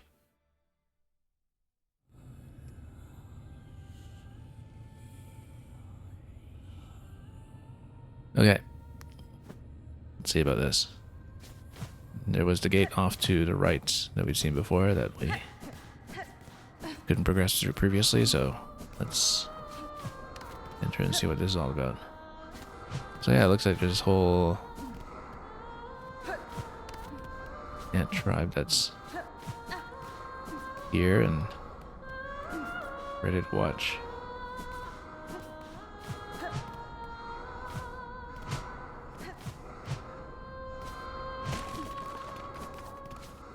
Okay, so this is what she's like in her prime. How this turns into a battle, we're about to find out. Ooh, there's a whole separate challenge button as well. So, in their prime, the ants had an opera house. No wonder they remained so relatively civilized even post-haunting. How civilized? Let's find out.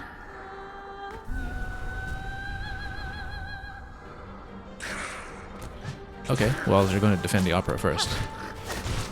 I would too, can't blame them.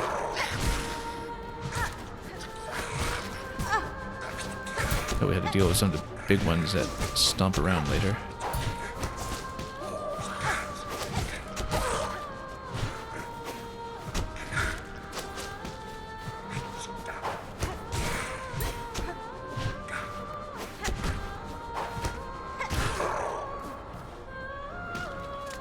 Okay.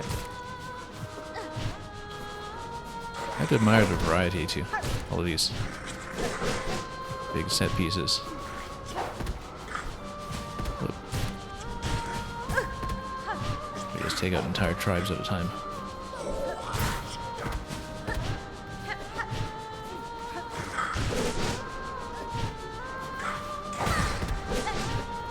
Okay. You're gonna damage me like that? I guess we're going mirror.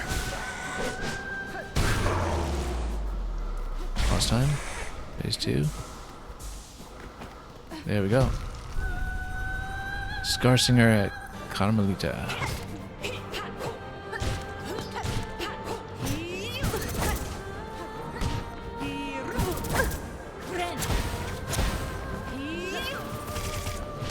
Those are some robes. That is some dress. Oop.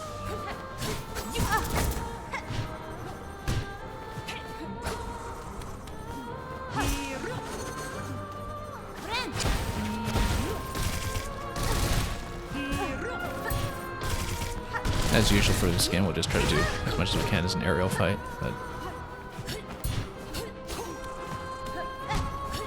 still just watching the chakram pattern, really.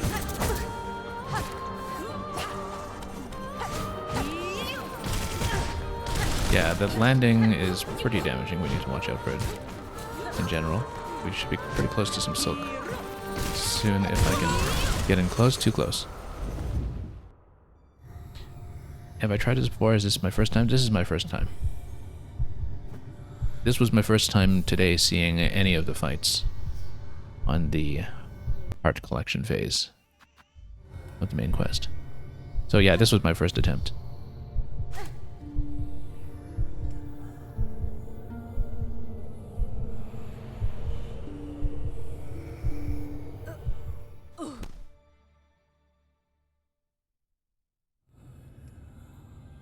Yeah, the ad phase going into this is pretty trivial at least. Especially coming from the Coral Tower. Knocking down wave after wave after wave.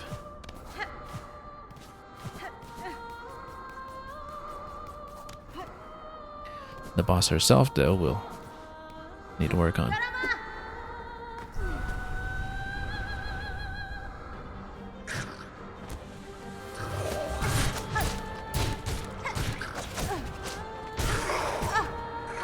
Taking a little too much damage already, but...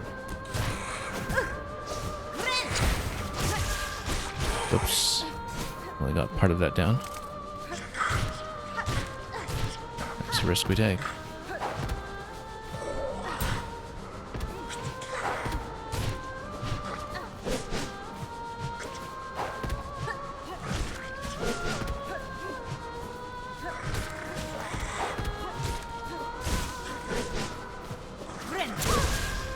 Nope, whiffed the heal again. That was unfortunate. There's 2 heals that didn't go down completely. That might actually compromise the whole fight. That simple series of mistakes.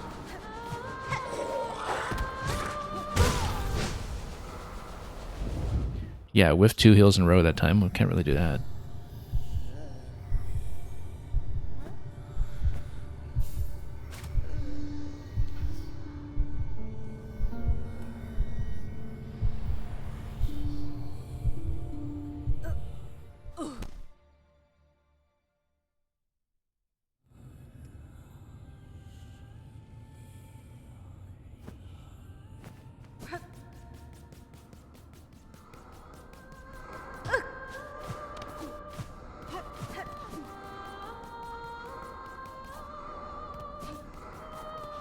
Okay.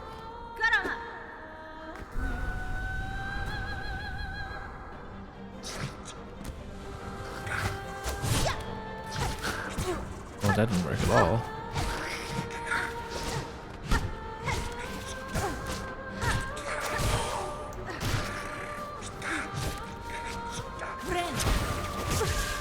Yeah, I shouldn't have stood in that. Oh well.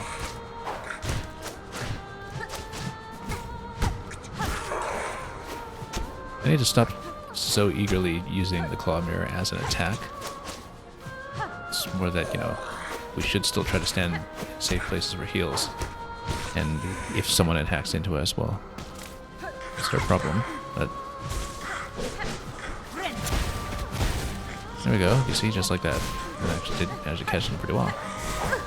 We weren't trying to.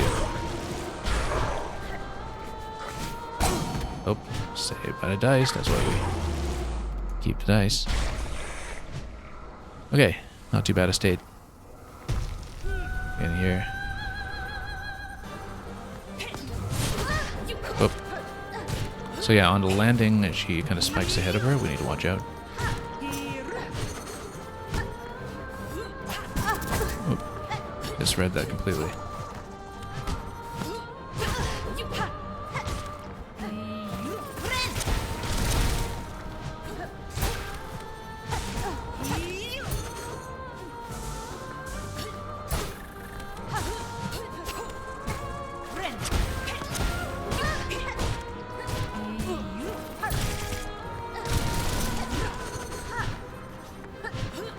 Have to watch her facing direction after the landing as well.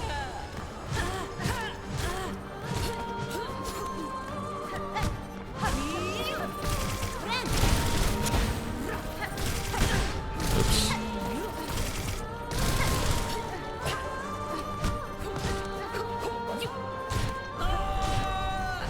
Phase 2? What is phase 2? I guess we'll find out.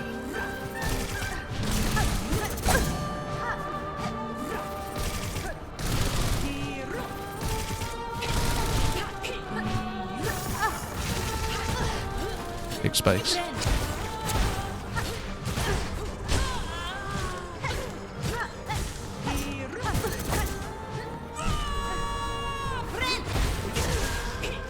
Oh, just a bit too close for that one.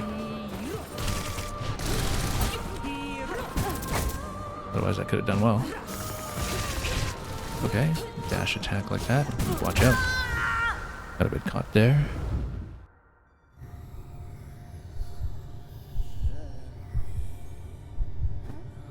It's okay, getting further already.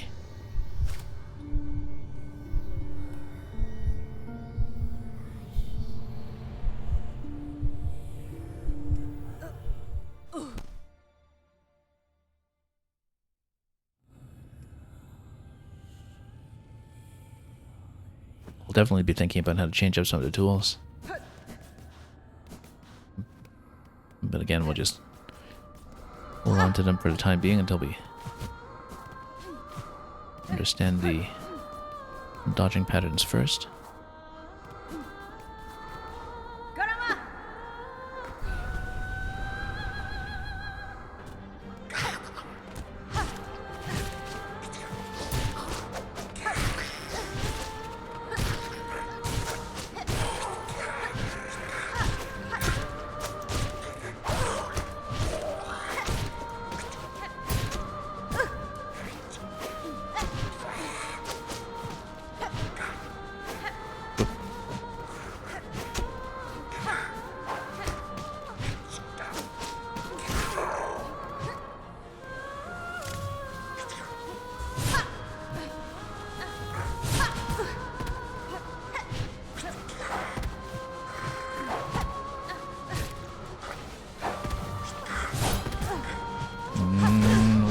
accurate here. Too risky to heal once again. Yeah, in a bit of a bad state going into the next phase. We'll need just build up Silk. Trying to get that heal down. Oh. Not looking likely. But we'll see. If we can stabilize with the first few heals, then maybe we can do it.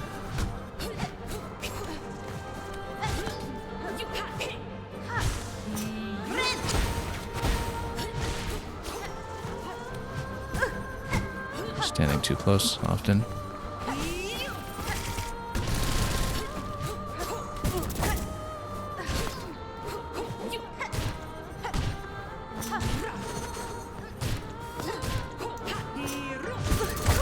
Nope, too close. Too low in health to be trying that sort of thing anyway, so. Well, we didn't have a very good first phase that time anyway, going into the main fight.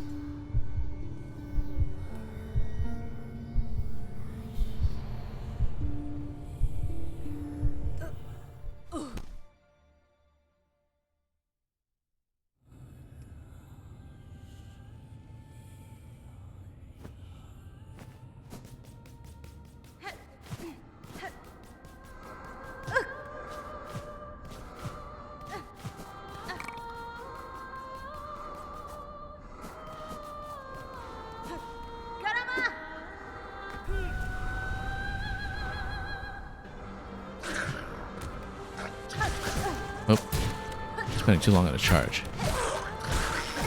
We should actually go back to the fast charge attack at some point, but they just don't have the slots to it because we've been using so many of our tool slots on everything else.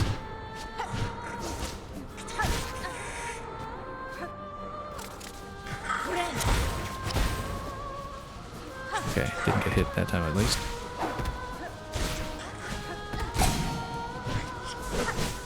Saved by the mouse.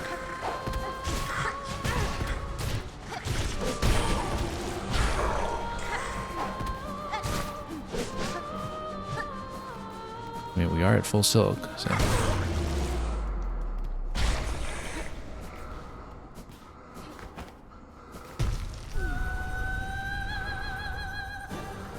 Okay, way better spot this time. Bad healing location, and we actually lost a lot of our Silk from that.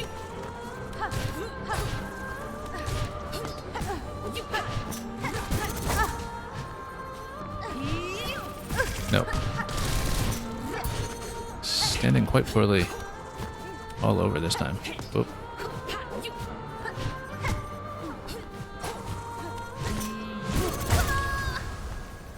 Yeah, I do have enough time to dash out if she's doing the spin, but we're not watching the tell very well. So despite going into the second phase in a very healthy condition at time, that did fall apart pretty quickly.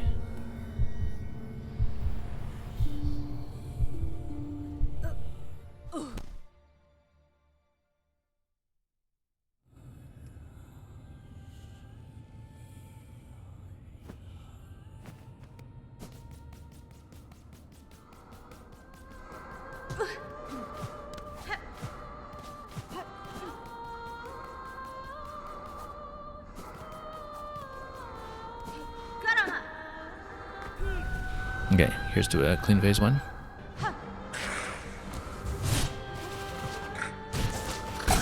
Not a very auspicious start, despite the dice helping me out once again.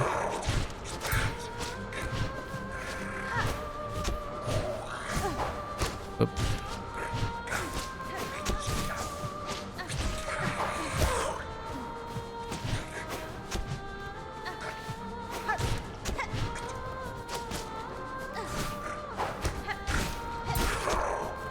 Okay.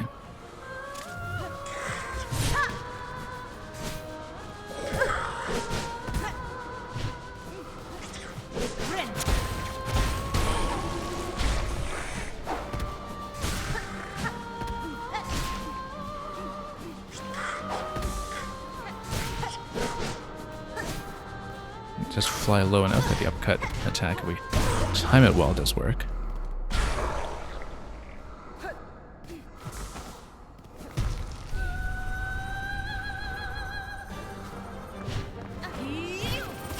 Nope.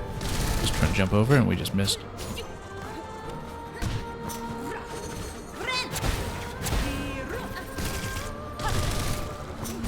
Nope, dashed a little too aggressively into her.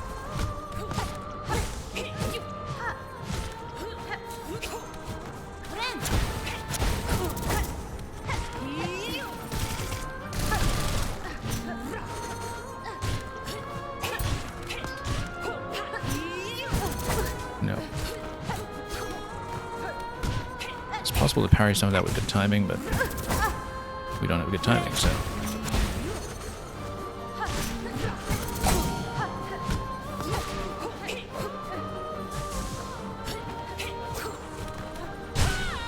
Good.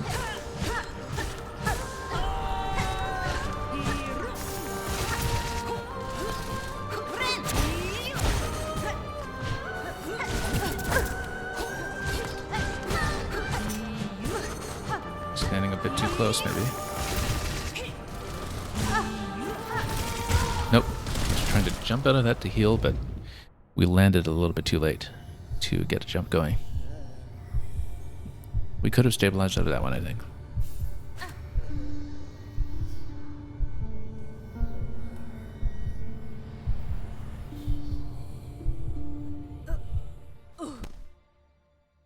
She stays on the ground a lot for the second phase, and so we might want to consider tags if we start pushing tools on this.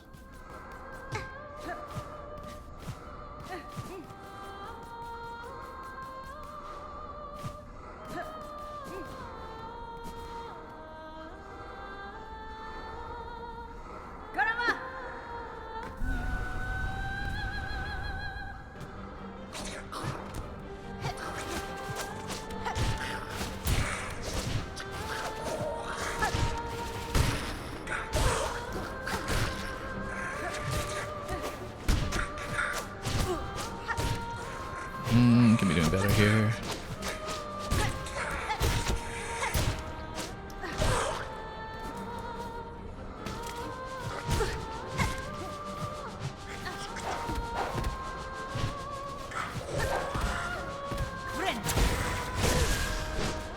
A little too aggressive on that.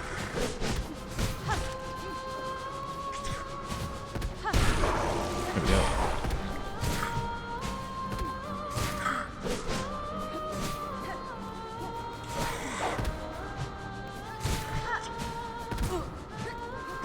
Nope, I didn't think he'd stand it close.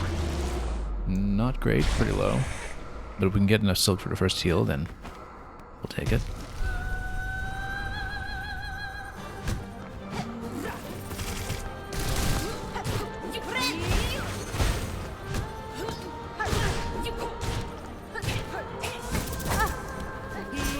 Got a start already.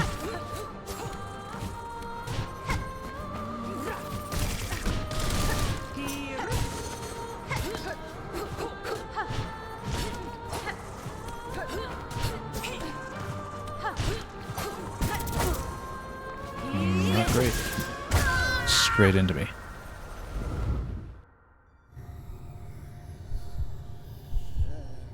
The Sonic the Hedgehog maneuver.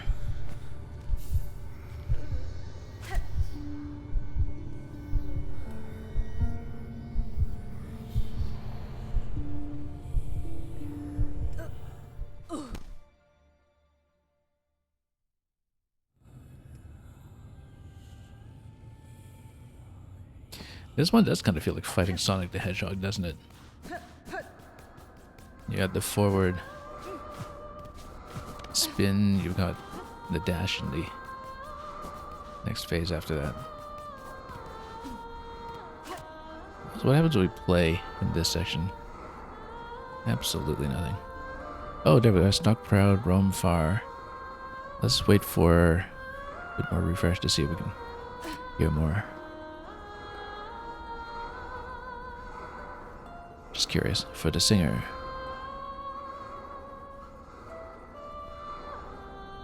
For these hunters bold.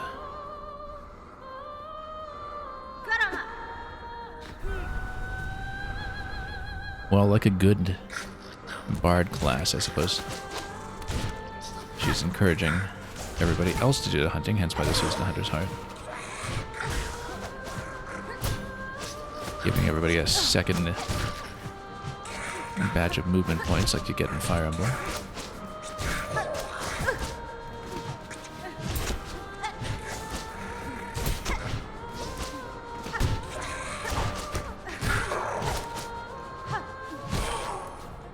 Okay, we better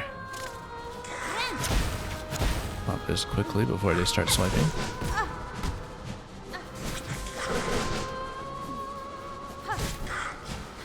Oop. Okay, down quickly. There we go.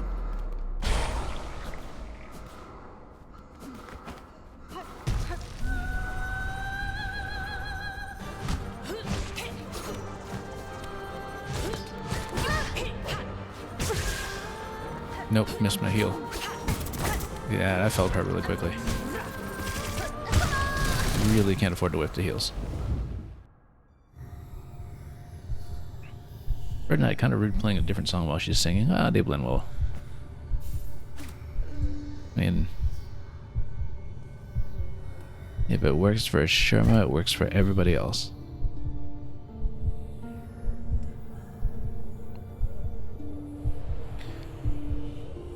I want to keep Claw Mirror on this, but I wonder if one of either the Injector Band or the Multibind should be replaced with Warding Bell. I want to keep Multibind. It synergizes with Claw Mirror really well, but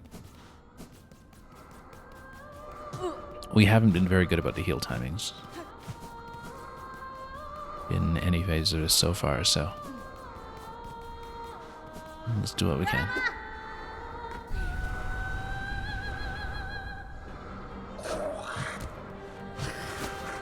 Oh, gotta start already.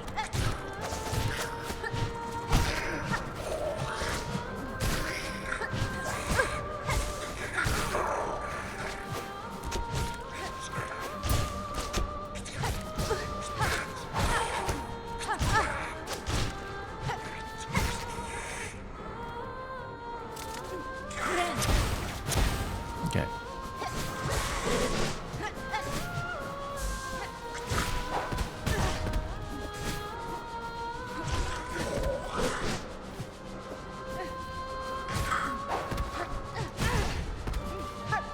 You know what, let's do it again. Oh, interrupted. That was bad positioning. Yeah, Claw Mirror really is making me play way too dangerously. It's giving me some bad habits.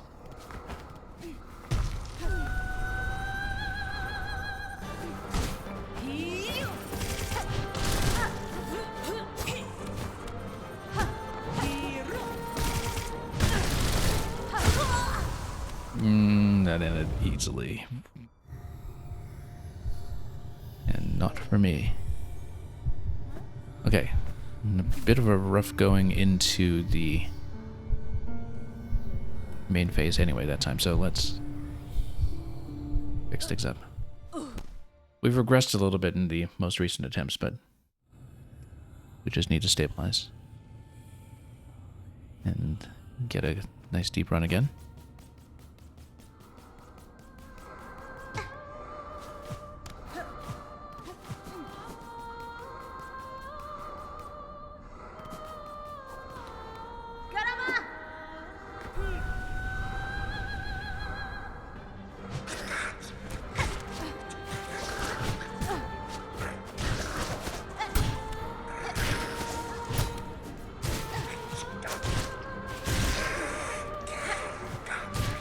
Get up in here nice and early for these.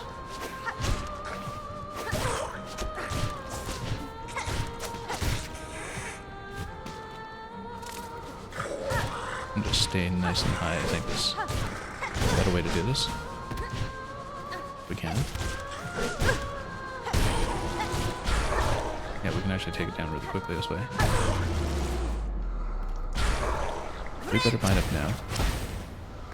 Oh, we have a clear opportunity.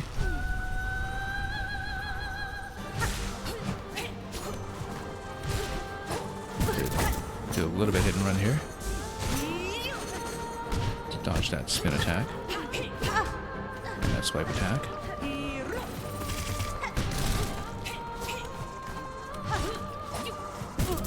Oops.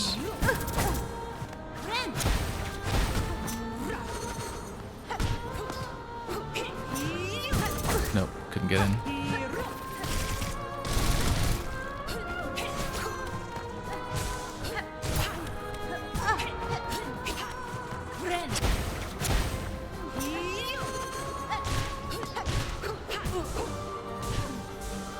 A little over eager to get that silk back.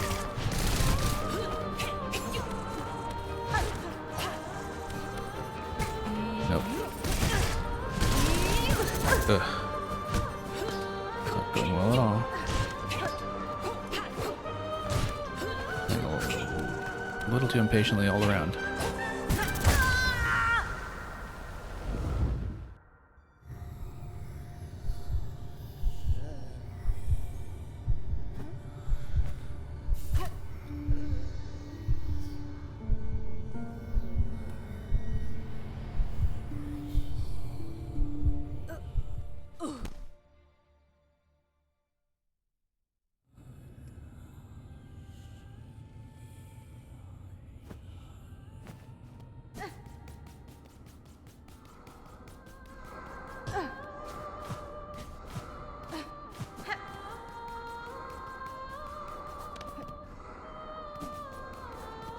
Well, good thing the opera isn't just one night only.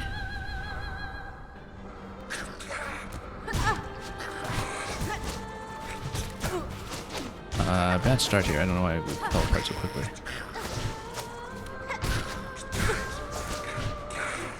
Hang on.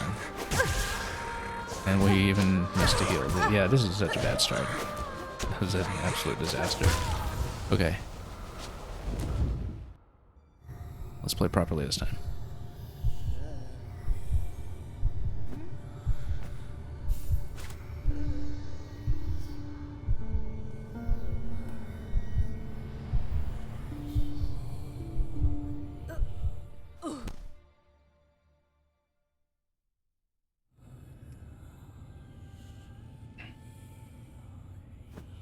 We need to work on that initial positioning on the first wave. I have too much of a habit of trying to do a charge attack in a first swipe and not really landing it.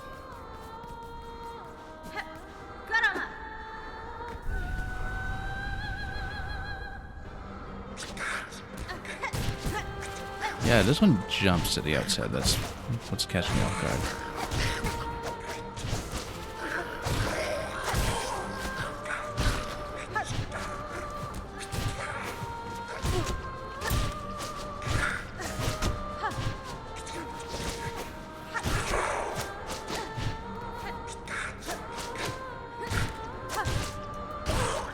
There we go.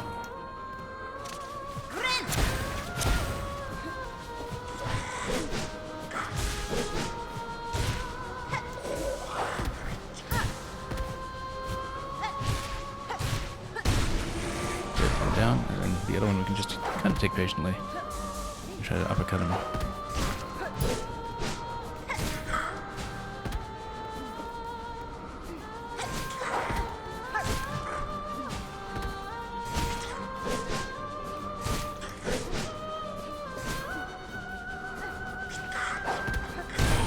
There we go. Yeah, one goes down, we patiently uppercut the other one. And look at that, we're at full resources. This is the best we'll do going into this phase. Let's not squander it. Oh, we're squandering it.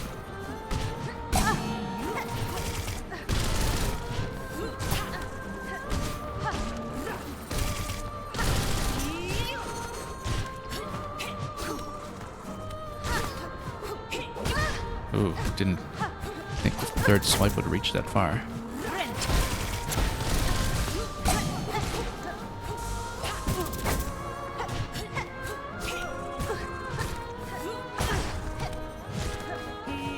too aggressively into this.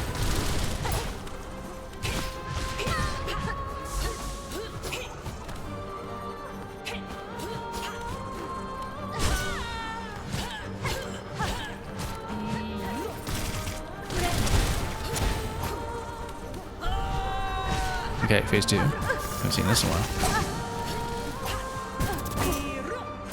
It'll last a little bit longer this time.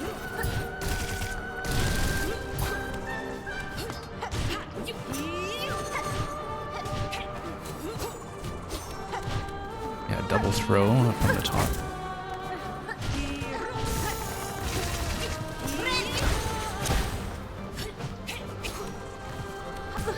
Nope. Way too close.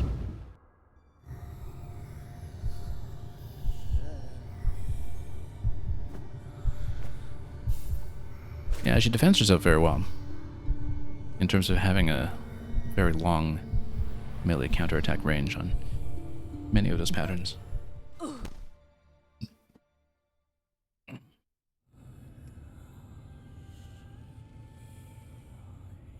So it's been a little bit difficult to get the appropriate number of strikes in before retreating.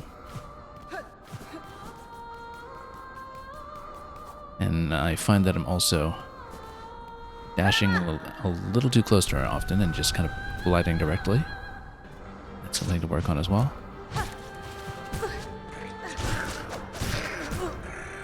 Well, like I was saying, that's the best we'll have when it comes to resources going into that phase of the fight, so we just need to properly learn that phase of the fight.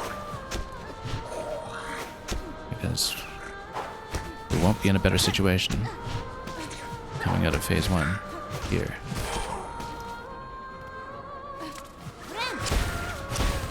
Okay.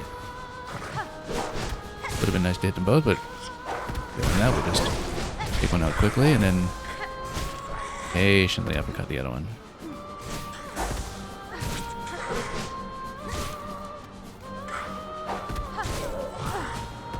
But patiently. Yeah, let's heal now just to reduce complication. Very nice that we actually got to tap her on the way down for the boss introduction process. Oh, nope. Bad timing on the bind. Blew all of our silk there. Well, that fell apart quickly. Just needed to miss one heal to do that, really.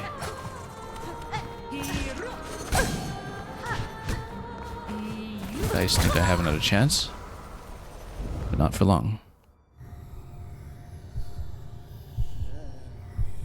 Yeah, I hit bind in an unsafe position. We just blew our bank of silk that time.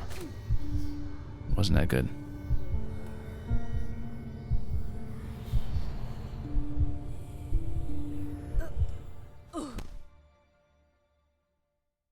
It is tempting to revert from Claw Mirror back to Warding Bell, but the thing is, I feel like we do need the Claw Mirror damage.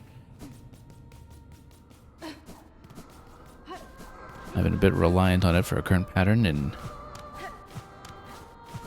the pre-boss phase.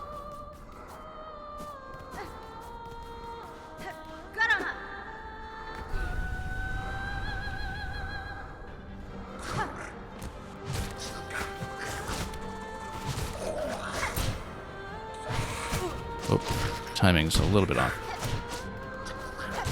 Look at them all just bunched up in the corner like that.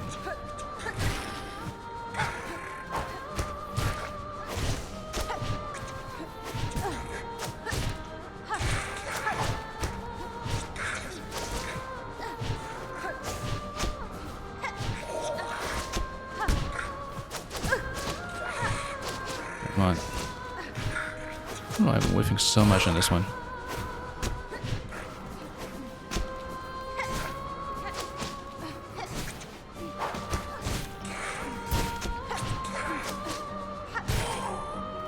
Okay, let's hop mirror on the first one. Can't really catch them both reliably, but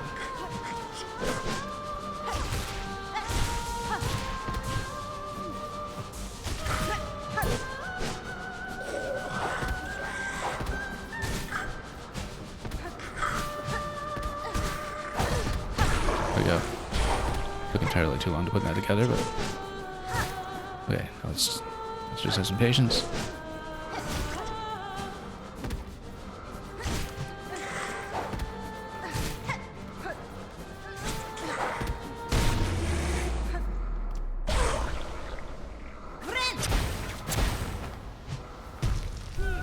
Oh, missed her that time. Yeah, she doesn't always jump into the same location initially.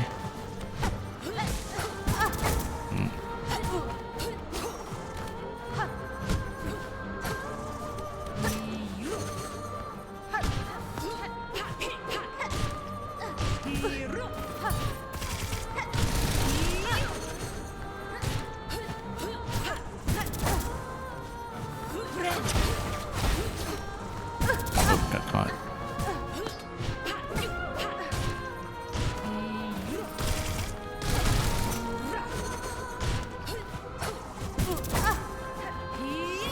Still some possibility that I can get enough silk for another heal right here.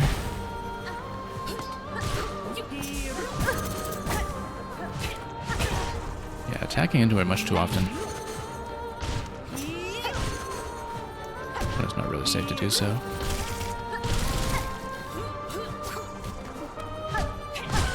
Okay, good. Build up your silk. Too close.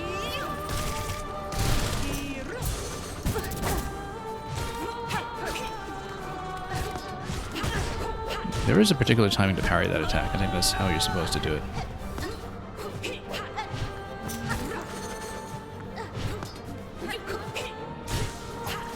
Nope.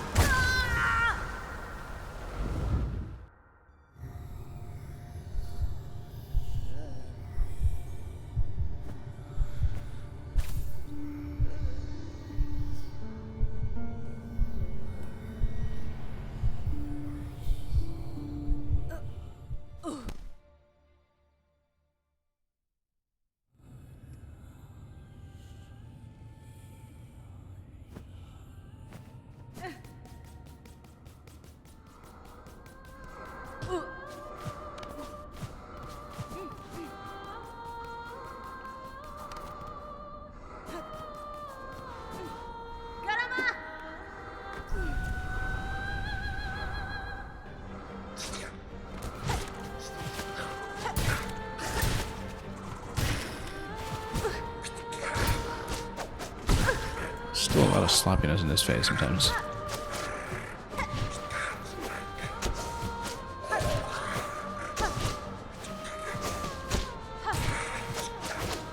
There we go. Need to get on top of the flyer and it resolves many issues.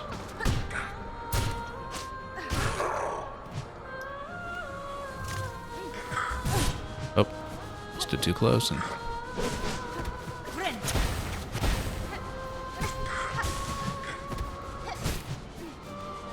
yeah, I couldn't really make use of the charge attack because we stood too close.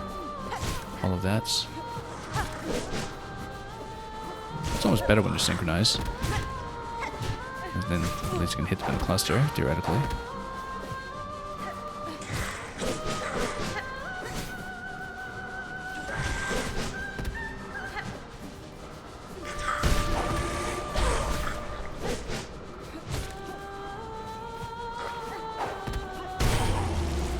Okay, so good.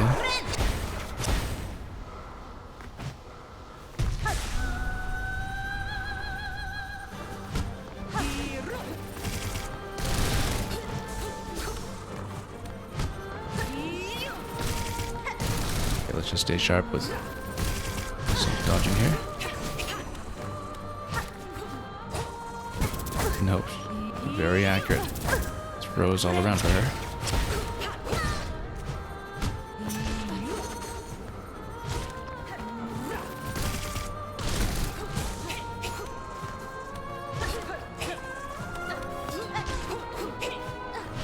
Yeah, I really kind of have to go hit and run, at least in this phase.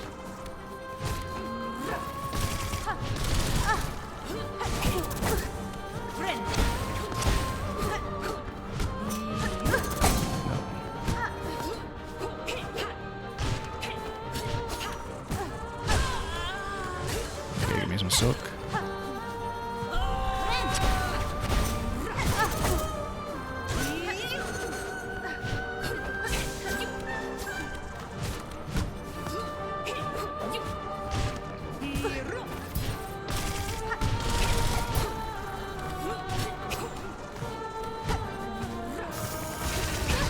Yeah, she just blocks everything so well.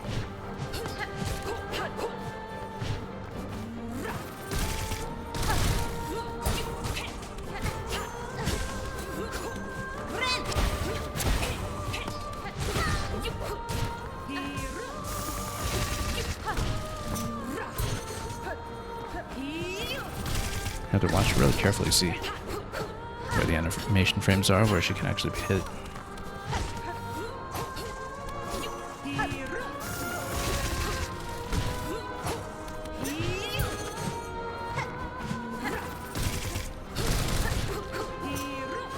Yeah, we can get enough silk for the next heal. I feel a lot better about our chances.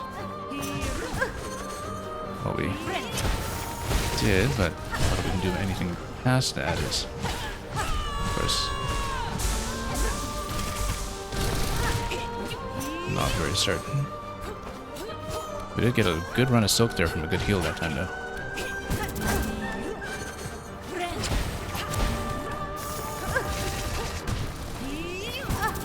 Wow, she goes fast.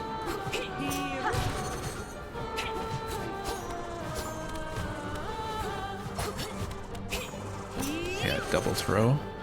That's amazing move for her at this point. No, no room. Double throw, that's okay, we can spot it.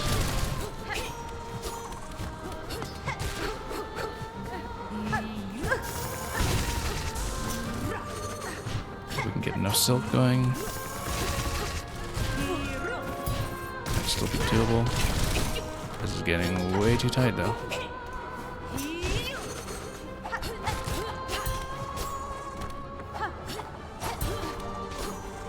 No, I was trying to get out of that. Didn't work. Welcome MKW Joseph and Meng. It's a night at the opera over here.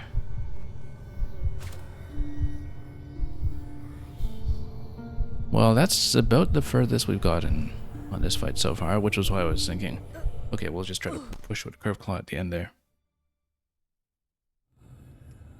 Which has gotten me out of a couple of fights and has led to some stylish finishes, but that time not so much.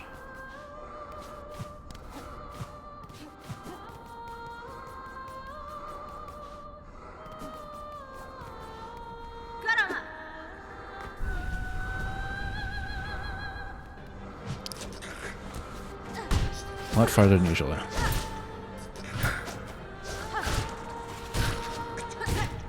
Oh, also my tool's actually reloaded.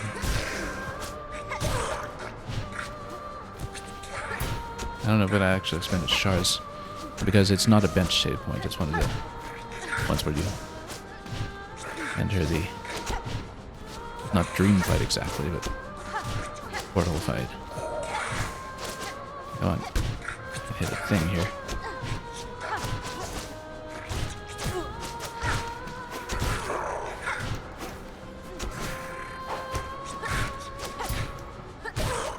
Okay, we'll need to use mirror on the first part here. Let's try to swipe the one that we hit first. Oh. Okay, patience. Wait, I forgot this one to bits.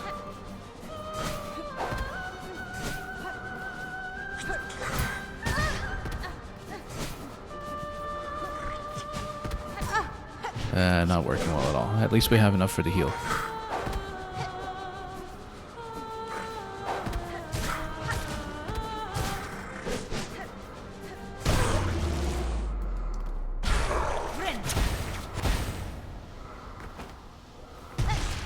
Yeah, you can sometimes spot which direction she's jumping towards. If you watch the background animation really clearly,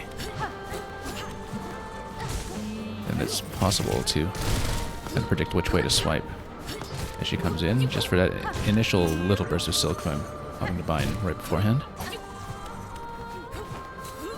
So yeah, it's the double throw in the last phase that we are getting caught by.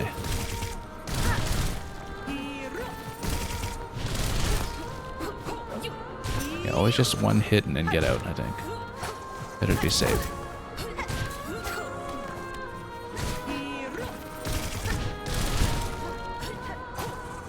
Nope, getting caught by a lot of stuff. Oh no, lost a heal. Yeah, every time I have a bind that gets interrupted, the whole fight falls apart right away. Because it just completely throws our pattern of replenishment off balance. Man, you think the normal enemy is still the hardest part of this game? No, not really. I mean, early on, yes. I'm still thinking back to the 2 hours that we spent on Raw Lakes the first time we were there. But then, when I went back for Crawfather, we one-shot that fight. And for the Coral Tower climb, which was mostly normal enemies, we actually got through most of that pretty smoothly. And part of that is just changing up what we've been doing. I mean, the double mirror combo has been absolutely amazing for mass fights.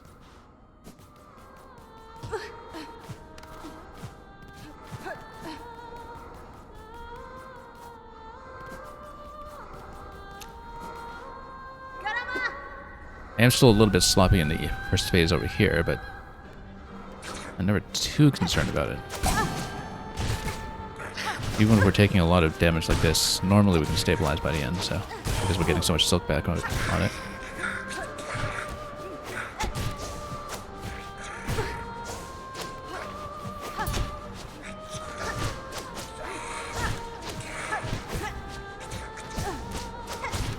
I say that, and I might have jinxed it just from how badly we're doing here. Alright, I guess we'll pop it. Hang on. Just get more silk back in the next section. Wow. Alright, so I guess we were doing badly this time. Never mind.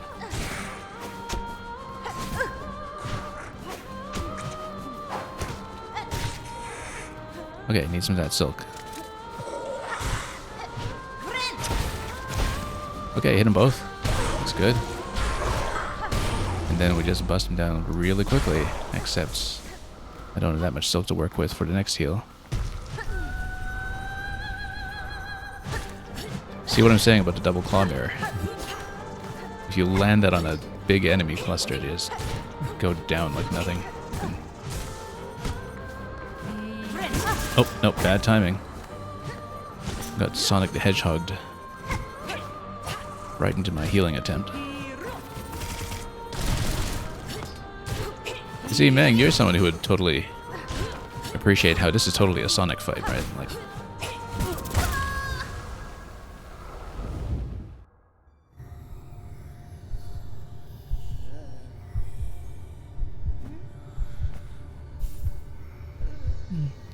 Zero 6I, you're saying they aren't avoided enemies? No, they're not. This was in the past. They put up some resistance. This tribe was emboldened against the Void, mostly, to a point, before Hornet ruined everything.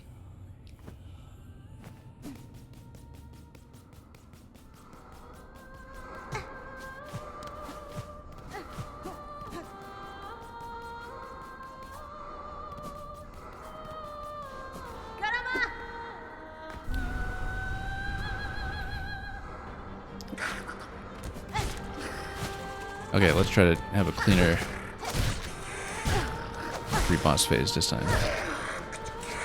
Even though it was pretty spectacular to use the claw mirror to take down the last wave that quickly last time. That was pretty satisfying. But we shouldn't be in that position in the first place if we can avoid it.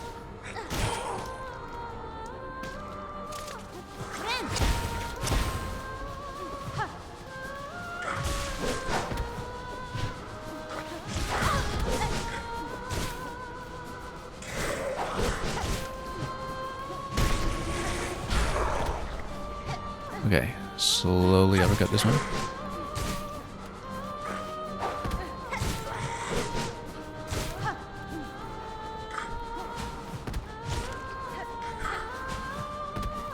Yeah, the uppercut attack is a little bit weak damage-wise, I think, but we'll take it.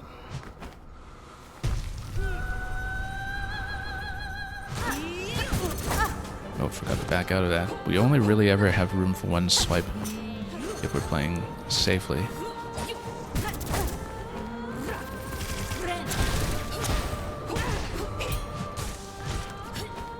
You have to have good parry timing otherwise if you're staying in that close. We're actually on a decent amount of silk though. Except we keep getting hit immediately afterwards, so we're not getting the silk back from the Reaper effect.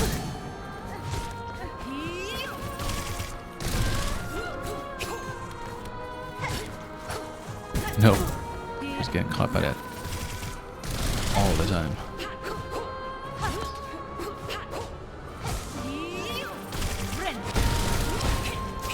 I feel like landing around her instead of trying to spike her on top actually works better.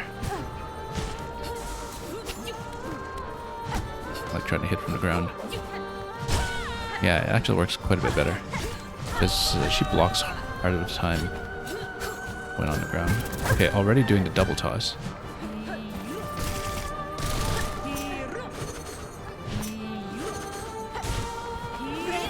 Nope, bad timing. Bad timing. Need to wait for the attack first, then heal. I was a bit impatient to get that down when it seemed like I had a clear opportunity, but we really needed to wait for the attack first. We've made that mistake a few times where I think I'm safe in the air, and then we get operatic knuckles to the face.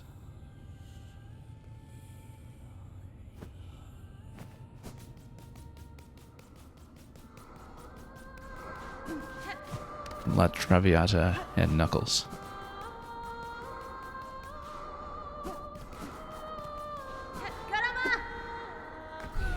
Alright, let's see it again.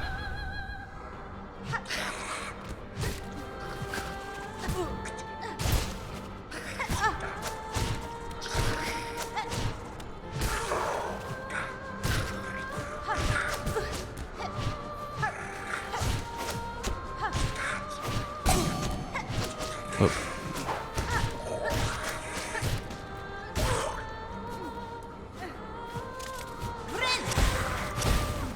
Okay. Done that really quickly this time. Good. It's okay, we'll get a lot of silk back. Which we'll have to use because I ran right into him.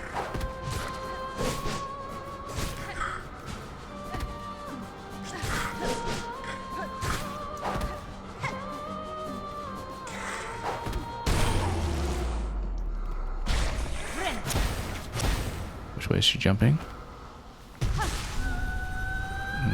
Not as much of a swipe as usual, but it's okay.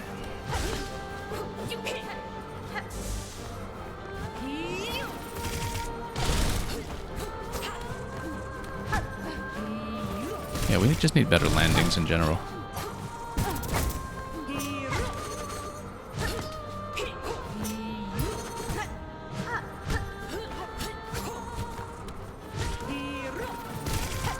Oh, nope, bad landing.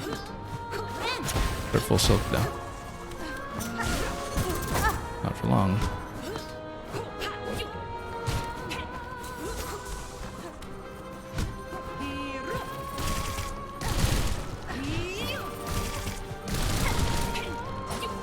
Yeah, she defends really well from above. From the attacks from above, rather. That's why we're having some trouble landing anything.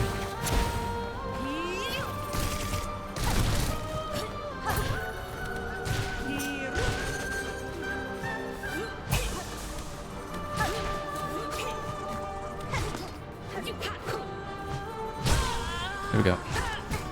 Oh, ran right into her. That was unfortunate. Really didn't need to do that considering that we were actually doing quite well for a change. Yeah, I had to watch out for double throws now. Not yet, actually. That's still a single throw. Now it's double throw phase. With the dash as well. The double dash.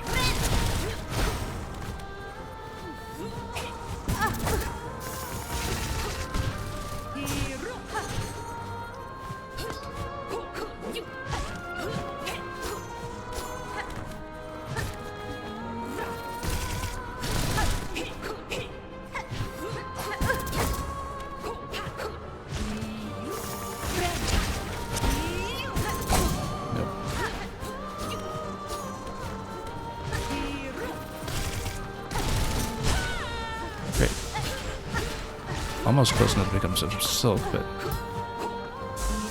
which we'll need pretty quickly here. Oh, I was trying to down swipe into that, didn't work at all. Does seem like we're further than usual, but nope. Saved by the dice. We really needed that next phase. Now it's just a lot of attacks in conjunction.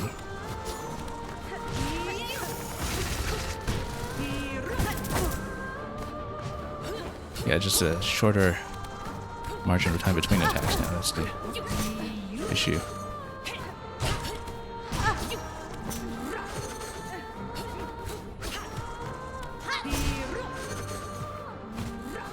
Taking a bit of a risk on the spear there. But no.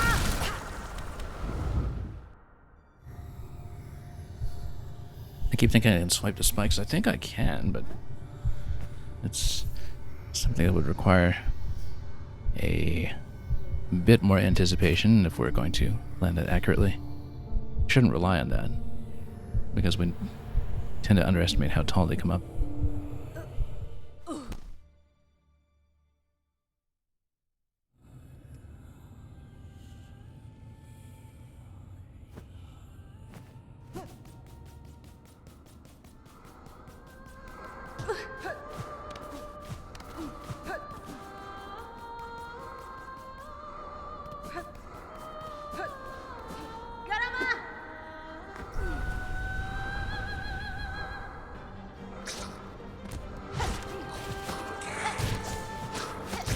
Okay, warm-up phase.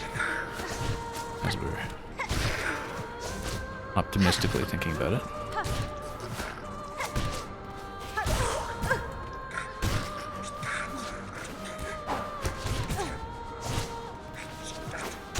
Maybe too optimistically.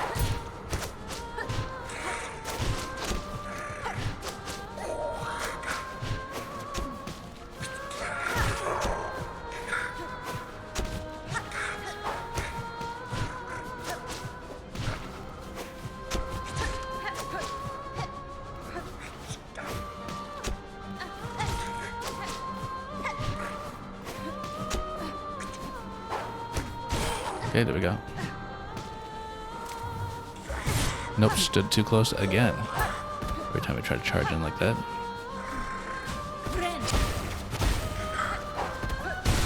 Okay, punch it out at least. And get a decent amount of silk back if we don't take too much damage on the way. Okay. Doing well resource-wise going into this fight.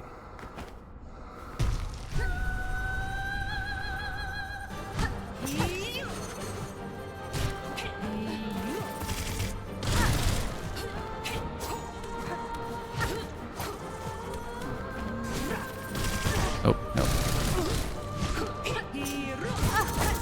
Dashing too hard into her, actually, most of the time.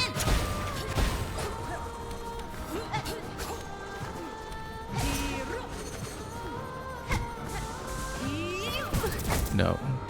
Bad landing.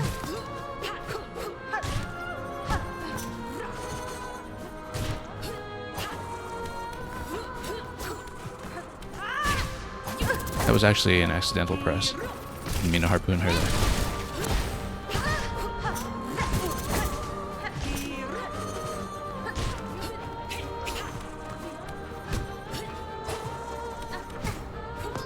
Not harpoon even, but spear, rather. Okay, we're in trouble.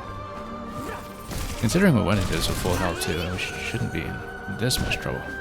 It's not like we even failed any heals this time, we just got hit by too many things.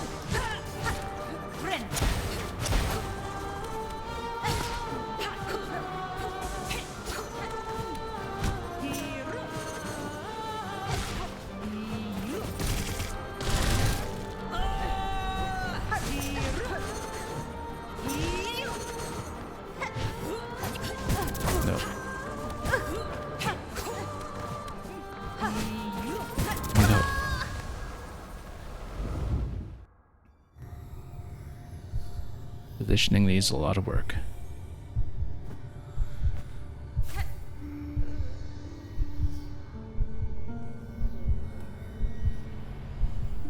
I think this is the hardest of the 3 fights that we've seen today. For sure.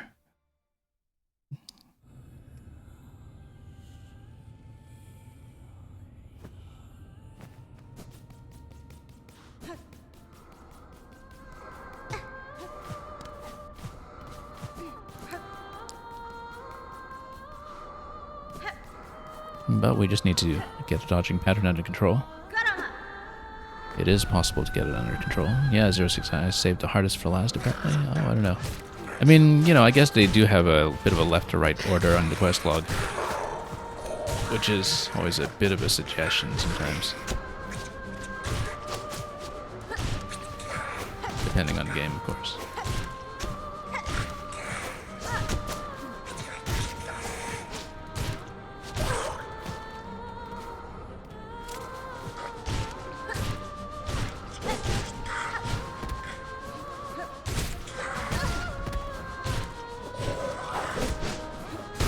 Okay, there we go. You don't take that many hits, really.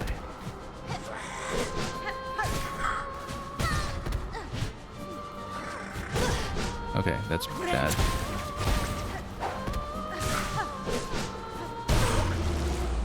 It's okay, we still have some silk going.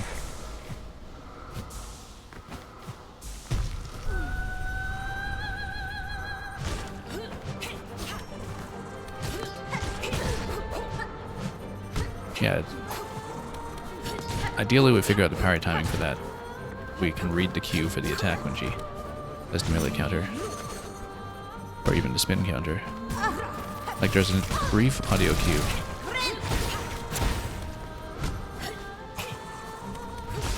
And it is possible to deflect it, but I'm not quite precise enough to do it that way. I'd rather just play really defensively. If we can. Getting into trouble.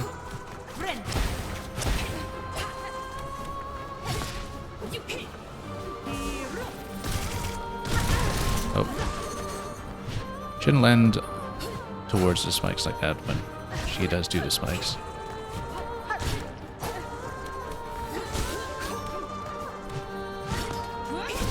Oh, nope, that was a mistake. I was trying to dash over, I accidentally nudged R for the spear. That did get me into trouble.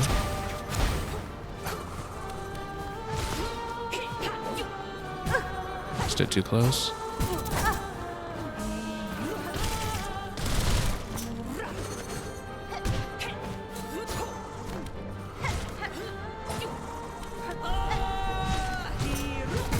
No. Very fortunate to have the dice here to get us out of mistakes like that.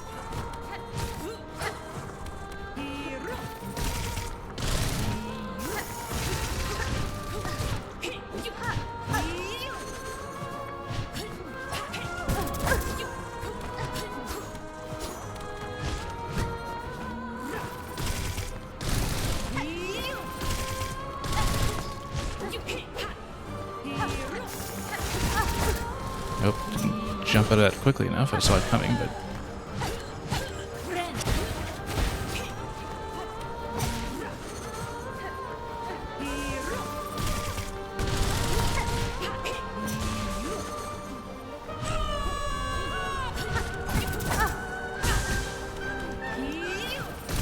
Okay, let's not get over eager here.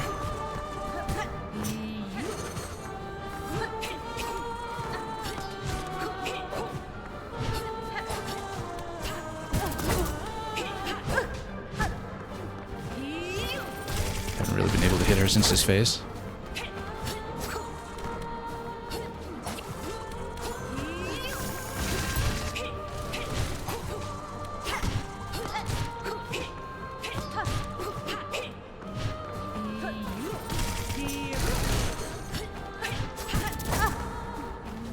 Getting a little dicey here, once again.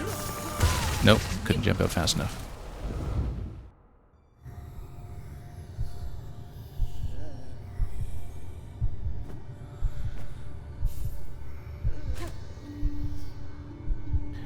Well, we are getting into the late phase there. I mean, it seems like it's kind of a part 3 of the pattern, so... probably as elaborate and as fast as we expect to deal with. But we could be wrong.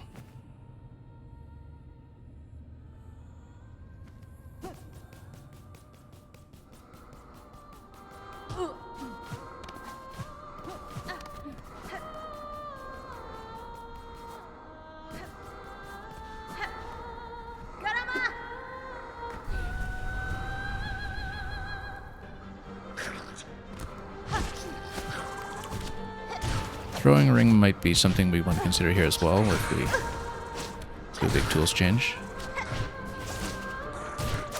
Because then we can attack kind of straight horizontally, and it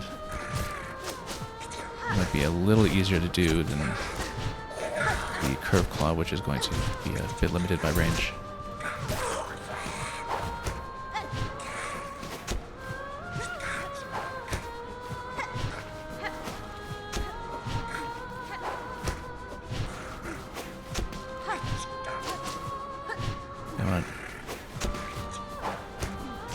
Go.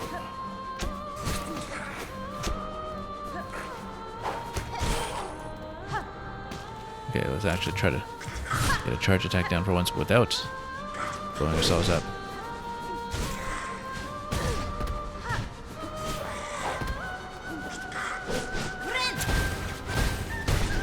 Okay. Blew that one up at least. And that one too. Which way will she jump? Missed.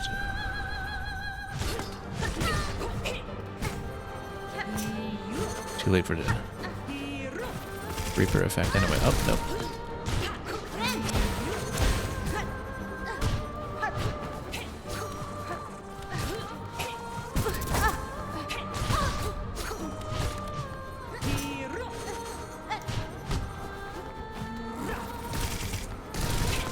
I'm wondering whether there's a good opportunity to be doing a charge attack into her instead.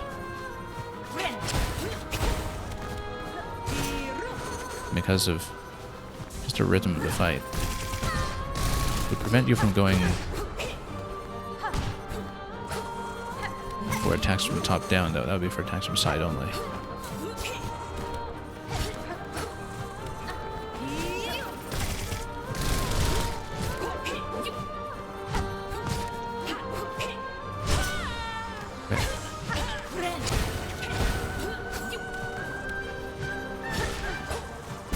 Nope.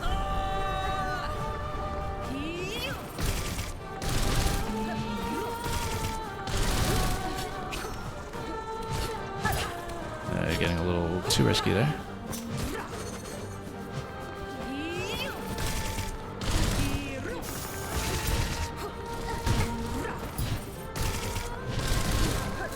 Really low on silk.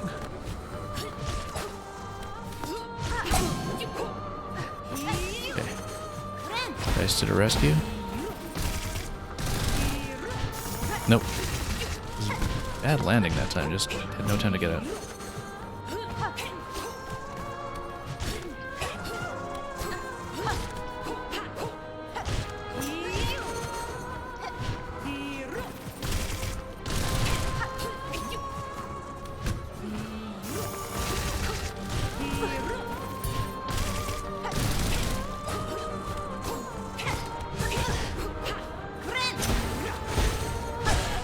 Okay, good. Lots of silk coming out of this one too.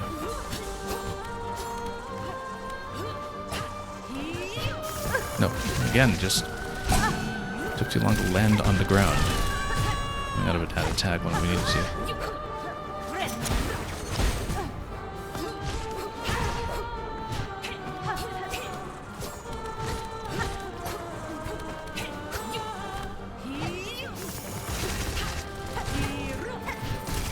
No. Can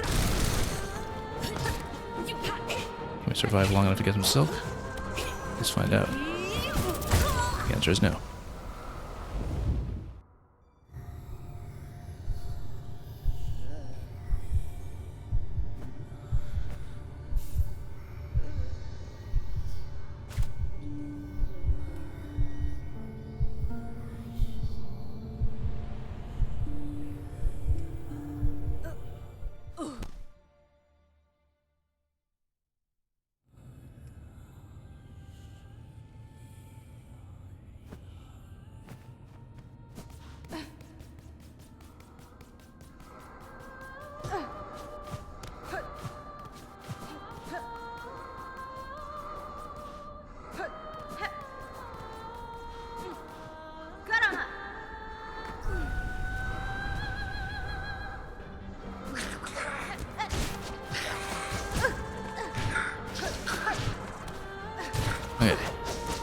this phase.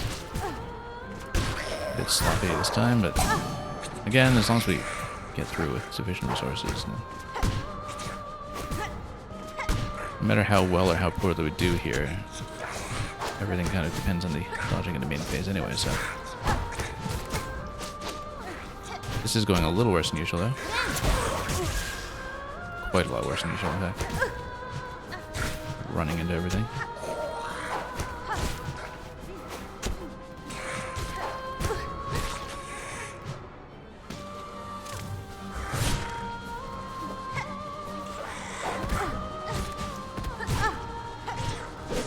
Not great. Missed everything, but that's okay. The important thing is that we're alive, at least for the time being. Wow, just missing absolutely everything.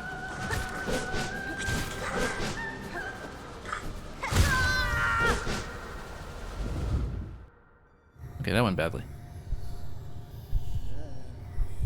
Maybe a little more accurate on target this time. Also, let's take a moment to do the tools change. Not that we've been using the tools, but we might as well be prepared in case we get into a late phase and want to do a really serious push into it.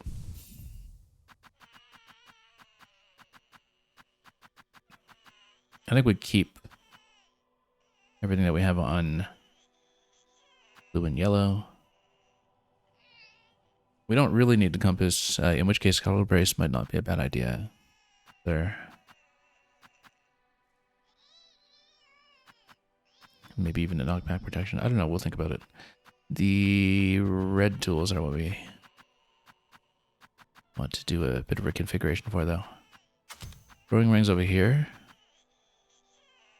Attacks over here, although I wonder if some of her forward attacks will just remove them from the board anyway. Not really, they tend to stay on for a while. I'm thinking given the positioning that we have for things like the claw mirror, whether we're kind of jumping behind and going up top, Threadstorm might be better here for a bit of a clutch situation. And given that we're spending so much time just running around, Pale Nails is not a bad idea either. Because, you know, we just drop it when there's an opportunity and not necessarily when we need an attack in that moment.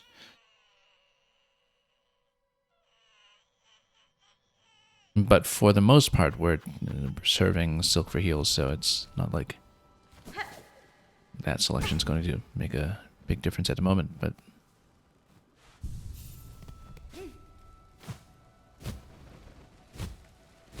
let's do it this way.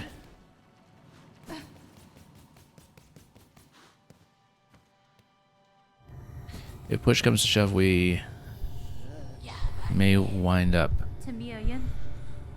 switching away from Reaper to something a little bit snappier. But right now I'm so dependent on things like the uppercut that I don't want to mess with it too much. We're accustomed to the movement. We should stay on what we know.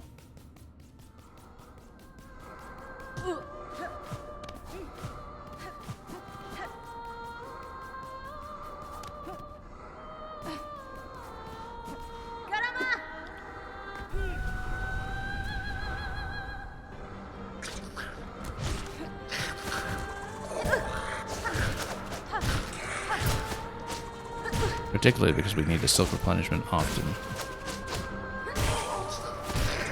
Not that we've been defending very well to make it happen, but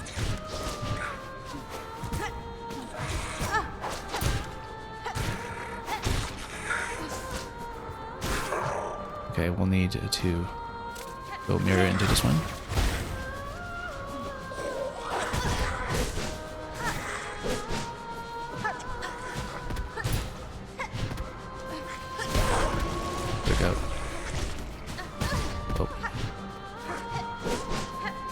Here.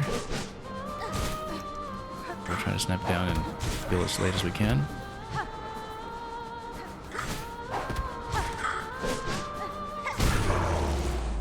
Okay.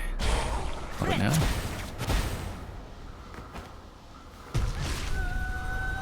some of that silk going.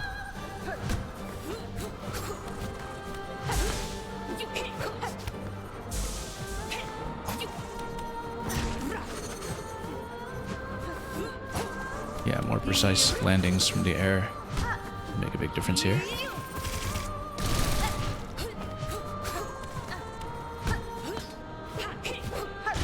Yeah, she blocks very well. It's just a timing issue with reading the animation, I think, but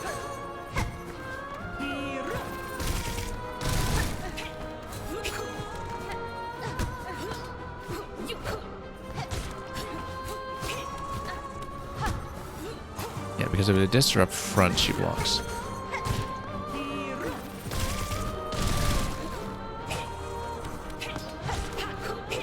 We need to be very clear about our attack timing.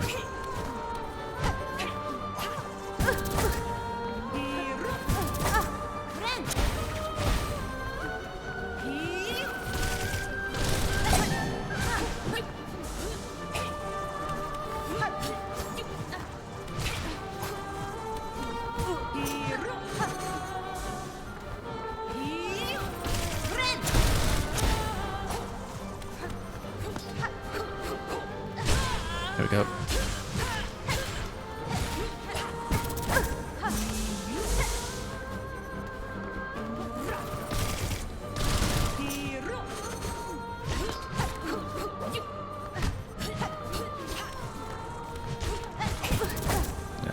Usually don't really have time for 2 swipes.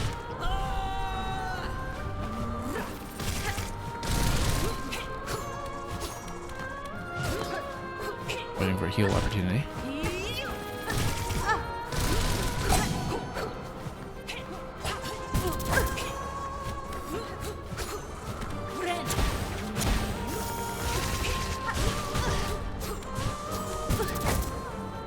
Okay, we have enough silk for another one at least. Which is better than I expected. Oh, yeah, you see it really spikes up at the end. Reaches much further than I didn't expect.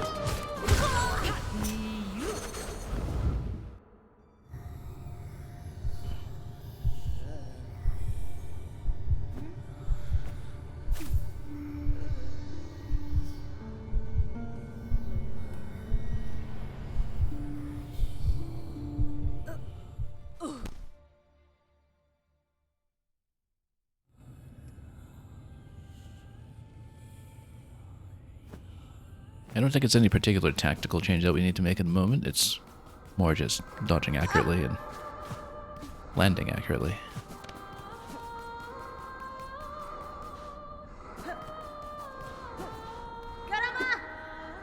Until then, I don't know that there are many high level or strategic improvements to make. Maybe if we're a little better about reading the tells, and particularly some of the defensive windows where we're able or not able to attack in.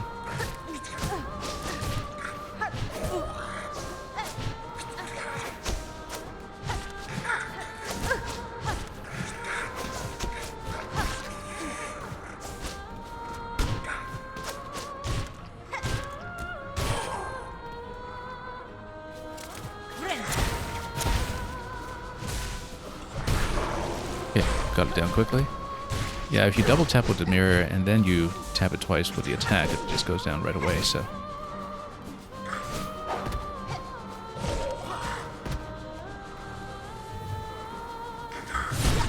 There we go. Nice strong swipe over there.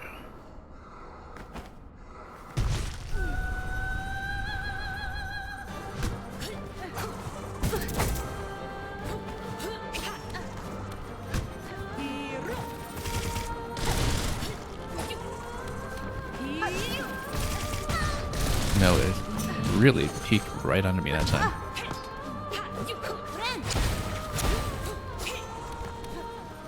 That's tremendous knockback when you do a mirror into her, actually. That's why it's only really hitting once.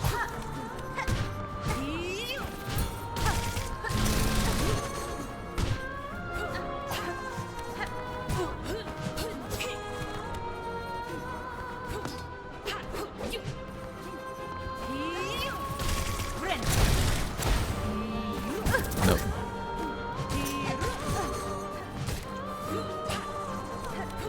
Well, we can get another round of Silk for another heal. That's contingent on me not hitting into her block, of course.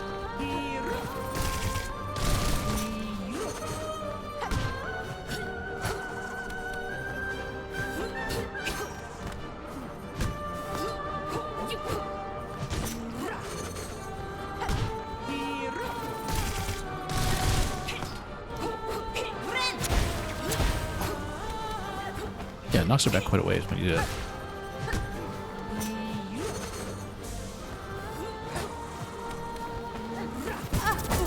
No.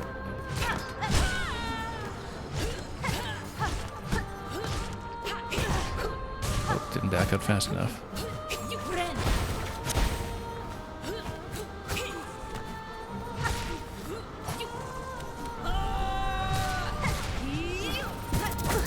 Didn't get him.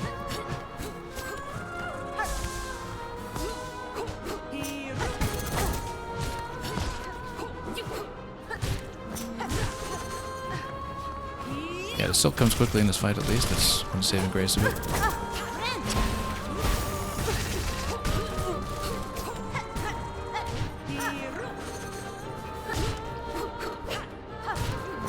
On no Silk right now, though.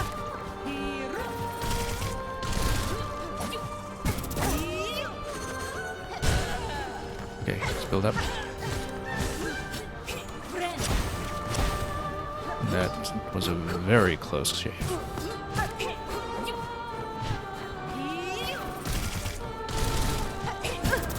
No.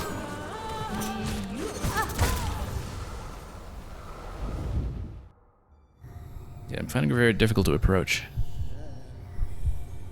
It may be that the diagonal approach from some other weapons might be more useful for this one.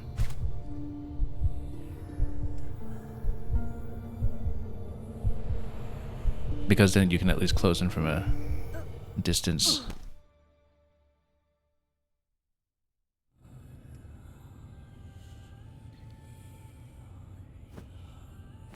But of course we're still having some issues reading what she's doing defensively.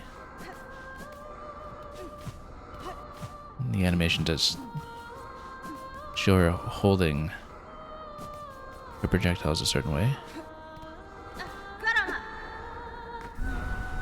And there is a bit of a blocking direction to it, depending on which frame of the animation we're on, but, you know, we're usually not going to position ourselves accurately enough to take advantage of that and understand when to swipe in.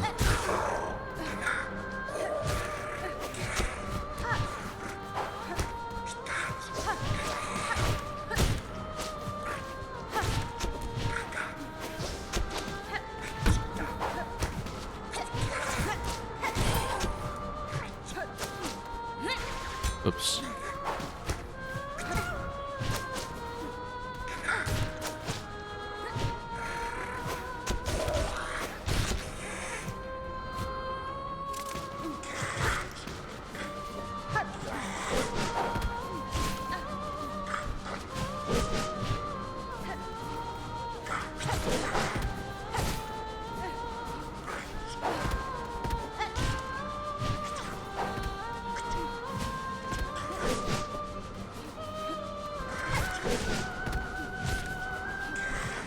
Just have to take it patiently when you've got two on board. Because we're not doing what we did previously and bringing the bind right away.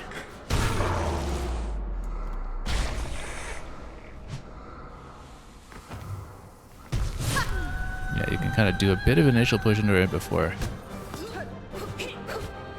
things get frozen up by the name card.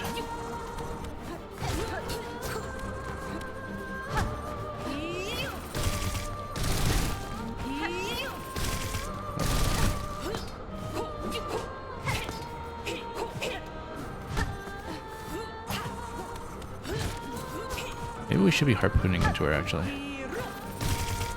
We're having trouble approaching.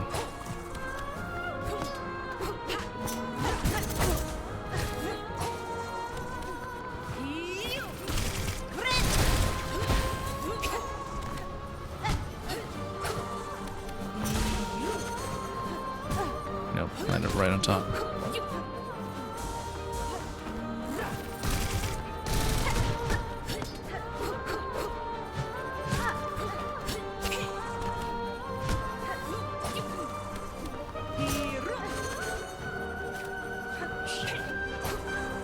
That was a bit of a button issue there. I think I actually hit the needle in by mistake.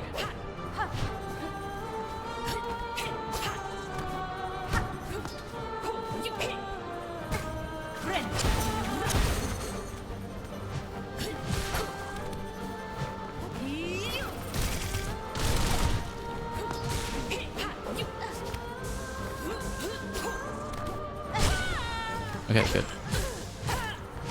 Cleaner than usual. Up to a point.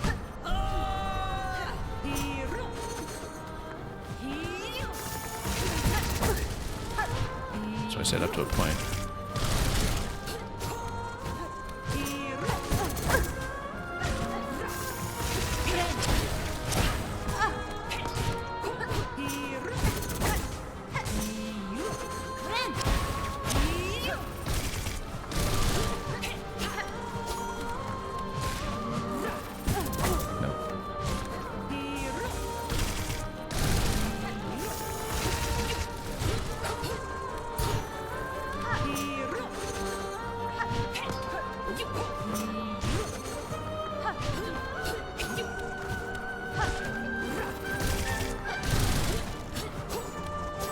Yeah, we can get into the late phase, then we start dumping tools, I think. But not in a way that messes with muscle memory for defense, of course. We can avoid it. Because once you start getting to the double throws and whatever else, you need to be pretty quick about the movement.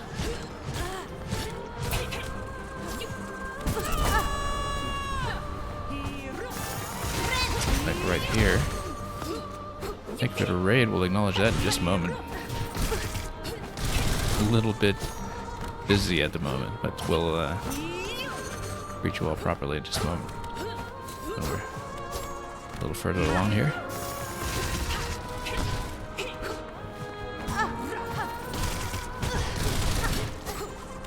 Okay, need more silver. Haven't been able to refresh anything here. We can't until we actually get some hits down. Yeah, I'm finding it really difficult to hit in that phase.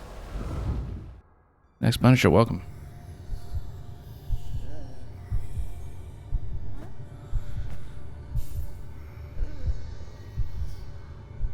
Hope you've been enjoying the usual bit of racing, most recently in Sonic Racing Cross Worlds. We've been making very steady late game progress over here, although I've been on this fight for about an hour and a half, I think, which is not too bad by the standards of this game.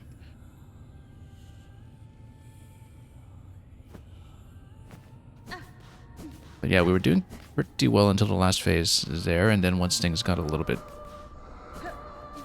quick, I was having trouble landing any hits. And then that just steadily fell apart from resource depletion.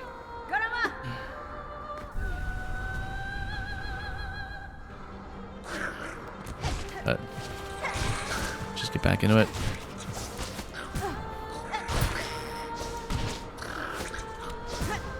Whoop. A little bit rough here.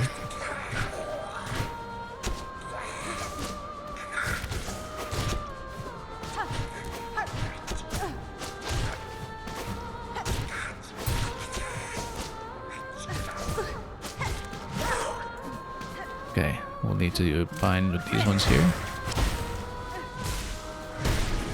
Take them out quickly. Oh, stood a bit close. Too bad, we could have used that self-replenishment, but that's okay.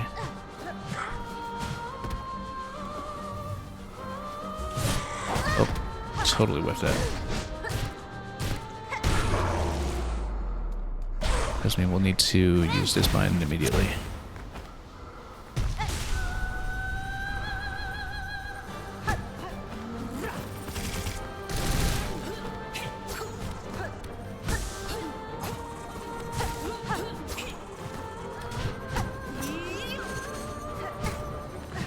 having a lot of trouble watching my spacing on this.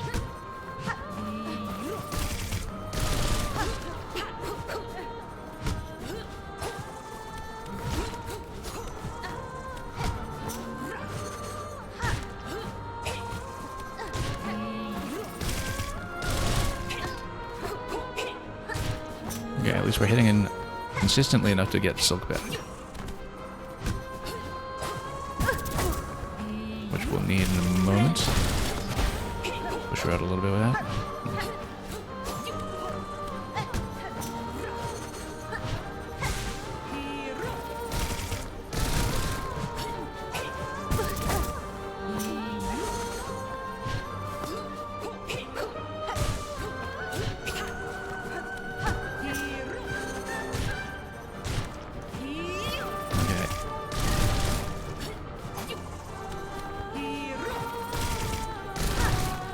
Quite managing here, but at least we do have some Silk in reserve in case things really fall apart.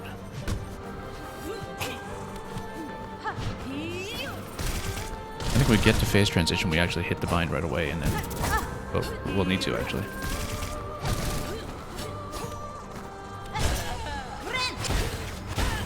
I'm gonna temper for as much Silk as we can get, which is not much, but that does get us in a much better position than we otherwise would have been in.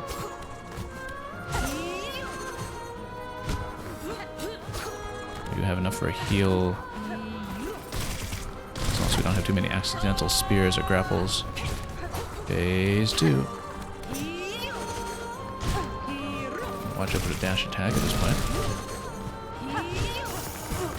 As I was saying. Ugh. Terrible positioning there that time.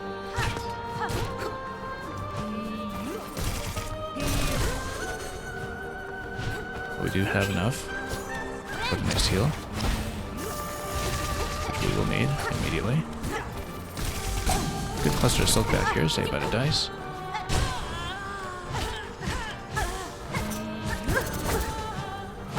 Yeah, you have enough for about 4 swipes there.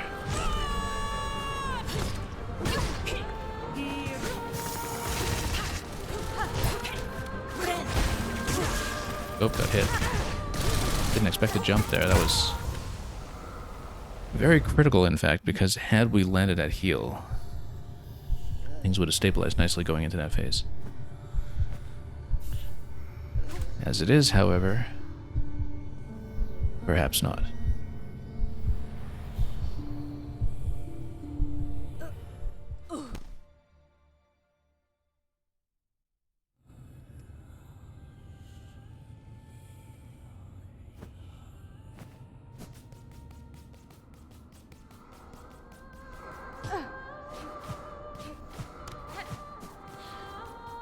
Well, we know that that means back to the opera.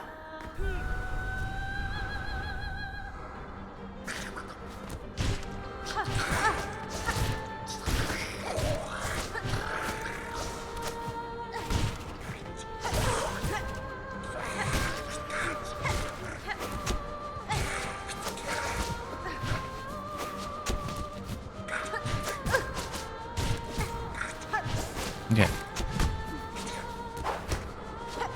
A little bit rough when it comes to the health situation at the moment. We may need to bind out of this one before we take too many risks. Yeah, that's too bad, but that's okay. I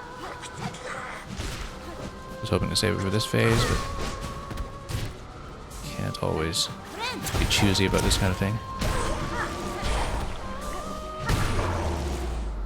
At least we'll be up on 8 mass going into this phase, even if we're rather lower in Silk than we would like. Oh, dashed too far.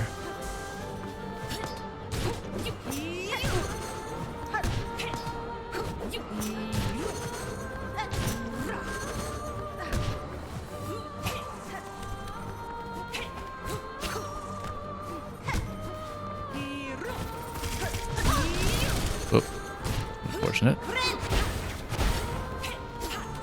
Yeah, at least the Silk replenishment comes quite nicely on this fight. It tends to be more generous than I expect.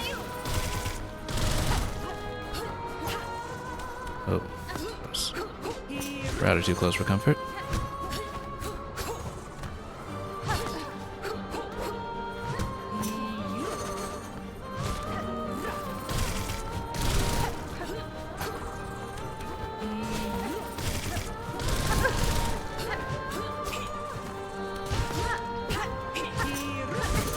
Not great, but let's get the heal out of that.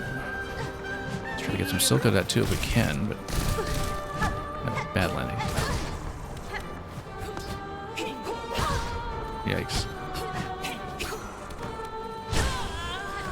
Okay, let's try to get some silk back. 4 swipes is the safety point there, it seems.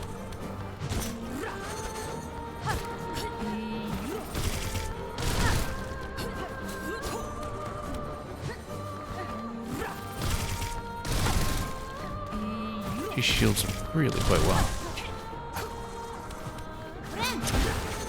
As long as she doesn't jump into me and that attack. I think we were not doing too poorly, but oh, now we're in some peril again.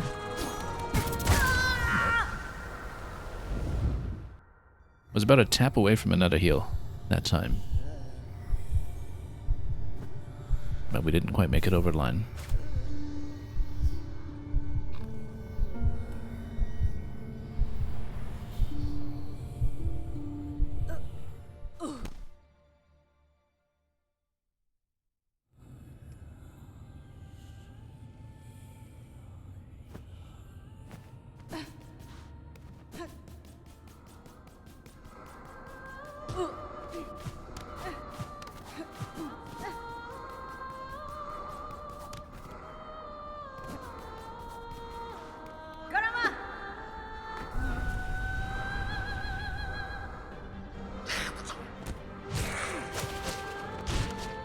Okay. That was at least a little bit cleaner than usual.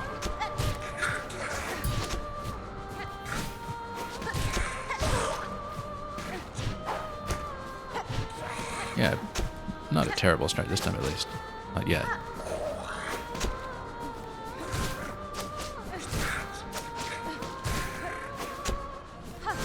Oh, bad timing.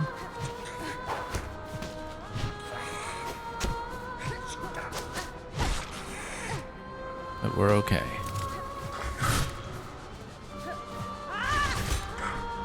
We're gonna try the Thread Storm since we have Silk Despair. Actually worked pretty decently.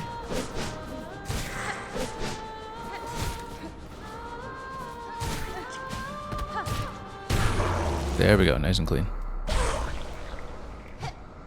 Let's try to do a charge attack into her.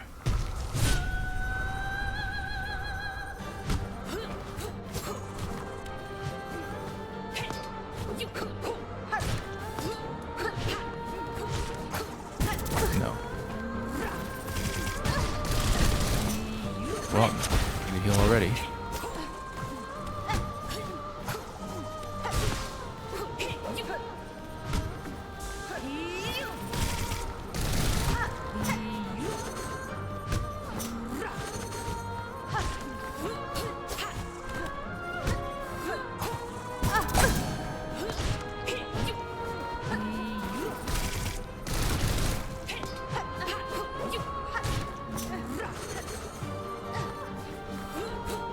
I mean, to a certain extent on this fight, you just kind of have to accept that she is going to defend much of the time. Unless you're very good at watching animation frames, in which case you should be parrying everything anyway, instead of going back and forth the way I am.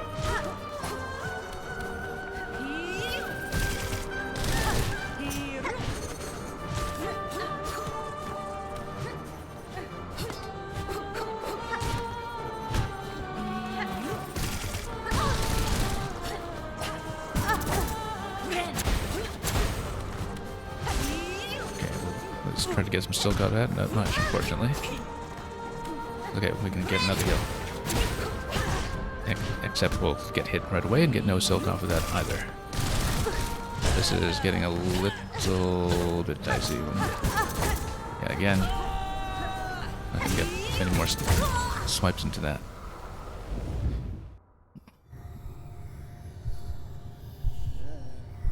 Into the stun, if we're standing close, we should take maybe a maximum 4 swipes and get out. Into the phase transition, maybe just 1 or 2 at most. We're having so much trouble hitting that I wonder if I should go long nail or something, but long claw. But between multi-bind, claw mirror, and injector band, it's very difficult to say which one of those I'd want to give up and what. Warding Bell would obviously be pretty impactful. Claw mirror isn't too impactful on the boss phase itself, I think. I mean, sometimes we get close to do some damage, but because usually the first hit pushes her way back, it's not doing the kind of double hit that we see in the first enemy phase.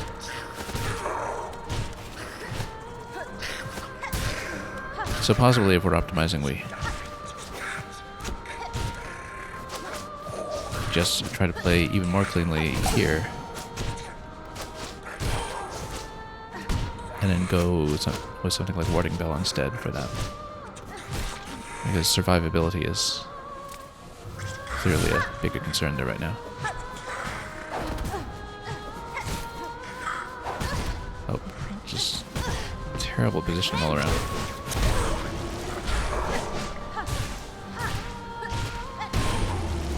It's okay. Could be worse. Got lots of silk at least.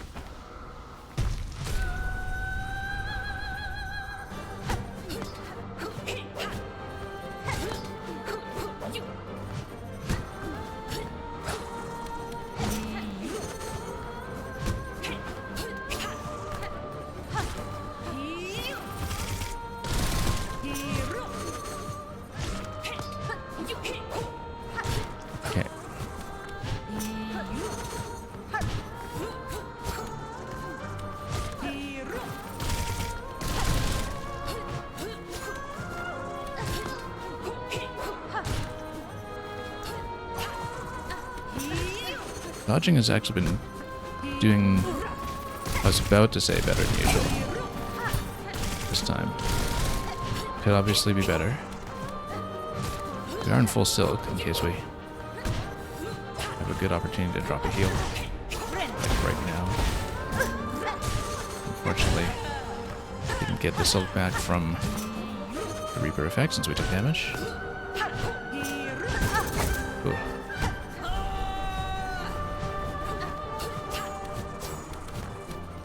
So that's double throw, single throw. How do we know if it's double throw or single throw? We don't really know.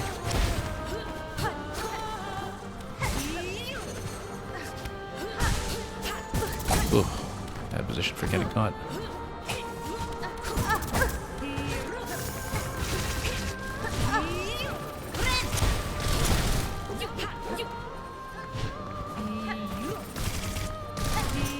Yeah, I'm kind of pleasantly surprised by how quickly we get silk back on this fight.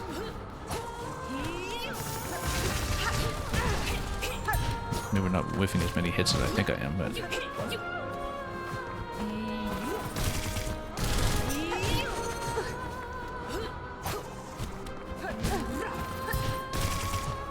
no. Okay, last chance here to spot a quick heal, and no, unfortunately she's going to jump straight up.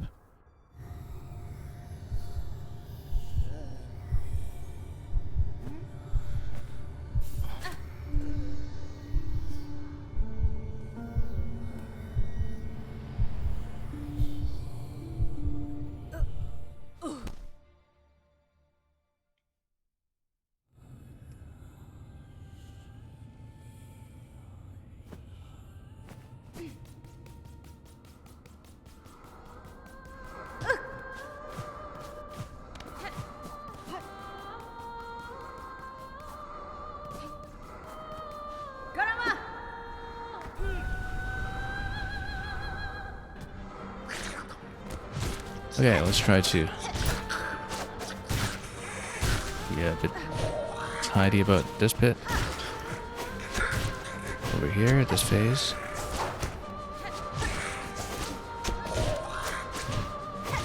It's been worse. It could be better.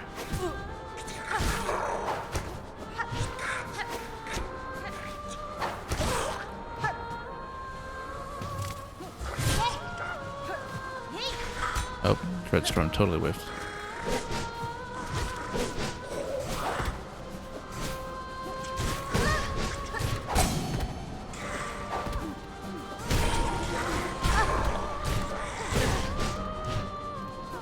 Getting a bit too low.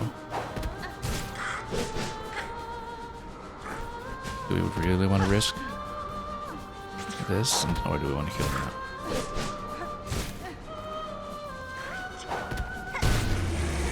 now? Okay, now let's pop it.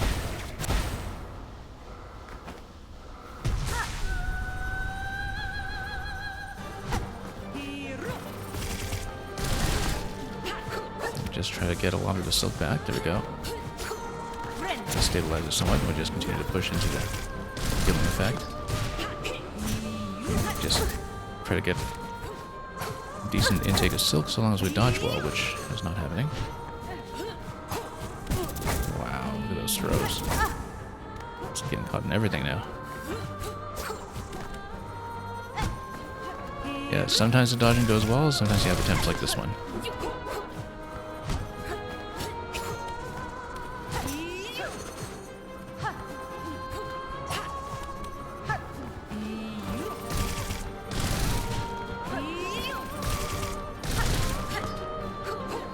Get that silk going for one more heal.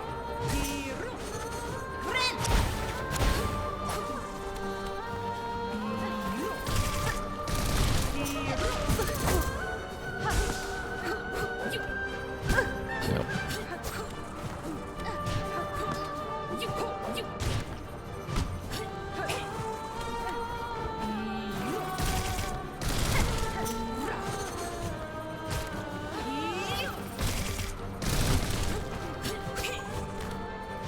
I can't always tell if the hit's going to land. Because even depending on the animation frame, it seems like it just gets blocked about half the time.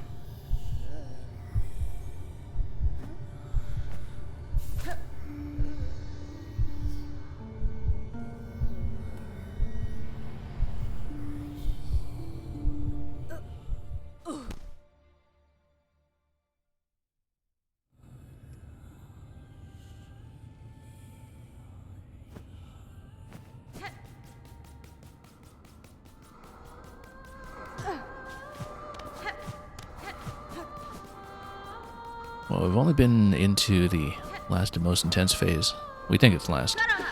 I guess the third-ish and most intense phase of the boss's main pattern.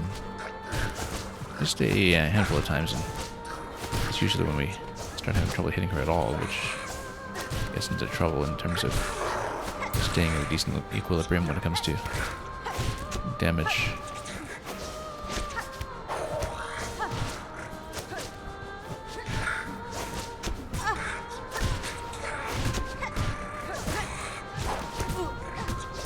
Getting hit by everything.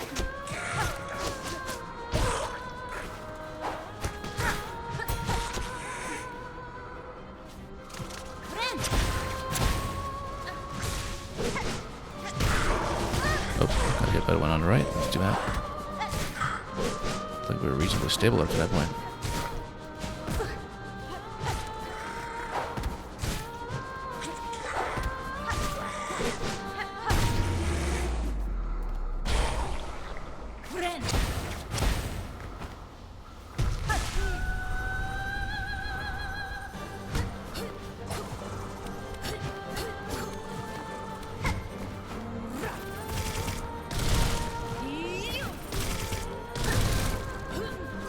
Not really landing any of our hits, unfortunately.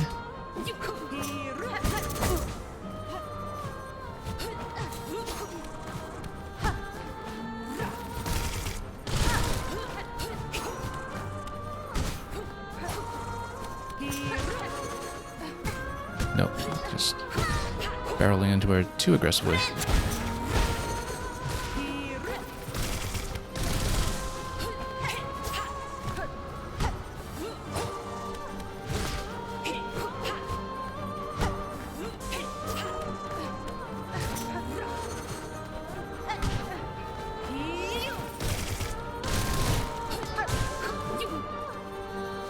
Yeah, getting some silk back at least.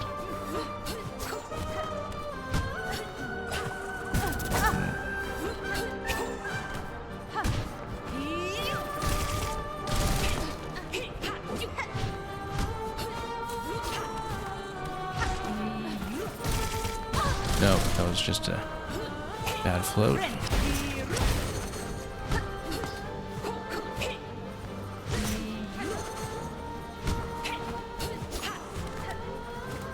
Oh. No, I'm having some trouble with getting the right button on the attacks here. Let's not pull out the needle in too much in the middle of the fight. We're just trying to swipe.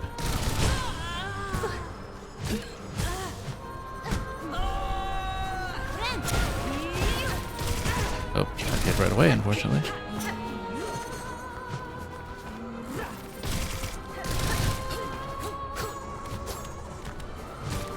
So double throw and a dash are the main features of this phase in terms of what has changed.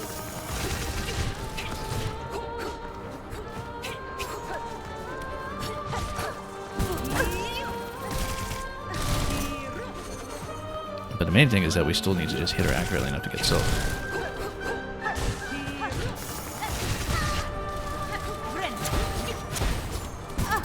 Ugh.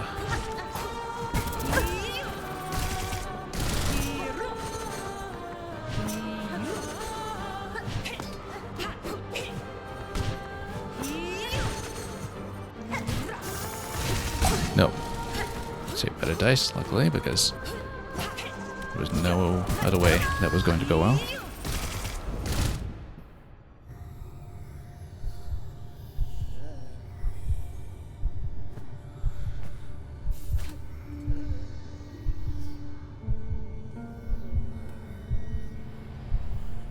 I think in those cases when we're up above spikes that are coming up and about to hit a bad landing, we should actually grapple out of those.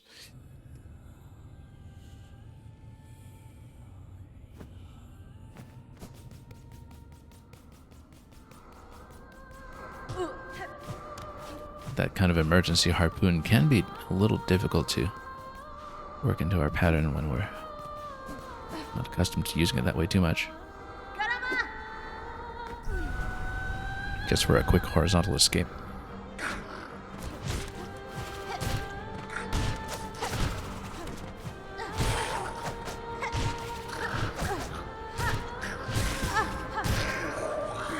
Okay, bad start, but we can do better.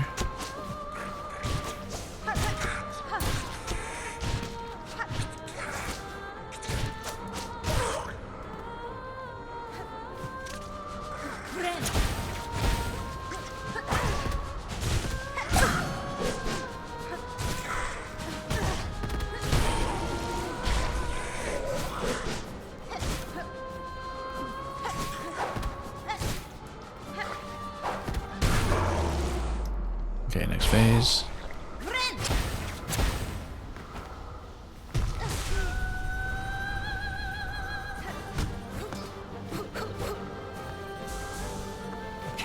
What if I can control her position when it comes to which way she's going to dive? Would be nice if I could.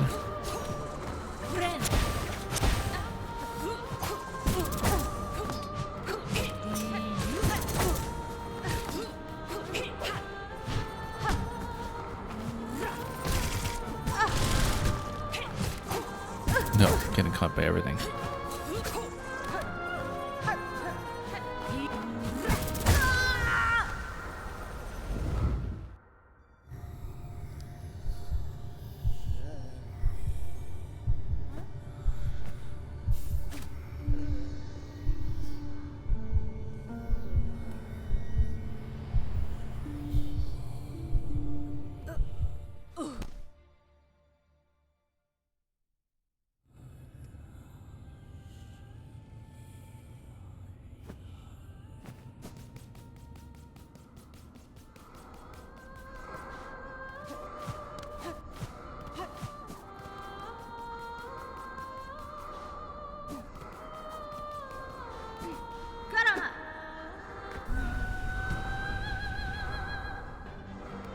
Okay, let's go.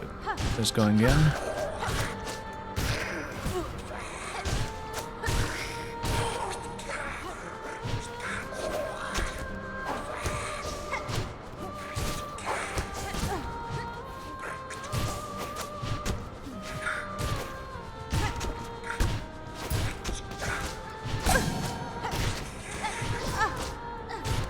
Taking away many hits here, but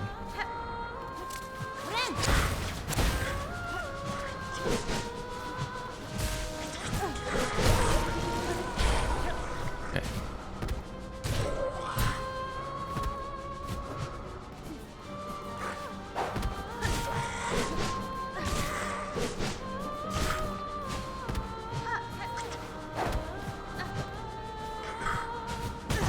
Oh, stood the wrong column that time. Wrong row, rather. Pretty good height control there.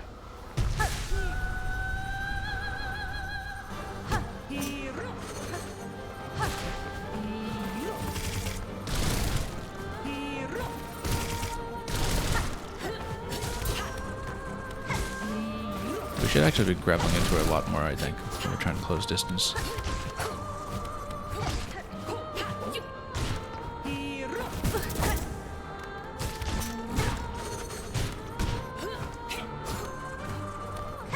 Because she's a fairly easy to target hit with that, which means that we don't need to worry about the silk expenditure on the grapple itself.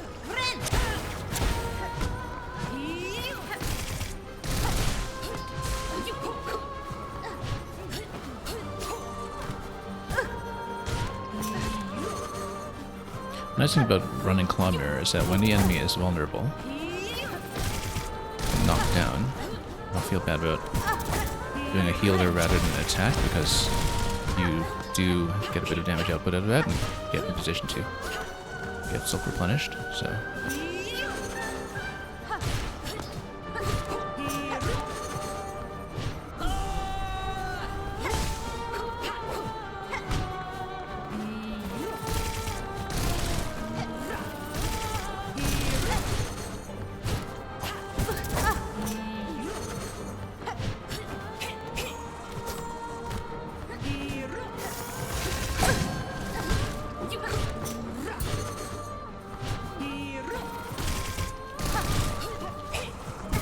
No.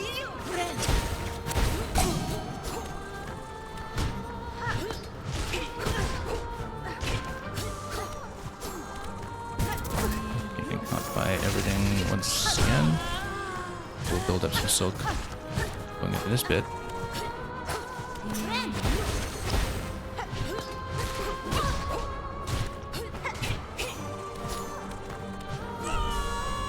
Okay, next phase.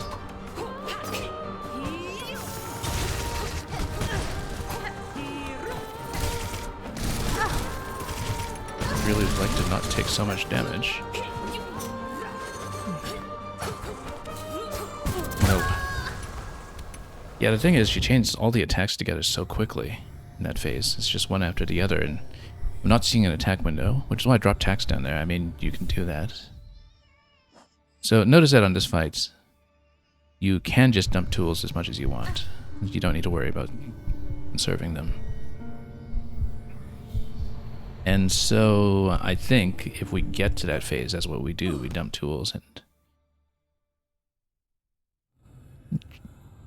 and just try to dodge and let things like traps take care of business for us. But the issue that we're running into with that is that it's just a lot to dodge, just one pattern after another. So, but we don't need to worry so much about actually getting in there and landing a hit in the last phase, then that can ease up on us quite a bit.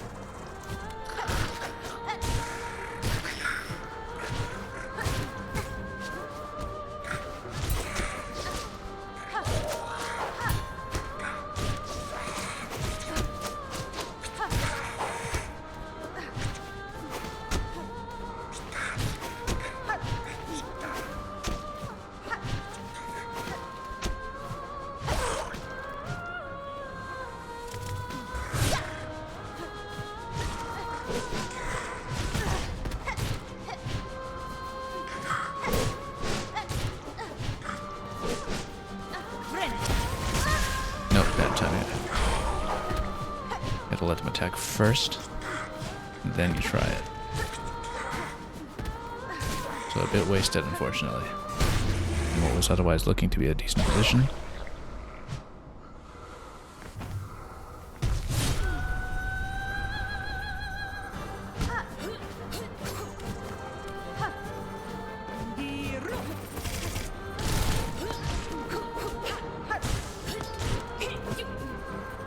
Okay, got some silk going at least.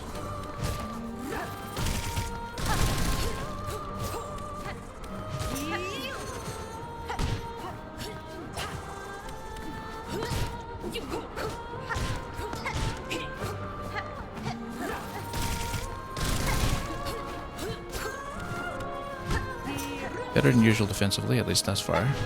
But these things do fall apart, so let's not get complacent like we did just now.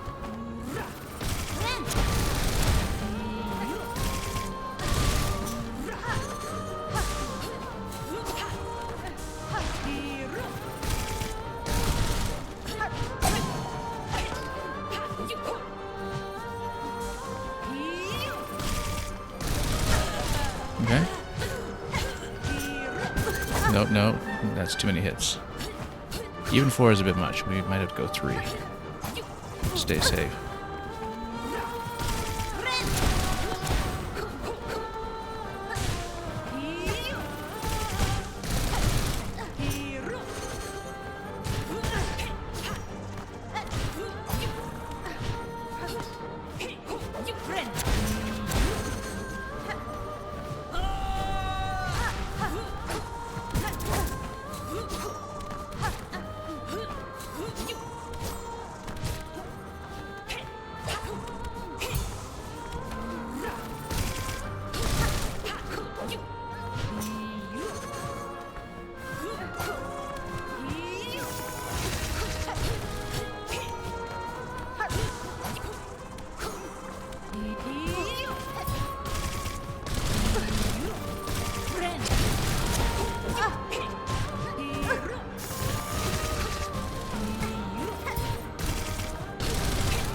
Getting hit by everything here.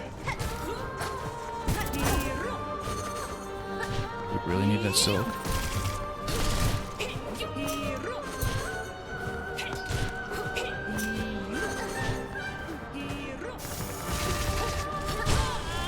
Okay, silk, silk, silk, come on.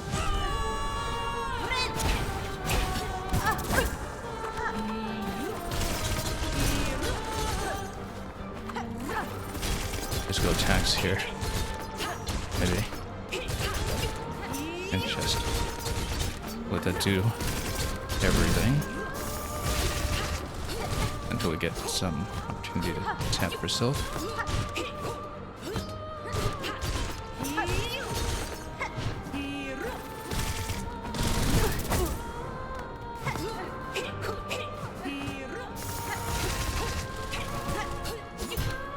Yeah, she does kind of spin up after the dash, and you can't really get on top of her. Now that seemed reasonably close. We were clearly in the last phase, we did significant damage with attacks. Attacks seemed very, very good here.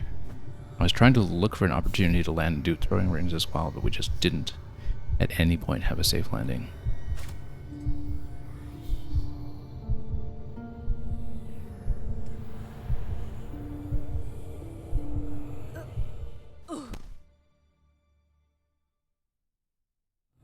But yeah, phase 3 transition, I think you definitely just drop attacks everywhere. And I don't know exactly how much damage that does, but she's on the ground most of the time, so it seems significant, where she just runs over the same traps again and again. We just couldn't stay alive long enough when trying to tap in for a bit more silk for more binding.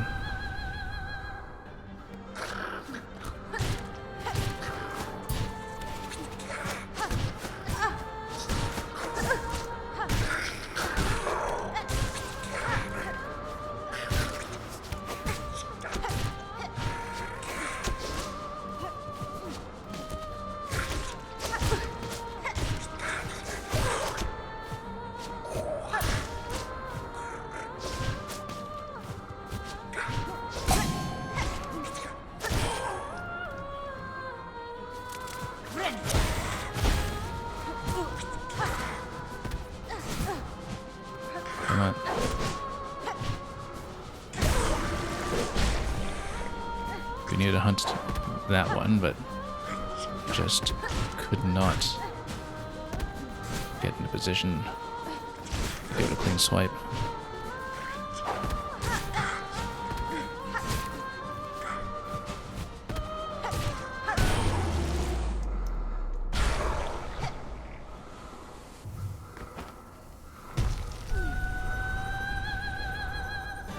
I wonder if it's the facing direction or the distance or what that gives you her landing position. No, whipped it. Did it too close. It's too bad, that's a wasted heal. That's a big deal in this fight.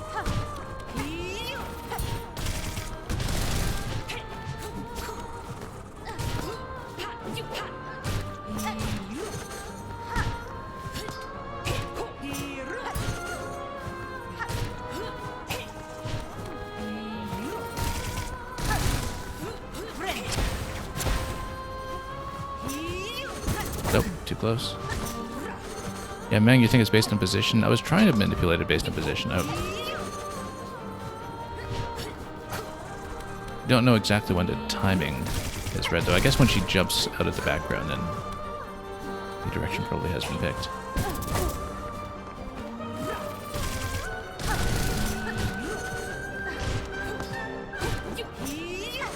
Because usually I can get one good swipe into her at the beginning. And the purpose of that, of course, would be to build up Silk with Reaper if we can.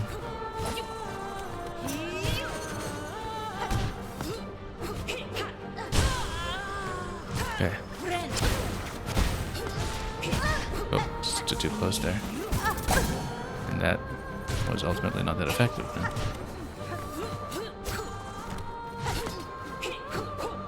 Well, we can dodge well enough to build up more Silk for the next heal, then we can at least stabilize a bit.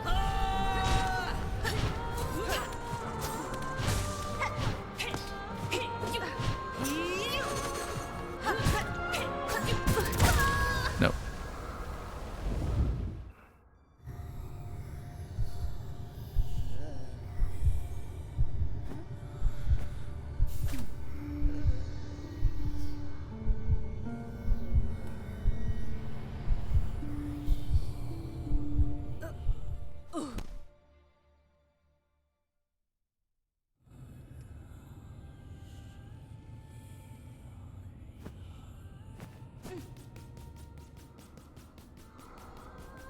I mean, it's possible doing a weapon switch might be the best answer, but right now I just have so many methods worked out with Reaper on this fight that I don't want to change anything too much. But definitely we've had a few critical encounters in this game that depend very much on just willing to switch up weapons and try something different, like how Architect got us through Flea Juggle.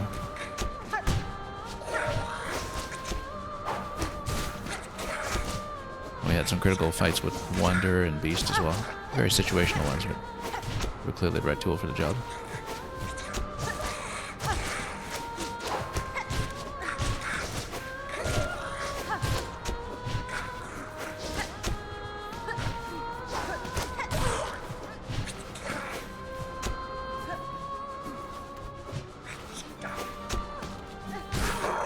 Okay.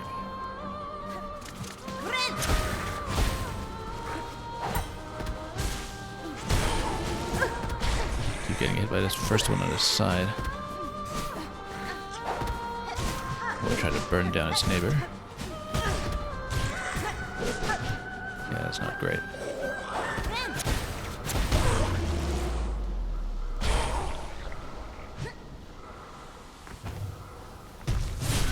Okay. Yeah, we kind of faced away and stood on the left side that time, and so it seemed to work. Again, I don't know if the facing direction also matters, or if it's just a position, but we'll try to find something reliable.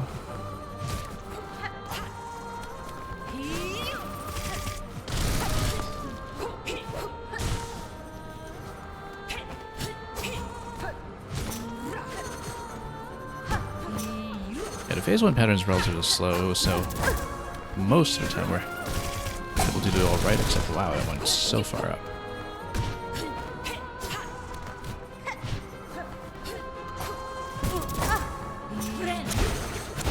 Okay, that was healing too close, but we got away with it. Got away with some bad play there.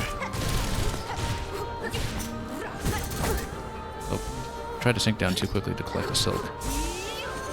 Does mean that we have silk for the next heal pretty quickly though.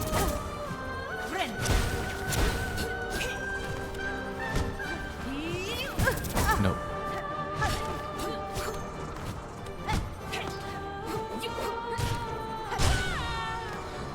Okay, need more silk.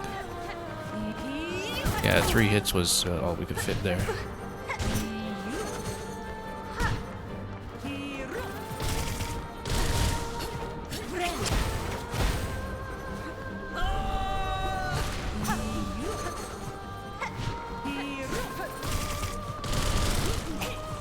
No. It's usually at second jump too that gets me when the chakram throw is going that far.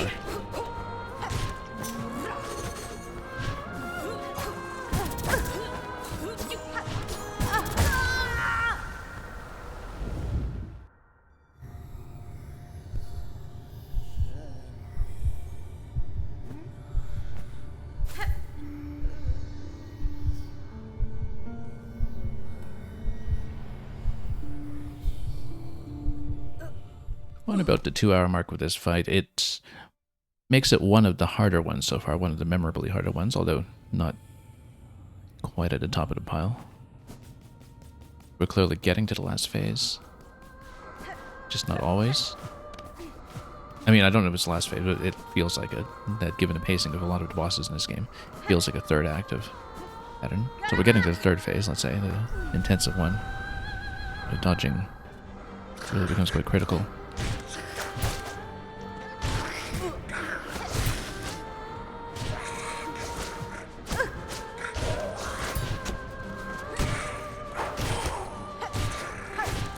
I feel like if you're good at parrying attacks, you just do better in general at this game, but we haven't really been able to land anything like that.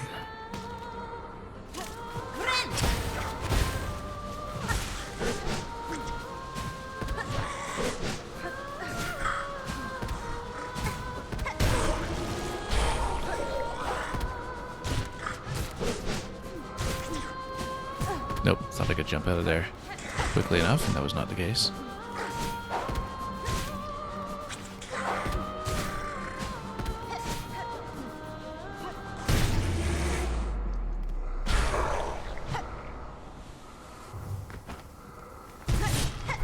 Nope, actually dashed into her by mistake.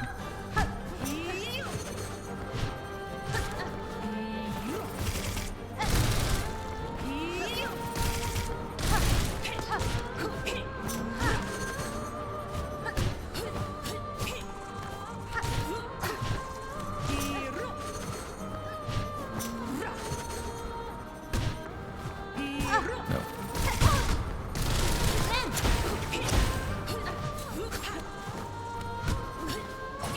That's the thing, I can't reliably get the silk back with the Reaper because she shields so many attacks, I can't actually hit her.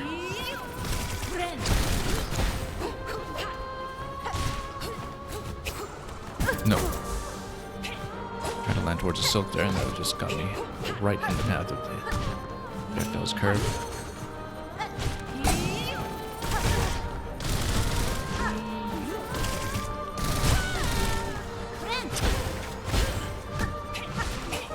No, just straight on. Could have grappled out of that actually if we had the presence of mind to do it and try to paste chakram, but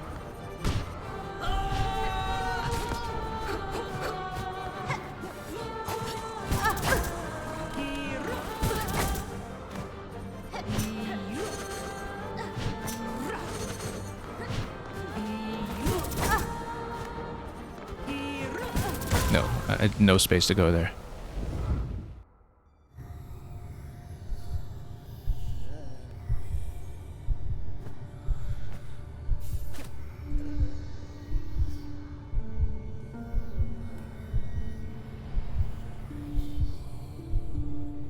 We hadn't hit a roadblock fight in a while, actually. We'd been doing very well with every boss over the past few days, I think.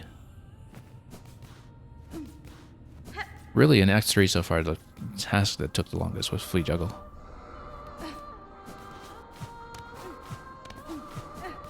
This is getting there, though.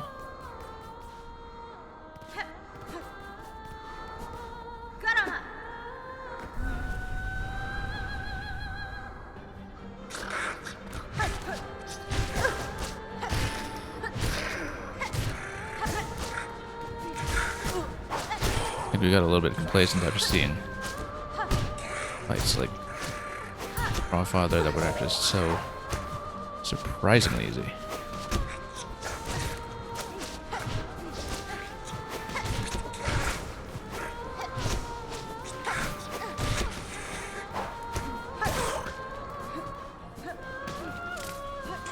I guess the plasmified fight took a long time as well. That one also was one of the big roadblocks. I mean, it was totally optional. In fact, it didn't even give a reward other than the Hunter's Journal entry. Oop. Should focus there, just bad timing. Yeah, no, we completely missed the usual bind timing on that phase when I was busy talking about a completely different fight.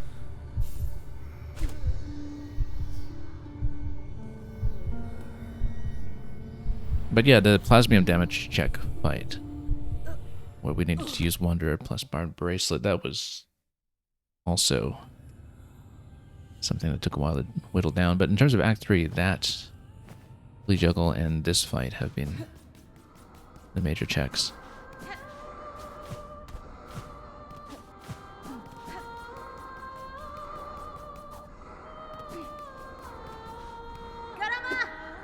I mean, this is just a matter of having too much to dodge. Particularly in the late phases when the pattern gets so fast.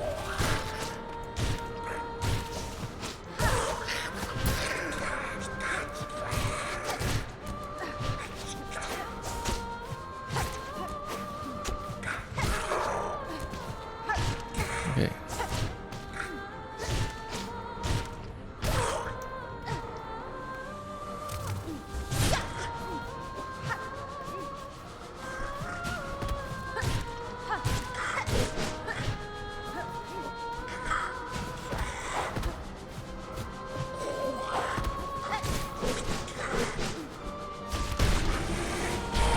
There we go, it just harpooned him. Actually pretty clean this time.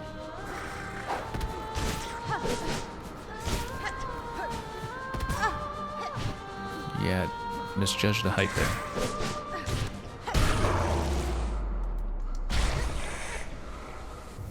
Okay, let's not stand too close, so we're swiping in.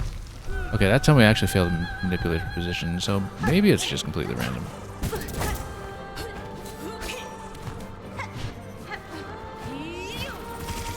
Didn't manage to read it that time, so...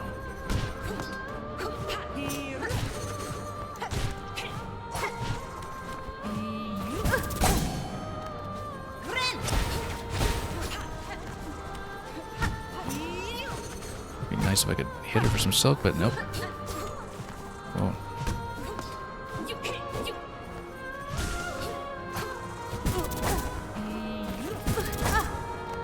Yeah, we'll get hit repeatedly on our end. Can't believe how good the defense is on her side. There's clearly something we can do with the timing for when I swipe in, but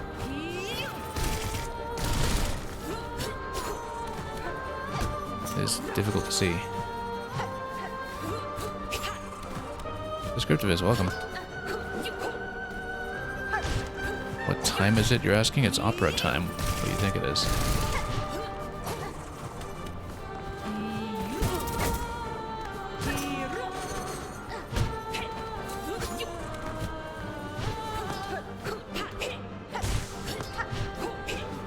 Okay, heal up. At least that time it was safe.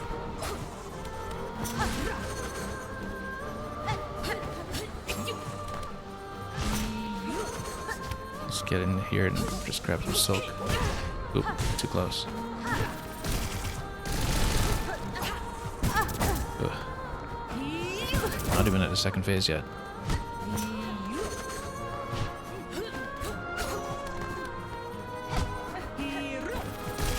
to weave in and out of this.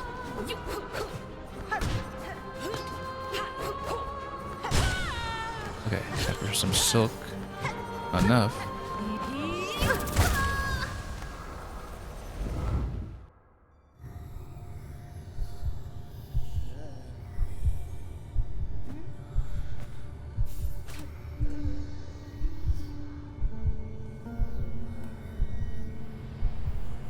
In Descriptivist, you're asking me when do I sleep? After the stream, usually.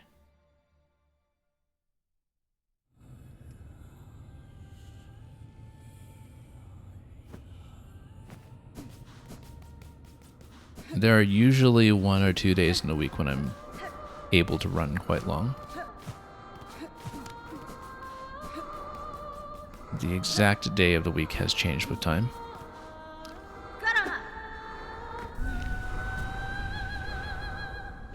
But yeah, I actually do plan this strategically. I know when I have days when I'm able to run a long stream, and then usually I try to be a little bit rested earlier in the day.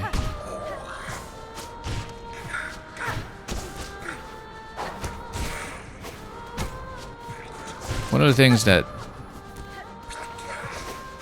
nobody necessarily tells you about streaming going in, but which you quickly realize you need to develop is just a sense of how to take care of yourself when it comes to endurance, like a sense of what your own timing is when it comes to water, bathroom breaks, sleep, etc. Just everything biological. You just kind of develop an understanding of what works, and you plan around it accordingly and set all your timings for whatever works. So, okay, got some silk at least. So yeah, when you're all the way over there, definitely she lands left, right? But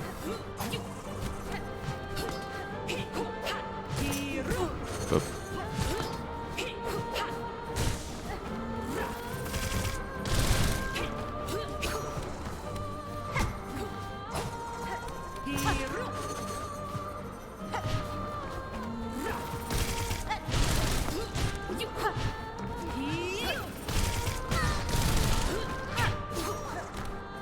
Okay. Did manage to keep the Reaper buff long enough to do anything effective with it that time, but oh, dashing the wrong way now. That's kind of a hand synchronization issue when you see that.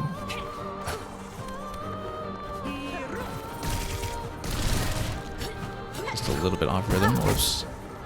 The thing about the Chakrams is that at a certain distance you can actually carry them back, I think, but we haven't really had an opportunity to do that effectively. I'm always just kind of doing in and out, hit and run. Okay, got some silk this time at least. Very narrow dodge that time.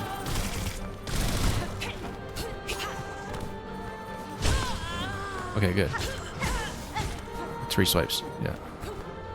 Could have gone for 4, but we're not risking it. Too many issues on this fight to be so gutsy.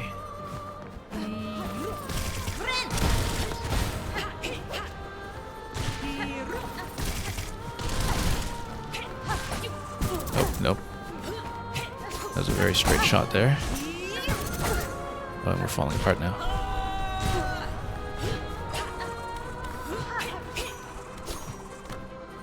Yeah, when she's on the ceiling, she does double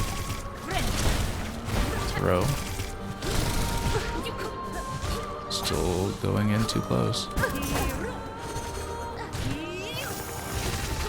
Oh, couldn't get enough distance there. I should have grappled over. We were too far from the wall. I just couldn't maintain height.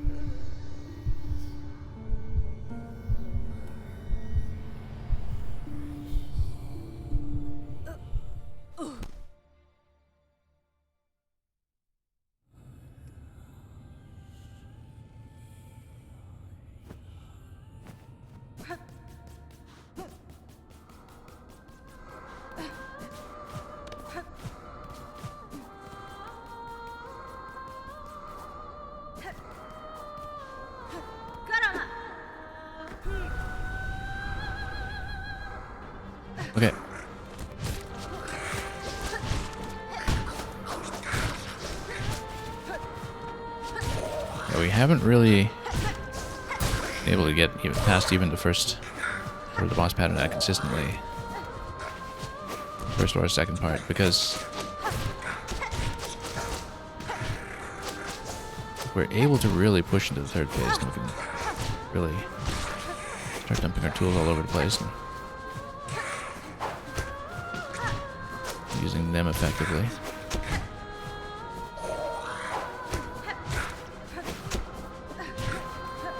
As it is, our current ability to just dodge the pattern has been a little bit too unreliable.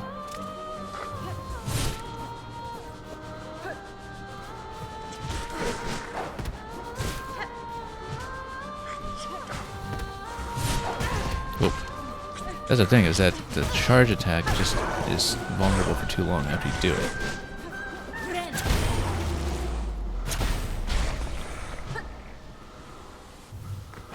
Jump this side. Nope, missed it. It's okay, still got some silk.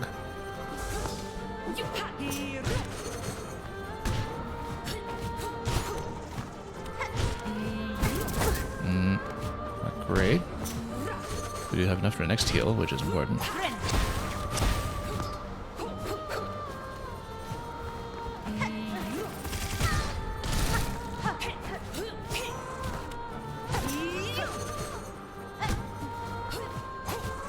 No, just ran right into that.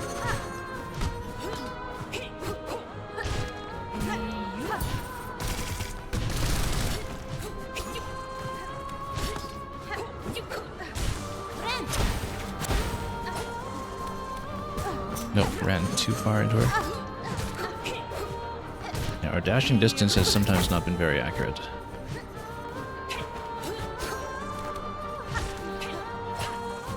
I've been getting too close in. Not just in this fight, but on several.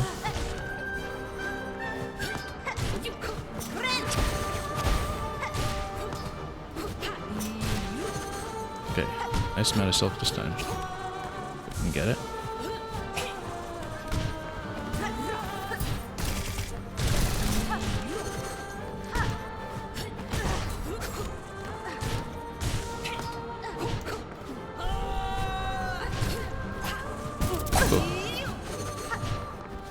Okay, let's look for the next healing opportunity when we can. Now, we can't get on top like that in the final phase because she jumps out of the dash attack. And I think she does it pretty consistently in phase 3, which is why we're getting hit by that so much. Because I just got so accustomed to getting on top of her position out of the dash. Now we're falling apart pretty quickly even in this phase, so never mind phase 3 if we can't get there. So I think for phase 3 though, we need to grapple across after she does the dash. Wow, what a hit. Manging, you're saying this is Silksong, the Flora's Lava Challenge. No, that was one of the other fights that we did today, where the floor actually did drop out on us.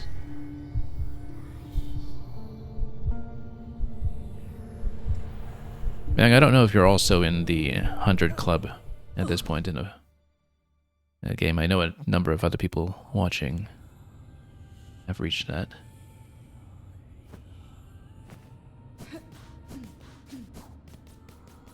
So hopefully that's not giving away too much.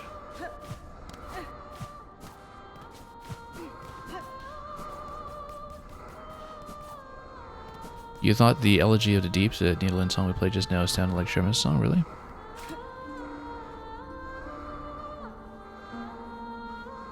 Yeah. Except for the flat 6 after the dominant down low. Gives it a bit of a darker tone.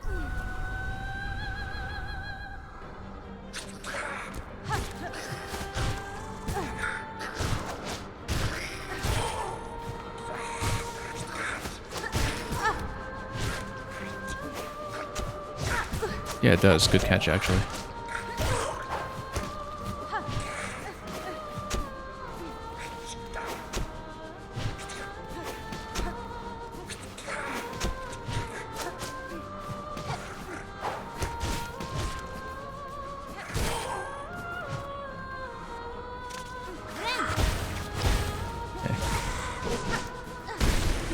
that guy quickly, and we keep getting caught by this one every time after I take down his ally.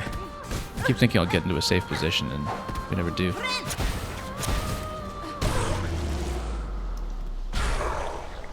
But yeah, there's a bit of a poison effect, I think. Like a damage over time effect to the dual mirror that we can see from the purple glow around them. Unfortunately, too late to get any silk off of this.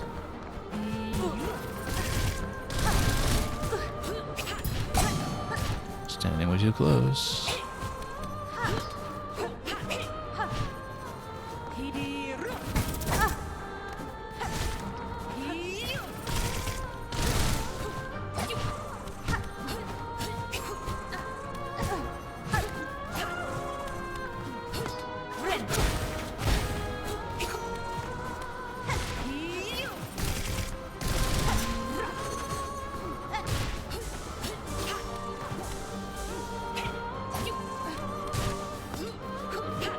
Got a decent amount of silk refund that time at least, which is not often the case.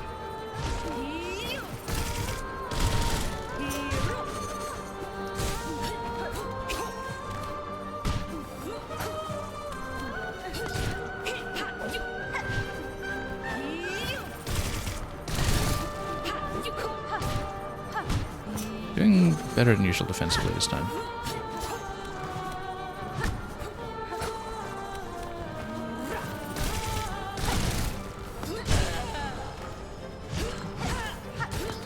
Worked out quite nicely, actually. Not at the phase transition yet, though. Just gonna do the battle cry first. That's the thing, I really do feel like we're doing this fight a slow way, just by doing all this hit and run.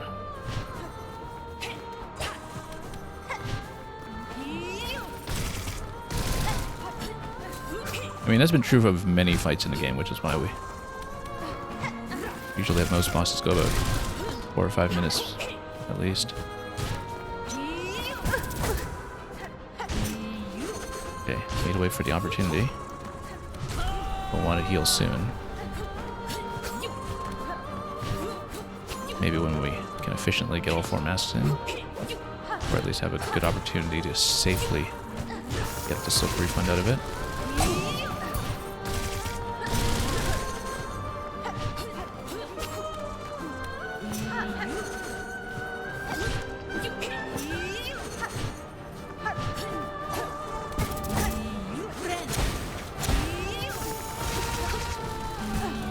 Nope, didn't get any silk off of it, just couldn't attack her quickly enough. Oh, whoops, that was a misclick. Again. I've definitely been getting a little sloppy with how I'm holding the controller. We've had some accidental inputs, like accidental L and X to make. So. Because I see sometimes Hornets pulling out the needle in when I'm trying to attack, and it's like, whoops, I nudged something incorrectly. Okay.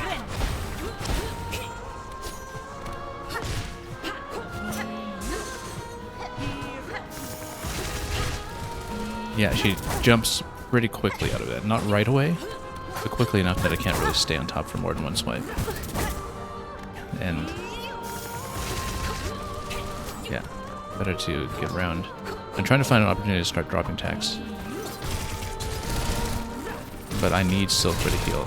Like, this is going nowhere without that.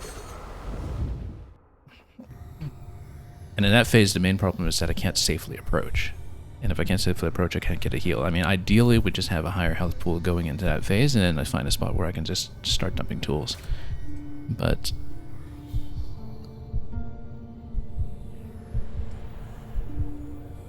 until we get to that point,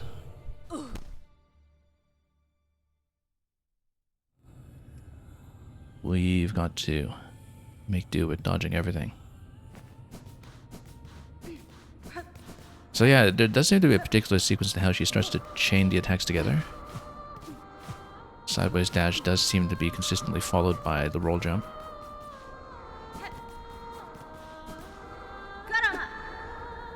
But we haven't seen enough of that phase to really work out the best defensive pattern just yet that we should be taking. Because we've just been back there a few times.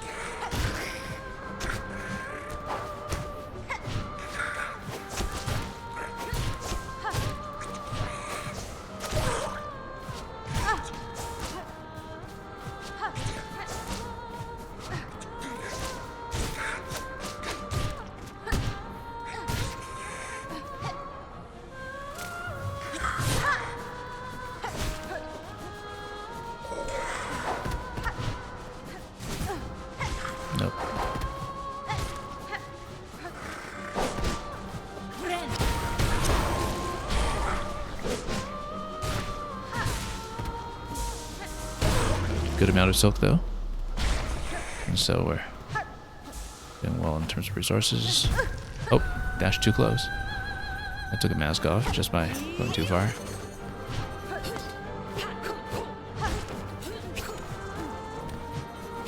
Yeah, so last time we had a really good phase 1 defensively in terms of just trying to avoid getting hit.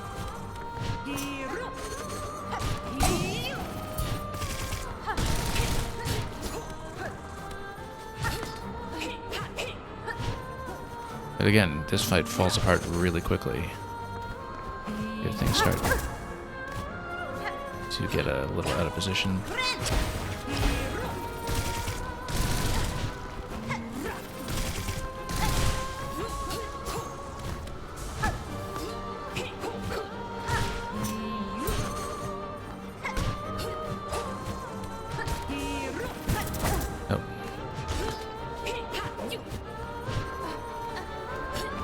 Self-replenishment worked out nicely that time at least, but we'll need it pretty much right away.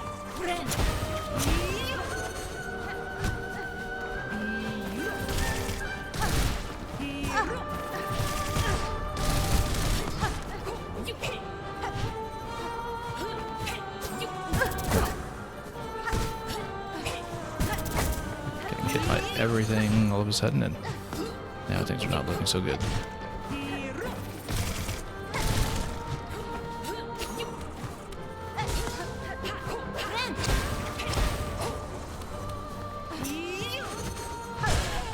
Good. Tap her for silk. That's great.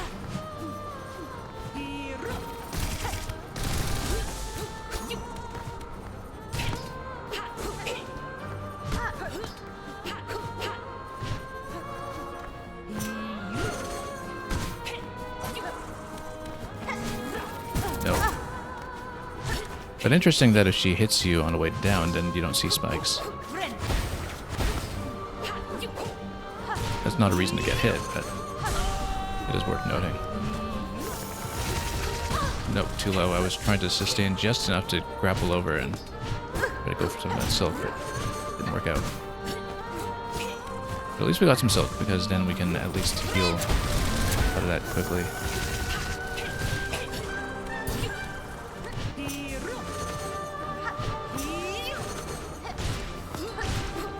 I actually get a decent amount of silk this time too.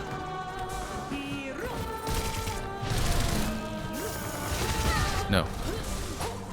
Should have gone for the silk side. No, we saw the dash attack coming. That was a bit wasteful.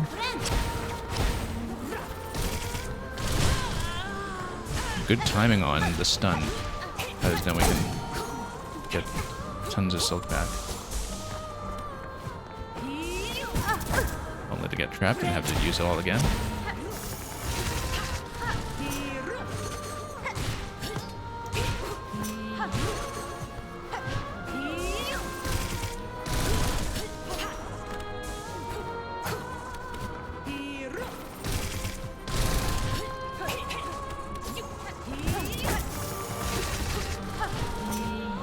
Nope, just haven't been able to land the attacks.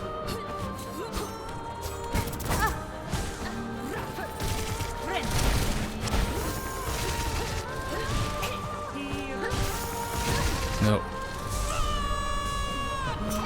Perhaps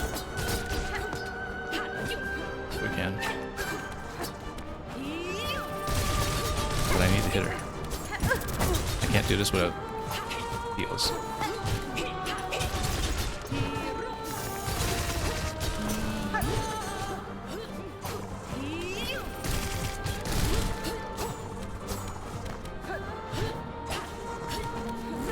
No. That's a lot to read at once.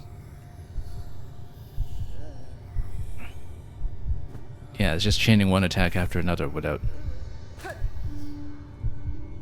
much of a window for a counterattack. And so if we don't have silk, you know, what do we do, right? I mean, I can stay on a low number of masks and just try to hit from a distance with tools. The attacks seem to do quite a bit. And we've definitely gotten through a few fights like that. Like my fight with Lace at the end of Act 2, we pretty much just chipped her down with attacks.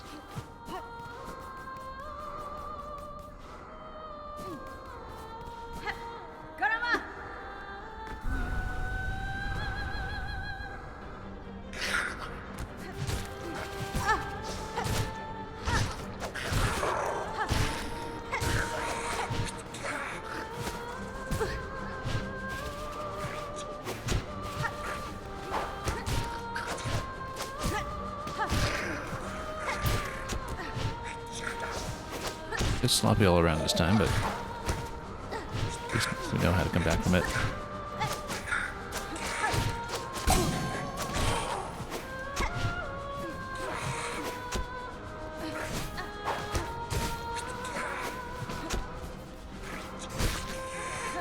Okay, we'll need to bind into this one.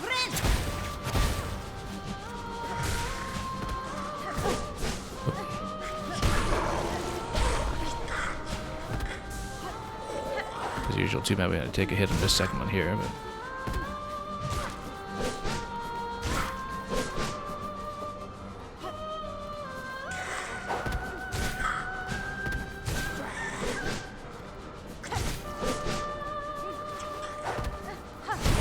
Here we go.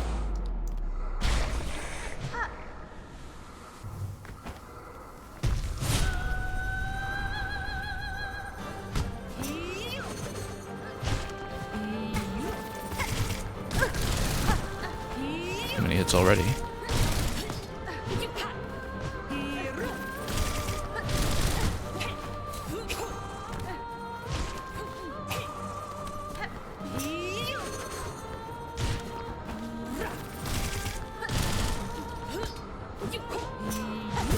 No, it's too close that time. That was very much misjudged.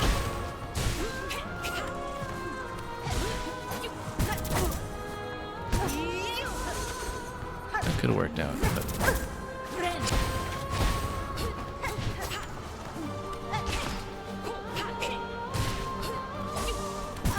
No. It's always on that second jump, too, with the high chakram. It's very difficult to avoid that when we're still trying to get repositioned or out of trouble. Ugh.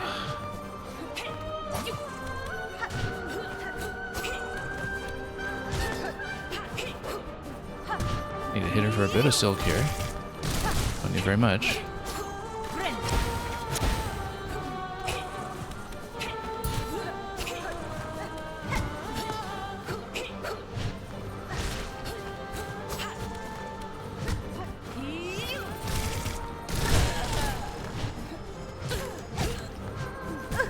Nope. Dashed in too close. That was really squandered.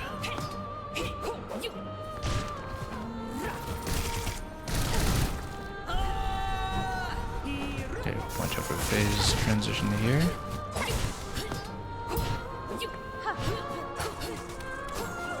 Just looking for a safe opportunity to get the bind.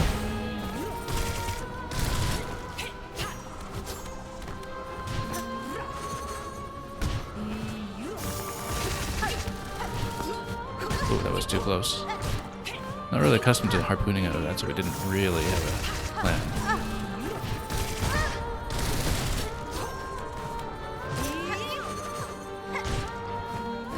We can just safely get up to more silk.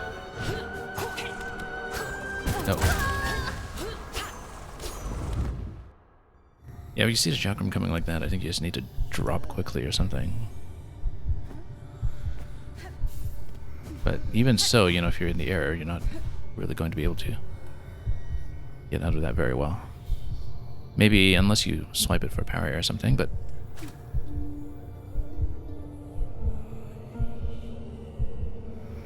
if you're in the middle of trying to dodge things in midair, that could be a bit of a tall order.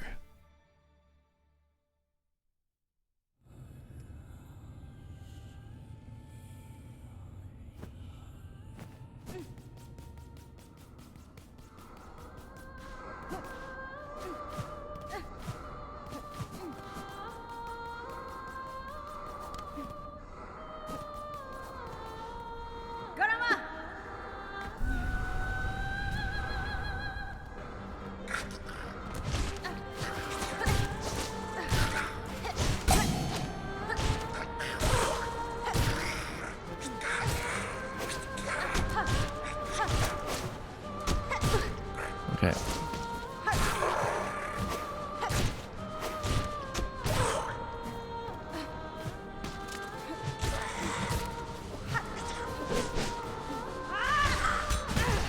Not really close enough to take advantage of Threat Storm there. That was... An experiment, but not a very successful one.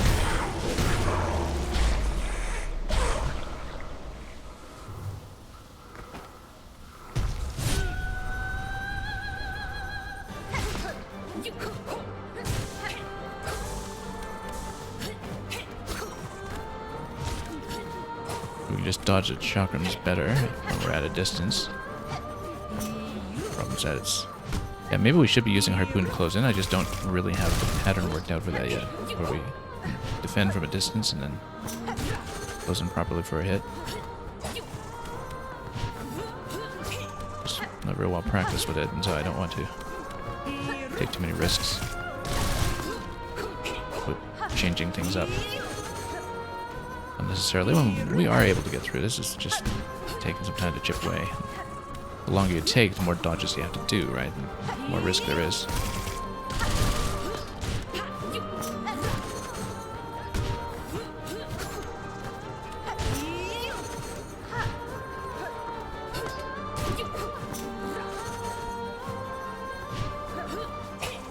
Nope. Whoa, backed out of that one safely for once.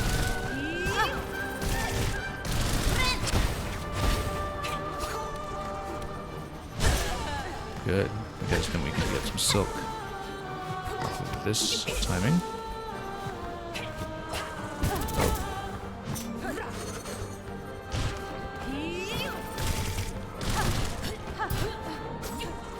Still in phase 1 though.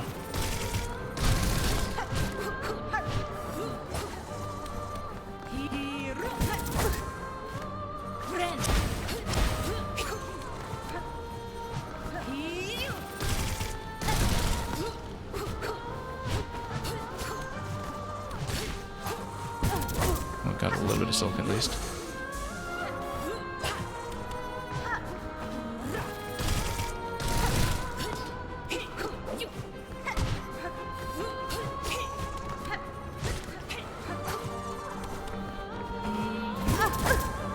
Yeah, the forward roll always goes much further forward than I think it will.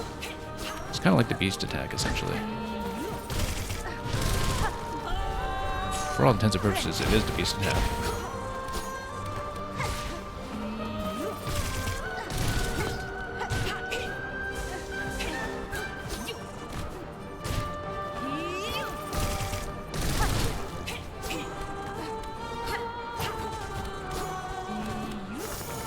Waiting for the dash attack here.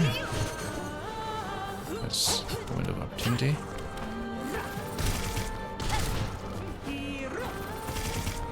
Yeah, it's a long roll on that. When she does the jump, you need to stand way back.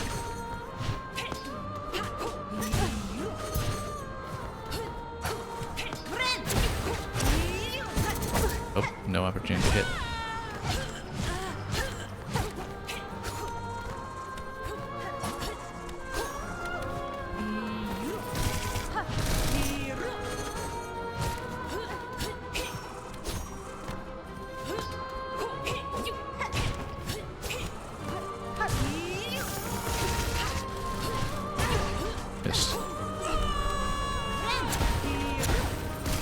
Okay, now we just try to defend. Just dashed the wrong way because we were too busy laying traps.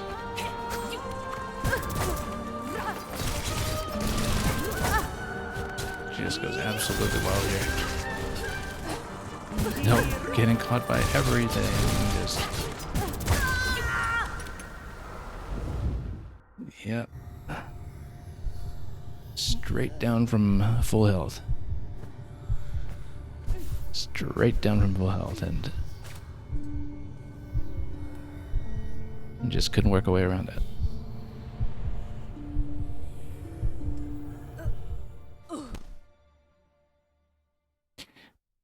I mean, I was a little bit distracted by trying to lay traps, and so some of the control was maybe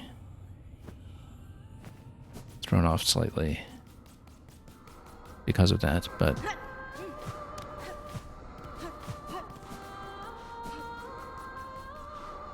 the idea behind the approach is that I mostly just want to prioritize staying alive in that last phase when the haste intensifies, and you know, if you can't dodge it, you can't dodge it, right? But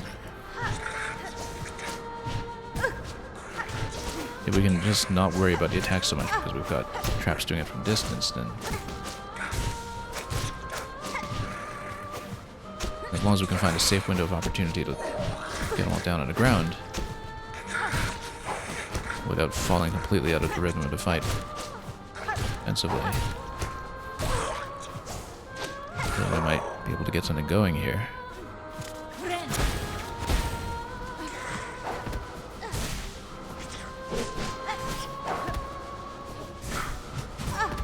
Come on. Just tap that one quickly, and we will need to heal out of this part of the fight as well.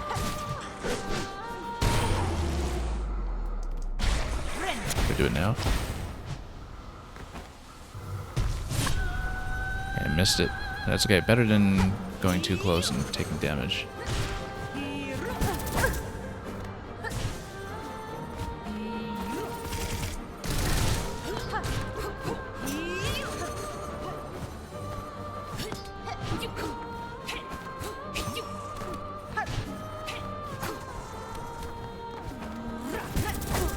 Gosh, you guessing so close with that.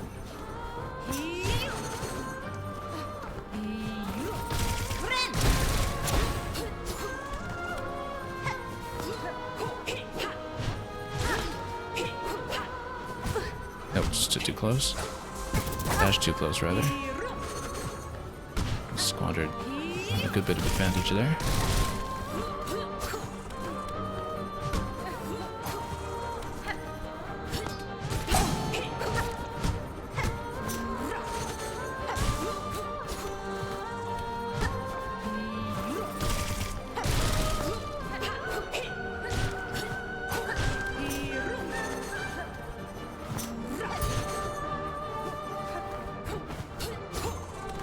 On the lookout for the next heal opportunity, of course.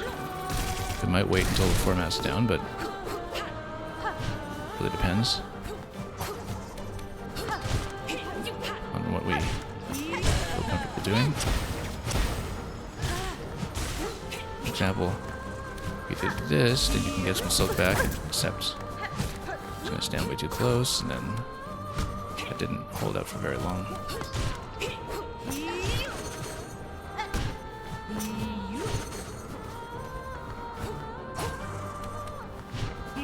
Still in the phase 1 pattern, so lots of work to do still.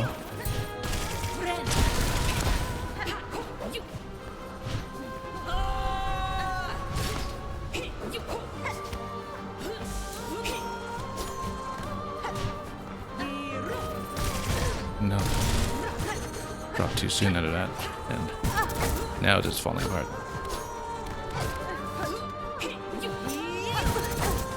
But we can get some silk back. And just stabilize.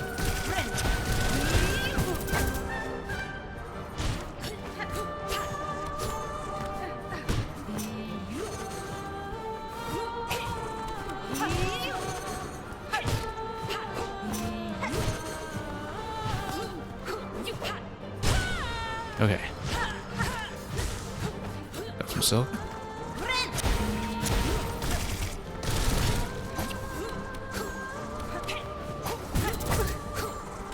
That's a lot of throws at once.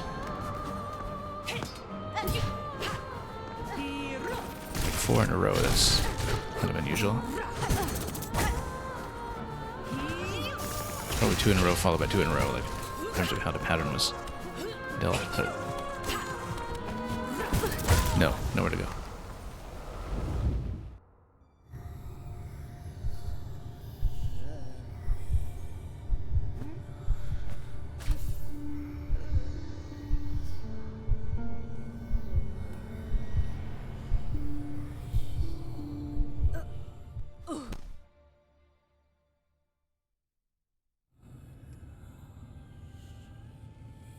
This might actually be the biggest roadblock in the game for us so far in terms of actual uptime on the boss.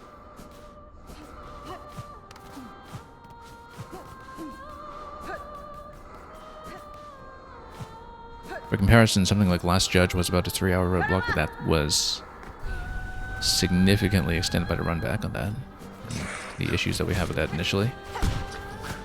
And the fact that we kind of had the fight end up in a draw the first time, that was also a factor.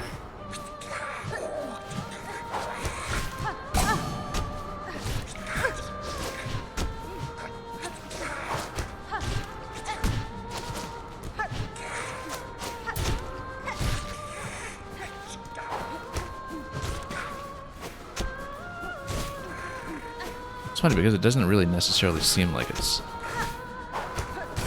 that out of the ordinary. You know, in terms of the boss design in this game, it's nothing we haven't seen before when it comes to intensity of dodging patterns and the like, but I think it just goes so fast in the last phase in particular.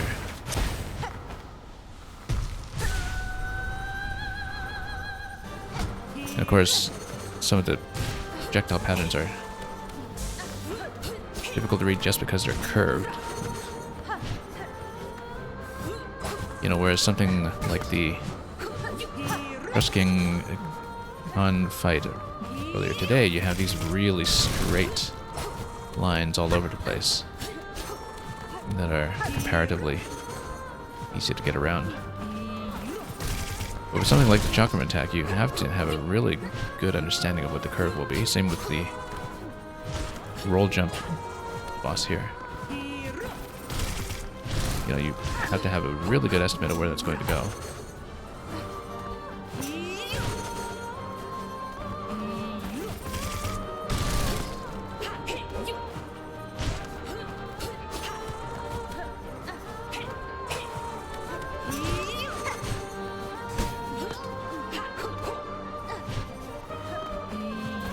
And let's just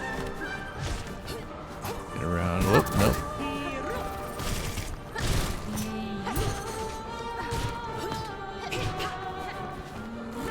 Looking for the heal opportunity soon. We're at full silk. It doesn't hurt necessarily.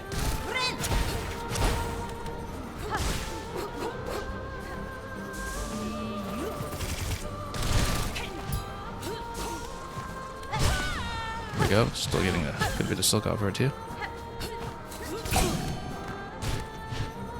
That worked out well actually, thanks to the dice. Now we're falling apart immediately.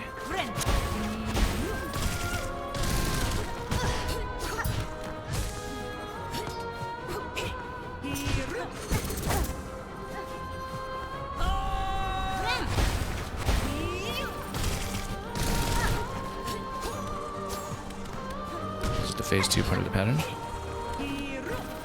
we get the double throws and a dash attack. It takes a while to get here. Damaging her so slowly.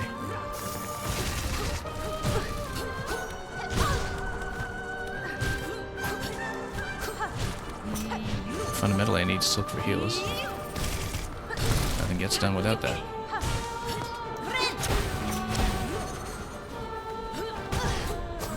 Unfortunately, we're not getting the silk replenishment, and we're taking damage that soon.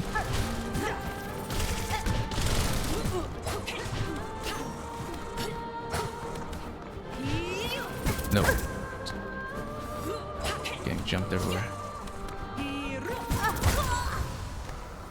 That looked like we might have been in the phase 3 speed already, actually. Maybe I wasn't paying enough attention to that. In terms of how quickly the attacks are being chained.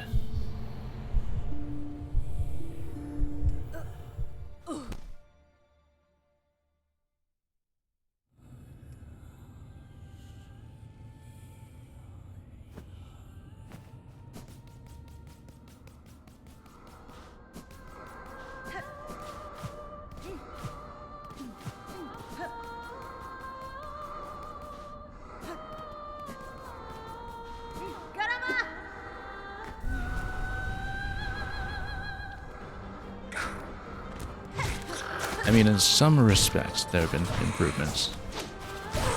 Not the most reliable ones necessarily, but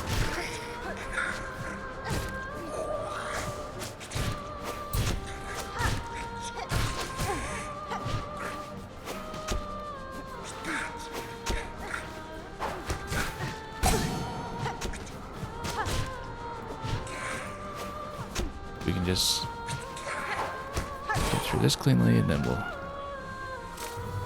see what we can do up here.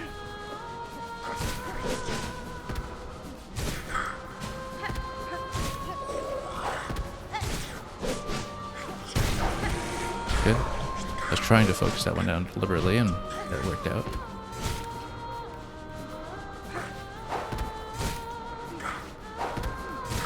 And without using the mirror attack at the beginning. See, that was a pretty clean pre-boss phase where we just took the one mask of damage from a collision. But otherwise, managed to pull it off cleanly. Got up to full silk in the meantime.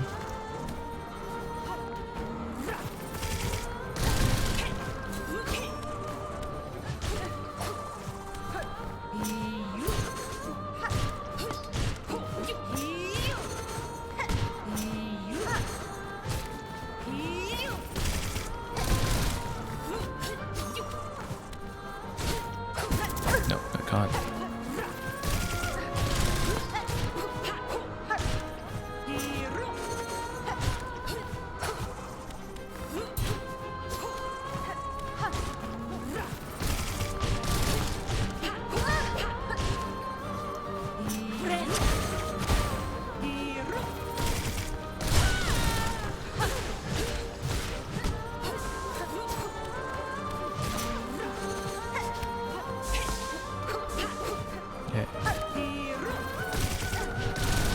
Despite a little bit of damage at the end of the first phase, we've certainly seen worse.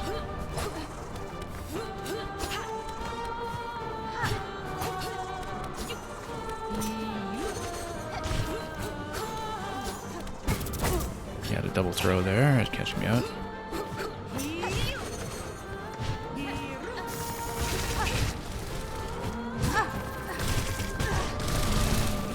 That's getting to be a problem.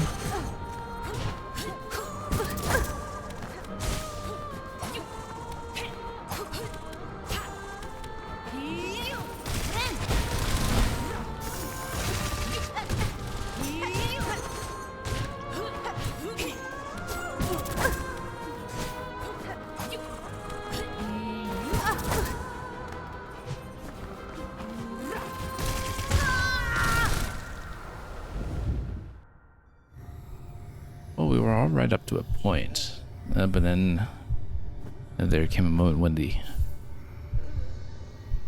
and dodging just became a massive problem.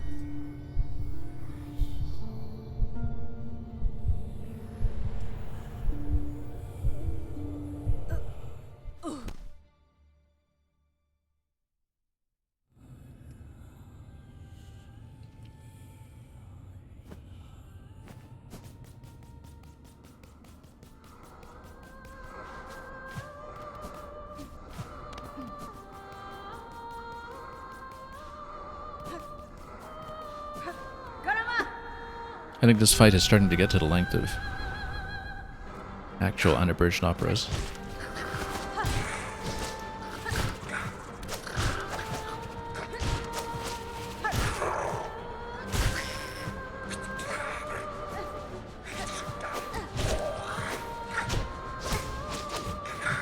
Whoop.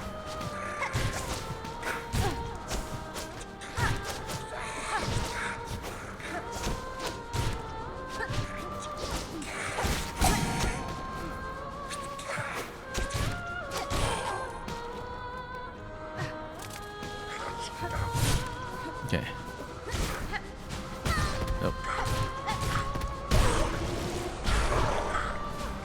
We will need to bind on this one anyway.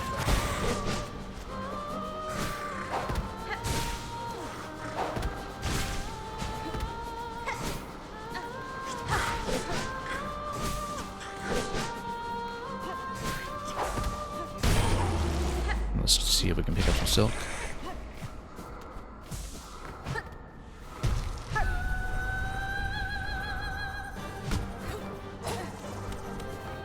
Now it's a whole lot of chakram dodging, as we've been doing all day.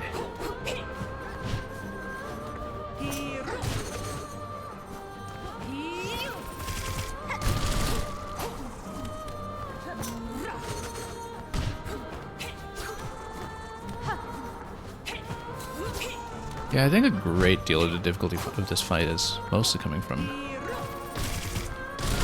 how you have all these curved patterns on the attacks. You really have to understand how to project their trajectories very well.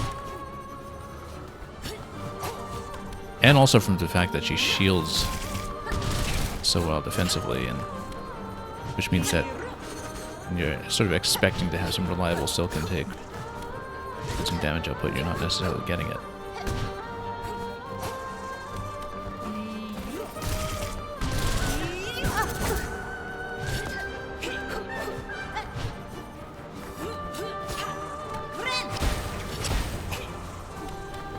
Oh, too close.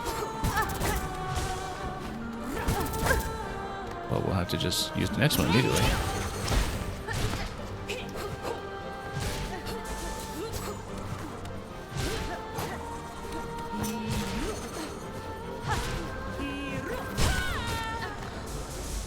Okay, got a decent amount of silk back and only one mask down. That could certainly go worse. Oh. Okay, it's worse.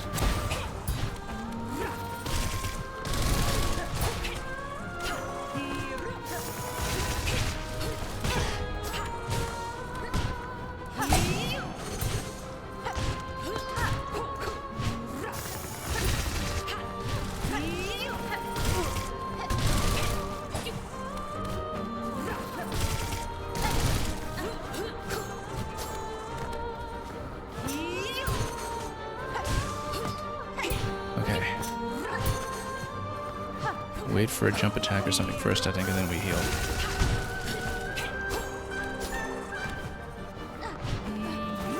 Yeah, there we go.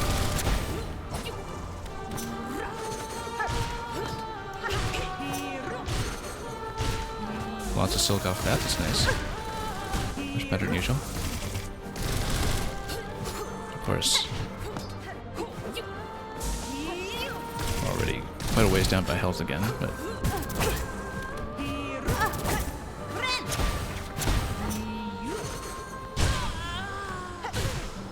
It's a good timing to have silk available, though. Oh, should have seen that coming on a dash.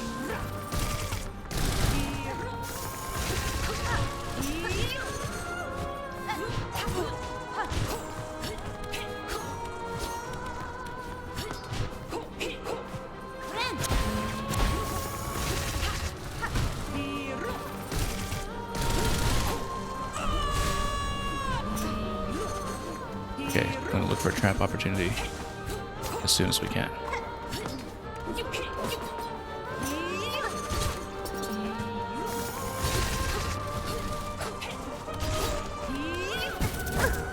Get it. Roll goes all the way across the screen in this phase. It's a little different than it was before. You kind of have to go under it. You have to go under it.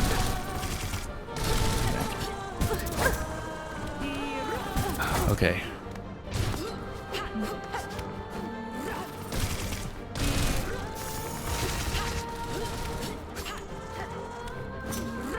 Just can't get a word in edgewise here.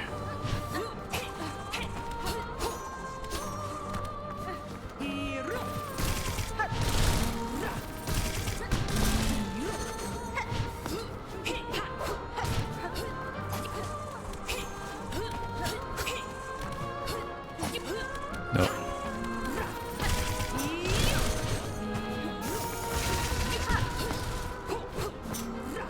Just need a tap to heal up for just a moment. Okay, I need another tap to heal up for just a moment.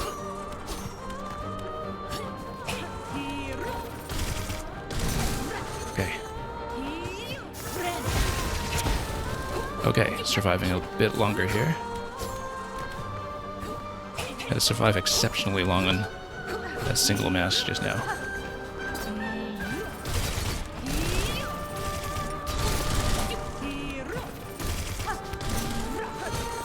Just trying to find an opportunity to drop traps.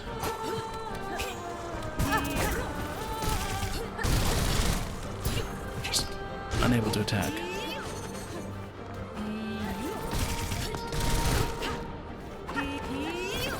Nope, wrong way. Now we're in trouble again.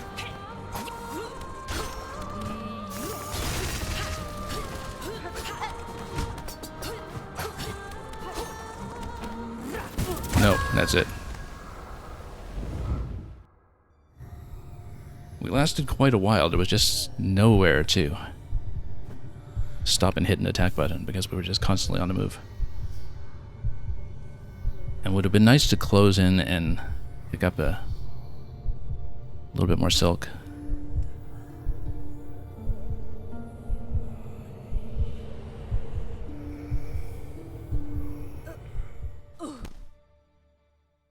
Yeah, man, you're saying it's really hard to get a hit on this phase. I know, why can't she just swallow us like Grohl did, right? And because that was the last fight where I was thinking, wow, it's just impossible to land a hit at all. And then we sort of figured that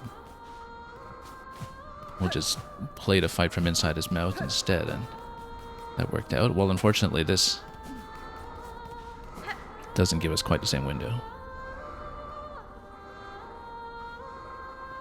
I mean, that first time that we had to sit on a single mask for the longest time worked out surprisingly well, but it was a bit of a tall order to be asked to do it twice.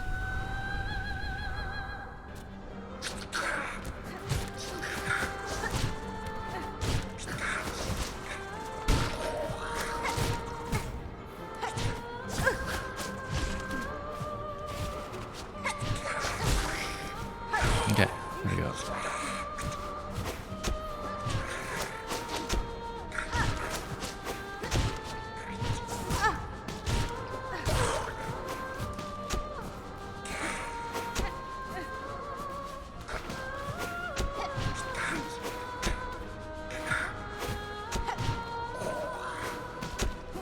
Anyway, just need to get our head back in the game here after so long just trying to dodge that pattern. I mean, we're getting better at dodging it.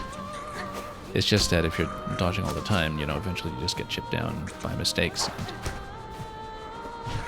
can't progress in a fight. I still think going tax in that fight is a good idea. It's just what we can't stop to drop them at any point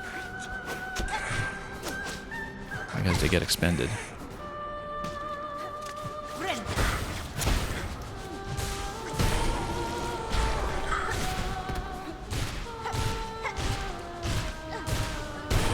Wow, that was surprisingly stylish.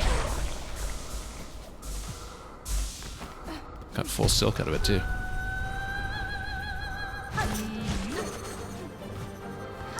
You know, even if this attempt doesn't go well, at least we have that magnificent finish to the pre-boss phase.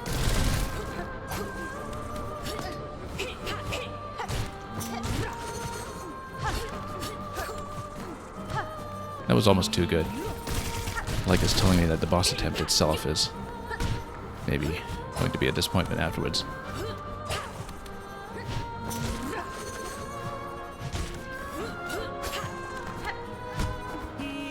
Or maybe but just my speed mentally is picking up after the intensity of the whole dodging sequence in the last fight.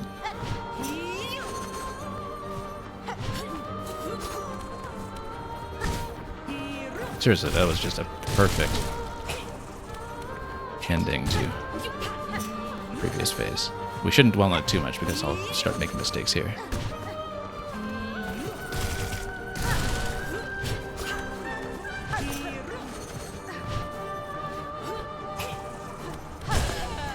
Okay.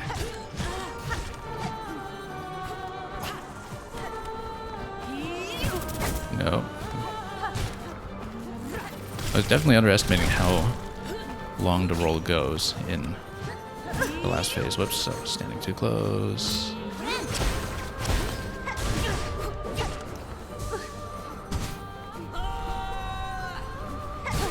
Standing too close again. It's okay, we still have silk for heals. But I don't have a good opportunity for it yet. Usually you wait until jump attack, because then at least you know you're safe from the jump attack.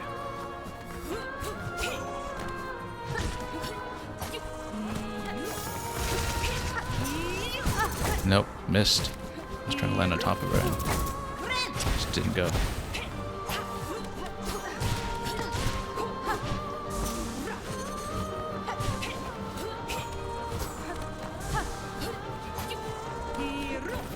No. Completely caught by that. We do have silk at least. Oh, not anymore.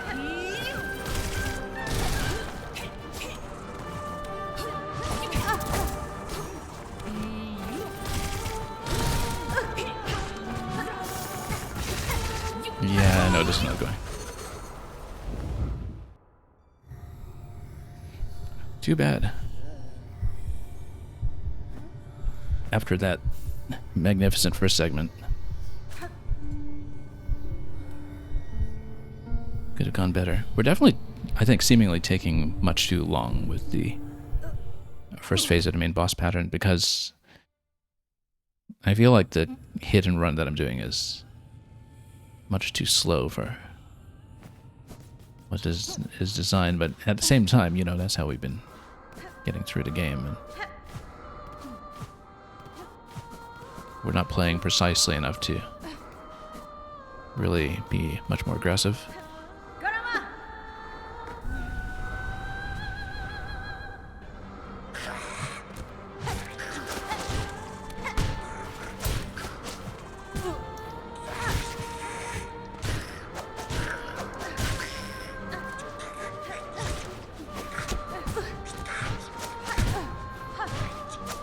Okay, this is getting sloppy. Really sloppy.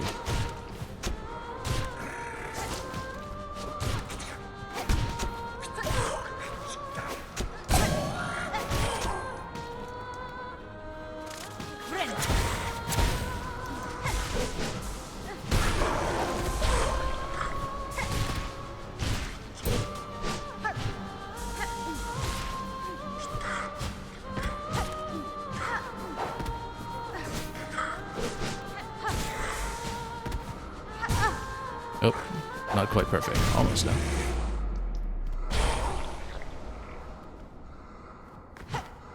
Almost at full resources going into this. Minus one mask.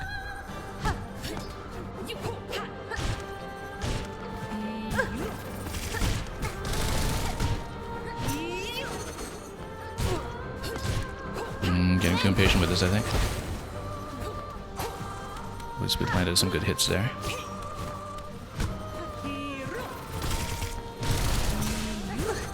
Nope.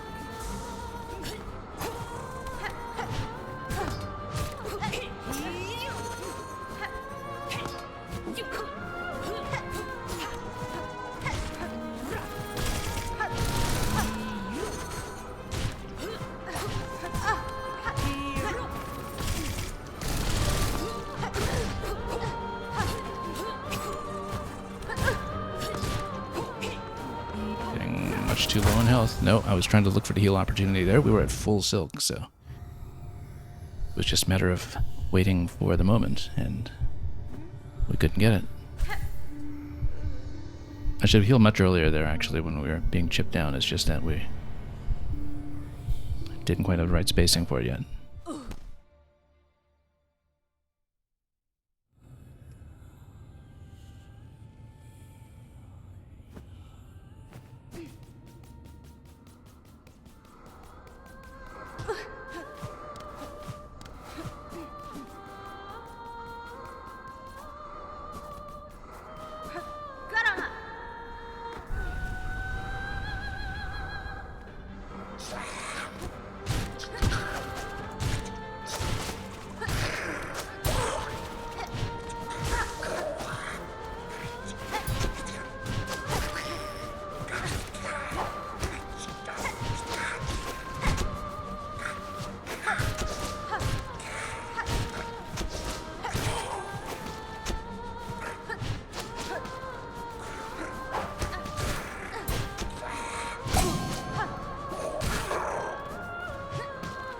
Okay.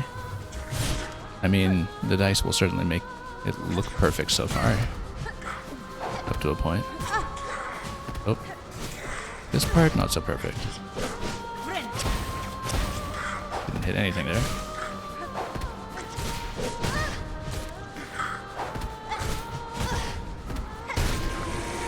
Okay. This went badly, actually, but...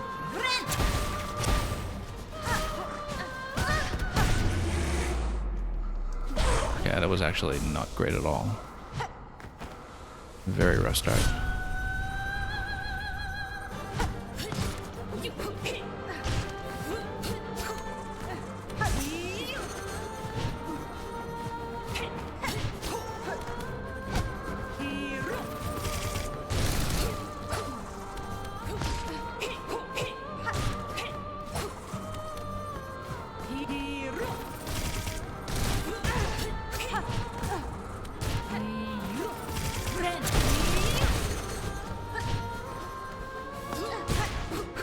Standing a little too close for a lot of those drops. We're closer to silk we need, at least. To get back up and running. No, should have waited. We knew that it was a problem to do that so soon when the roll jump was unaccounted for, and that's what happens if you don't stick to the principle of when to actually pump the heal.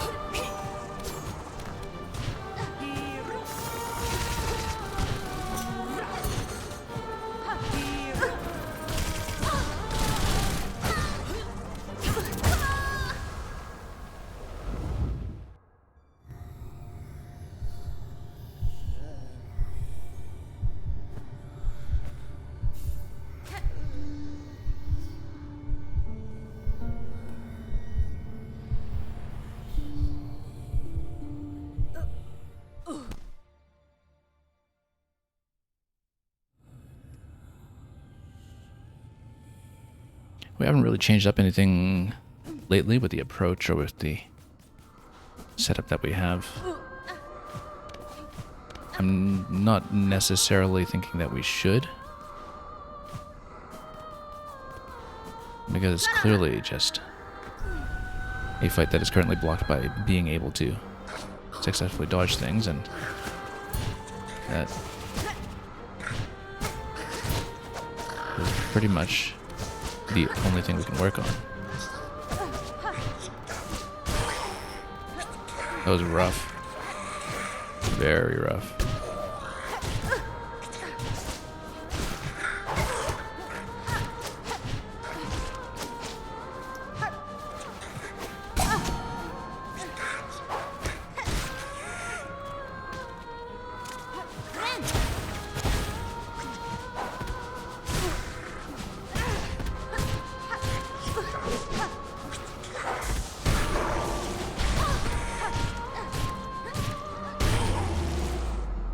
Yeah, 3 mass is not great, but at least we have full silk.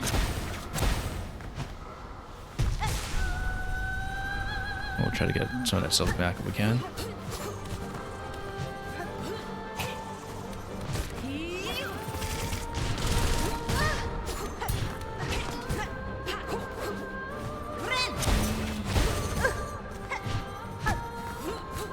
Standing much too close for some of that. No, shouldn't have backed out into that. Actually, we're in a good position until we backed out.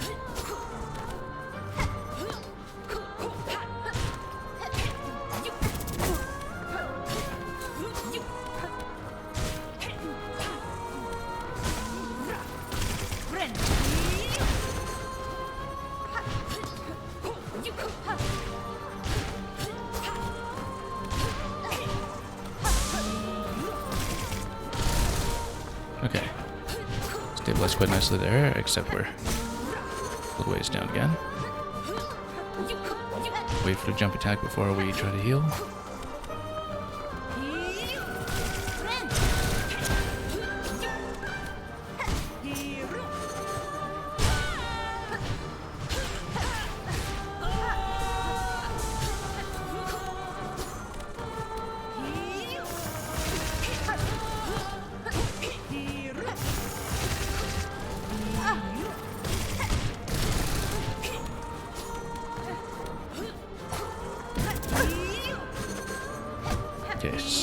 slightly down again.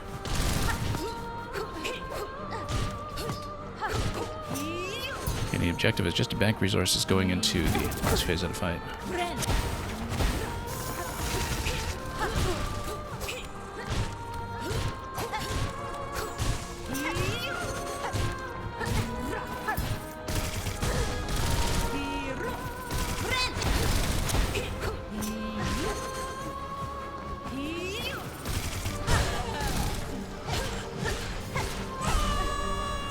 Okay, traps.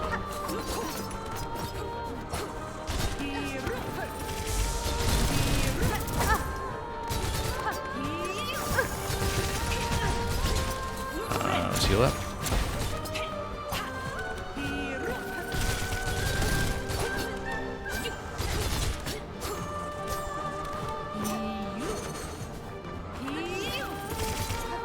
Yeah, sometimes I'm dashing in the wrong direction after traps, so just watch out for that.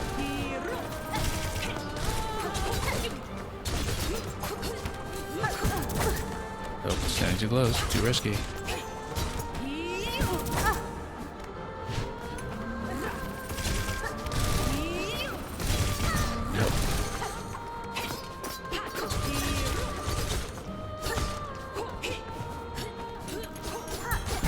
No. Tie. It's another tie. How's this going to resolve? Let's watch this.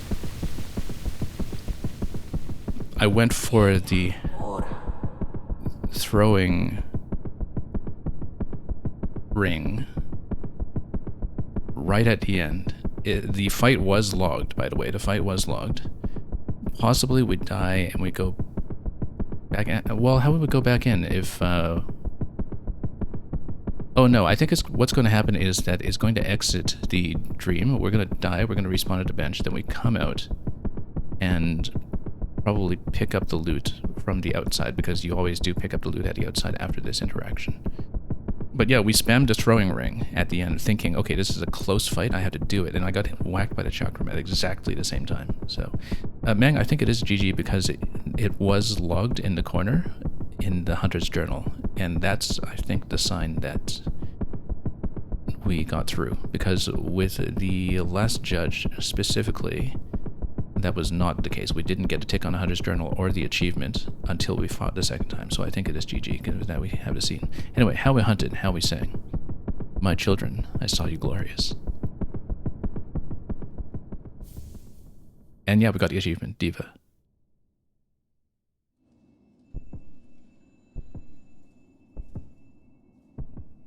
It was all a dream anyway, right? A dream of the past. Look at that, we are at full resources outside, so... I actually did make it. Just barely. The tightest of possible margins, given that it was in fact a draw. Obtained the hunter's heart, it beats steady and strong.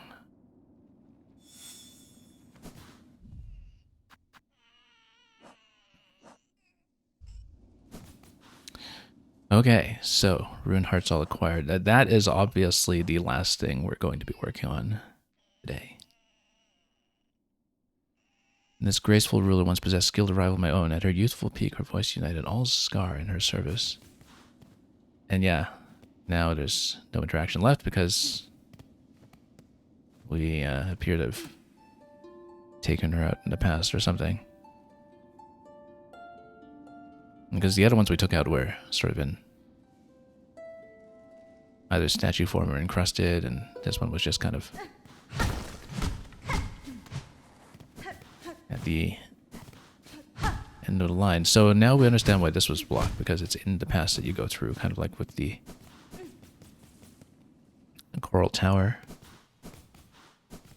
How you couldn't really interact with that past that point. Oh. So I think what will happen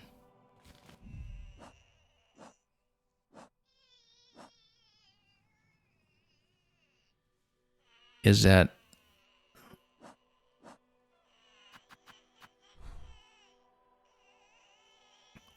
I'm going to cache the quest in Moss Grotto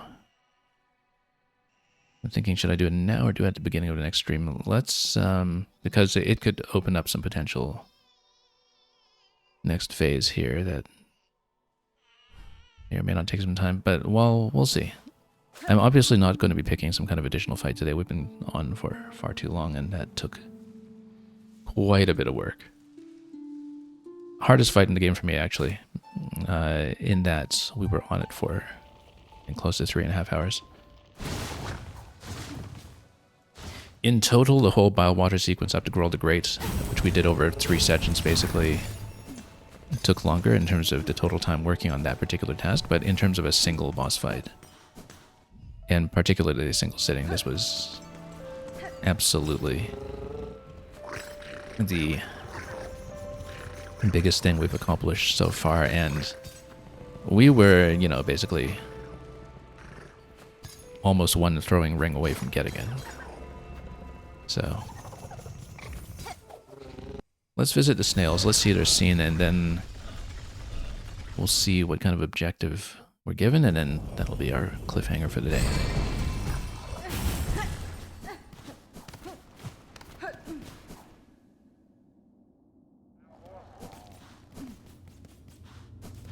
Yeah, descriptive is when all you've got is a needle. I guess everything looks like a thread.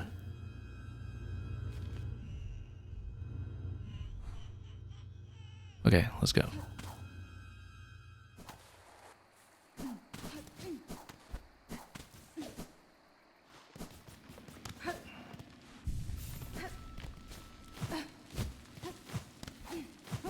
We'll talk to the snails, and then if there's some kind of fight, we're not going to do it. I don't think there's a fight immediately. I think it's going to give you some information about returning to the Abyss and possibly having the diving bell repaired and all that. But we will see the scene and we will stop for the day. It is time, shamans. I have the hearts, enough as requested. Enough to build your spell, yes? Aye, we're ready. Still as a sad set you're holding there, strength such as few shall ever know, and all about the burn for Farloom's saving. I'll warn you, old one. This first part might not be pleasant, but we'll get you in there deep as needed. Now you've only to ready yourself for what comes after. Lay up on a dais and we'll begin. You know, if this is sending me to another segment, like a point of no return or something, I actually don't know that I'll do it at the moment. We're at 89%. And Livid Heart of Scarsinger Carmelita. Because it looks like we're being transported somewhere, so this might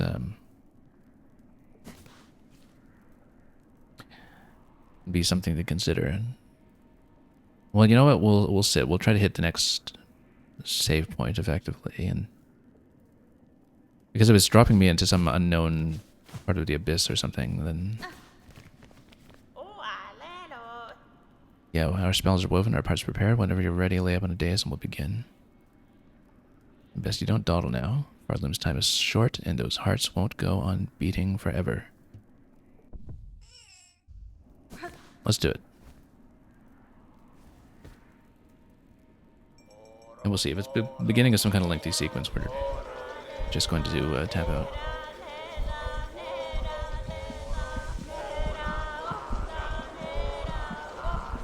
But we'll at least witness the scene as we absorb the power of everything we learned today.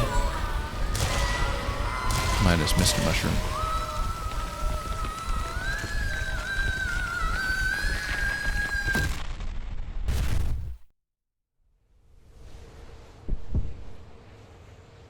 Yeah, because if this is sending me to a final boss or something, I don't think we'll do it right now. Red Memory.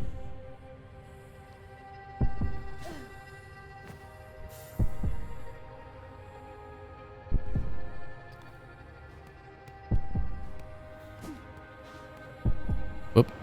Fell in. You're not supposed to fall in. You also don't have any health to work with here, so maybe this is just a scene. Whoop. Yeah, so you hop on those. It's just a platforming sequence, it seems. No health pool or anything to work with, it's just... Oh. make it across. Also, yeah, notice that we're back in hunter form with nothing attached. You can't get into menus or anything, so...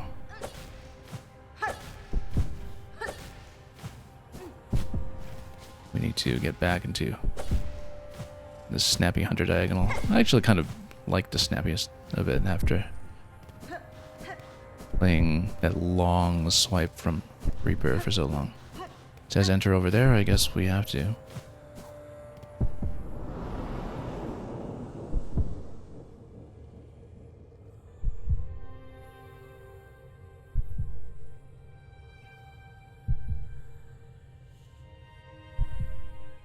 Baby hornet, perhaps? Show us your craft, child. Yeah, surrounded by the weavers, of course. Show it splendid, as only we can teach.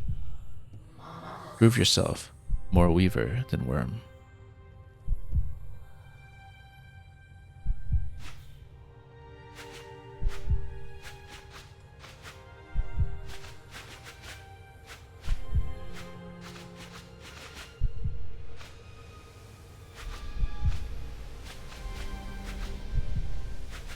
I guess she's absorbing the essence of all the weavers around her.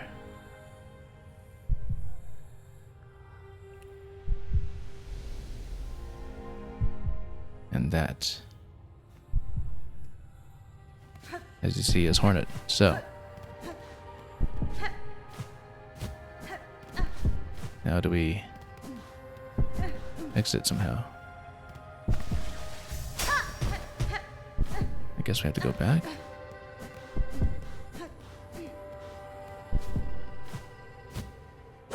Having obtained a memory? Well, this was where we came in. It didn't seem like there was a way to progress forward this way, so I think we do go back. Having obtained a memory from deep within. And clearly transcended something.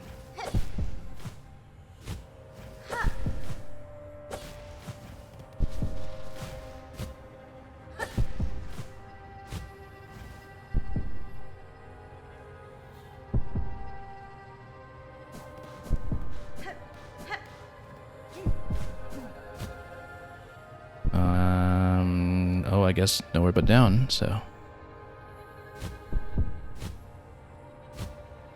Deeper into memory.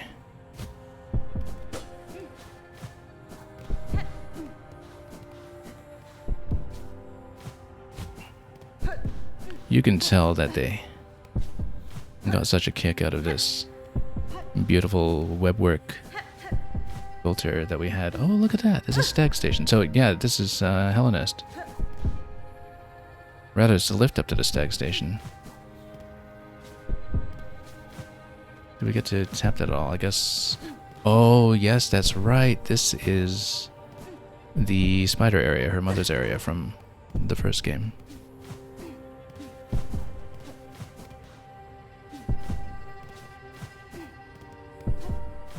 Home of the world's safest and friendliest bench.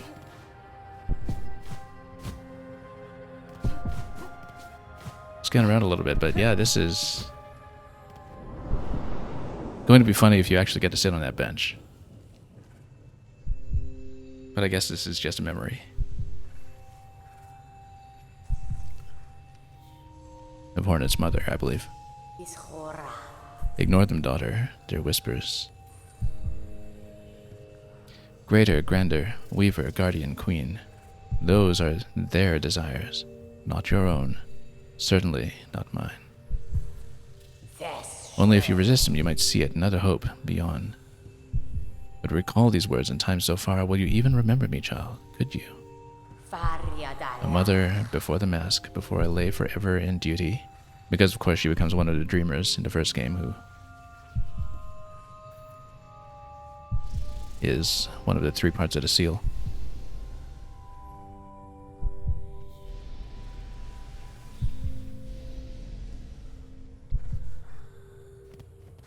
And so we can get up inside here.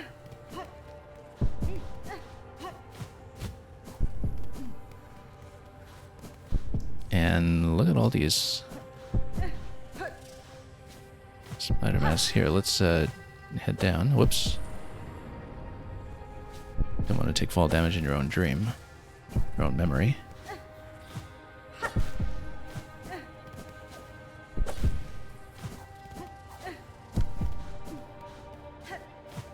Actually, I'm glad we stayed with the sequence. It's a lovely capstone to everything we've been working towards today, and also just the most overt connection to the lore of the first game that we've seen so far in the entire experience, buried so deep into Act 3. And look at that, this is the Hive.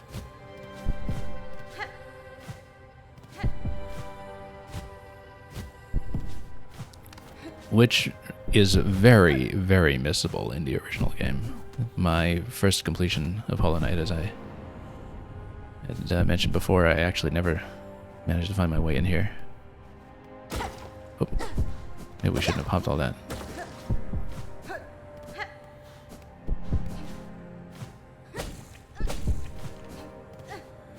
So yeah, you kind of get to see Orna's memory of Hallownest, which is fragmented, but still recognizable. And then you get over here.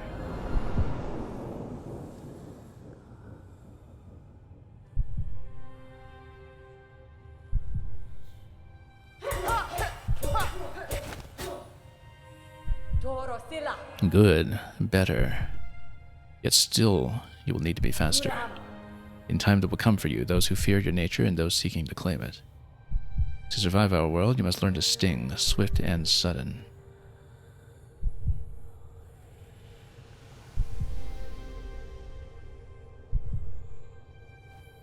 So yeah, we get Orna's whole origin story here. But now we need to back out, and then that's going to send us somewhere else.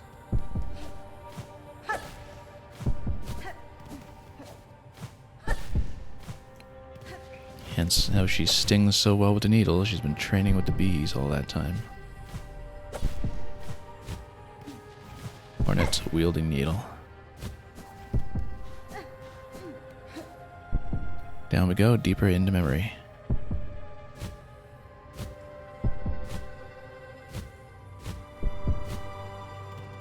Yeah, this is a lovely sequence. It kind of reminds me of the Abyss sequence in the first game where, you know, it's kind of like a plot break, but this beautifully atmospheric one.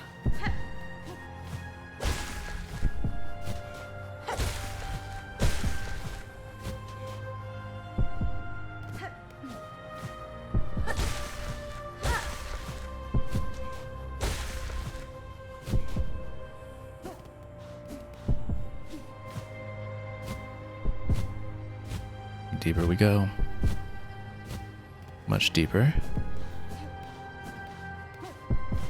So that, it looks like the continuation, but let's check this side too.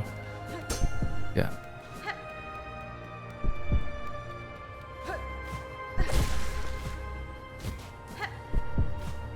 Looks like the City of Tears, but I could be wrong.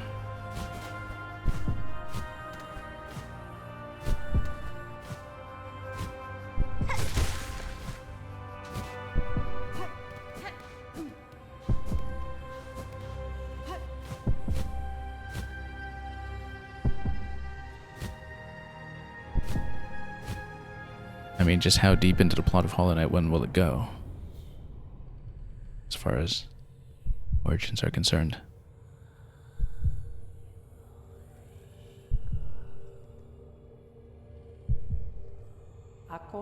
Alas, Spider's child. For our ways you will think us harsh, you will think us uncaring, unrepentant. And so we must seem, for such is the cost of our wish.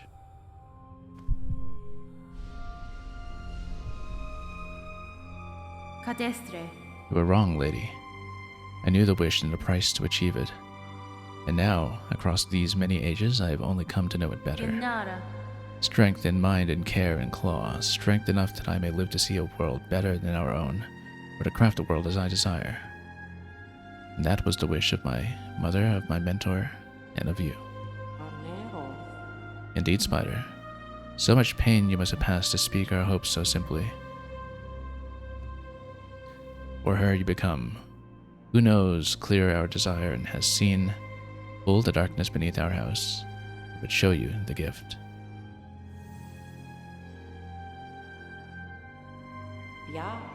Witness the first light, the only means we possess to resist that void with which our family is forever linked. Reach forth, child grown strong, wrested from this remembrance, burn yourself free from our sad fate.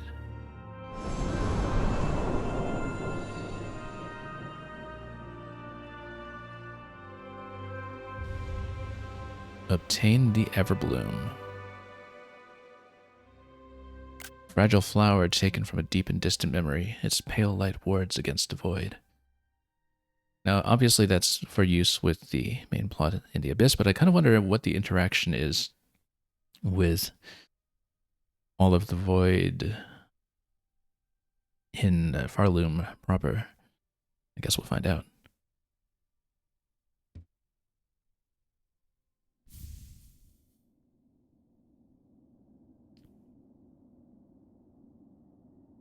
Well, a wonderful trek back to the Queen's Gardens, and the snails, you'll notice, have left their shells behind. Or are just tucked into them, who knows. Objective updated. Dive into the void and cut Farloom free. Well, that seems like it's a potential point of no return objective, which means we still have lots of business to do, given that we're only at 90%. We've only gone up 1 percentage point over the course of today's adventure, so.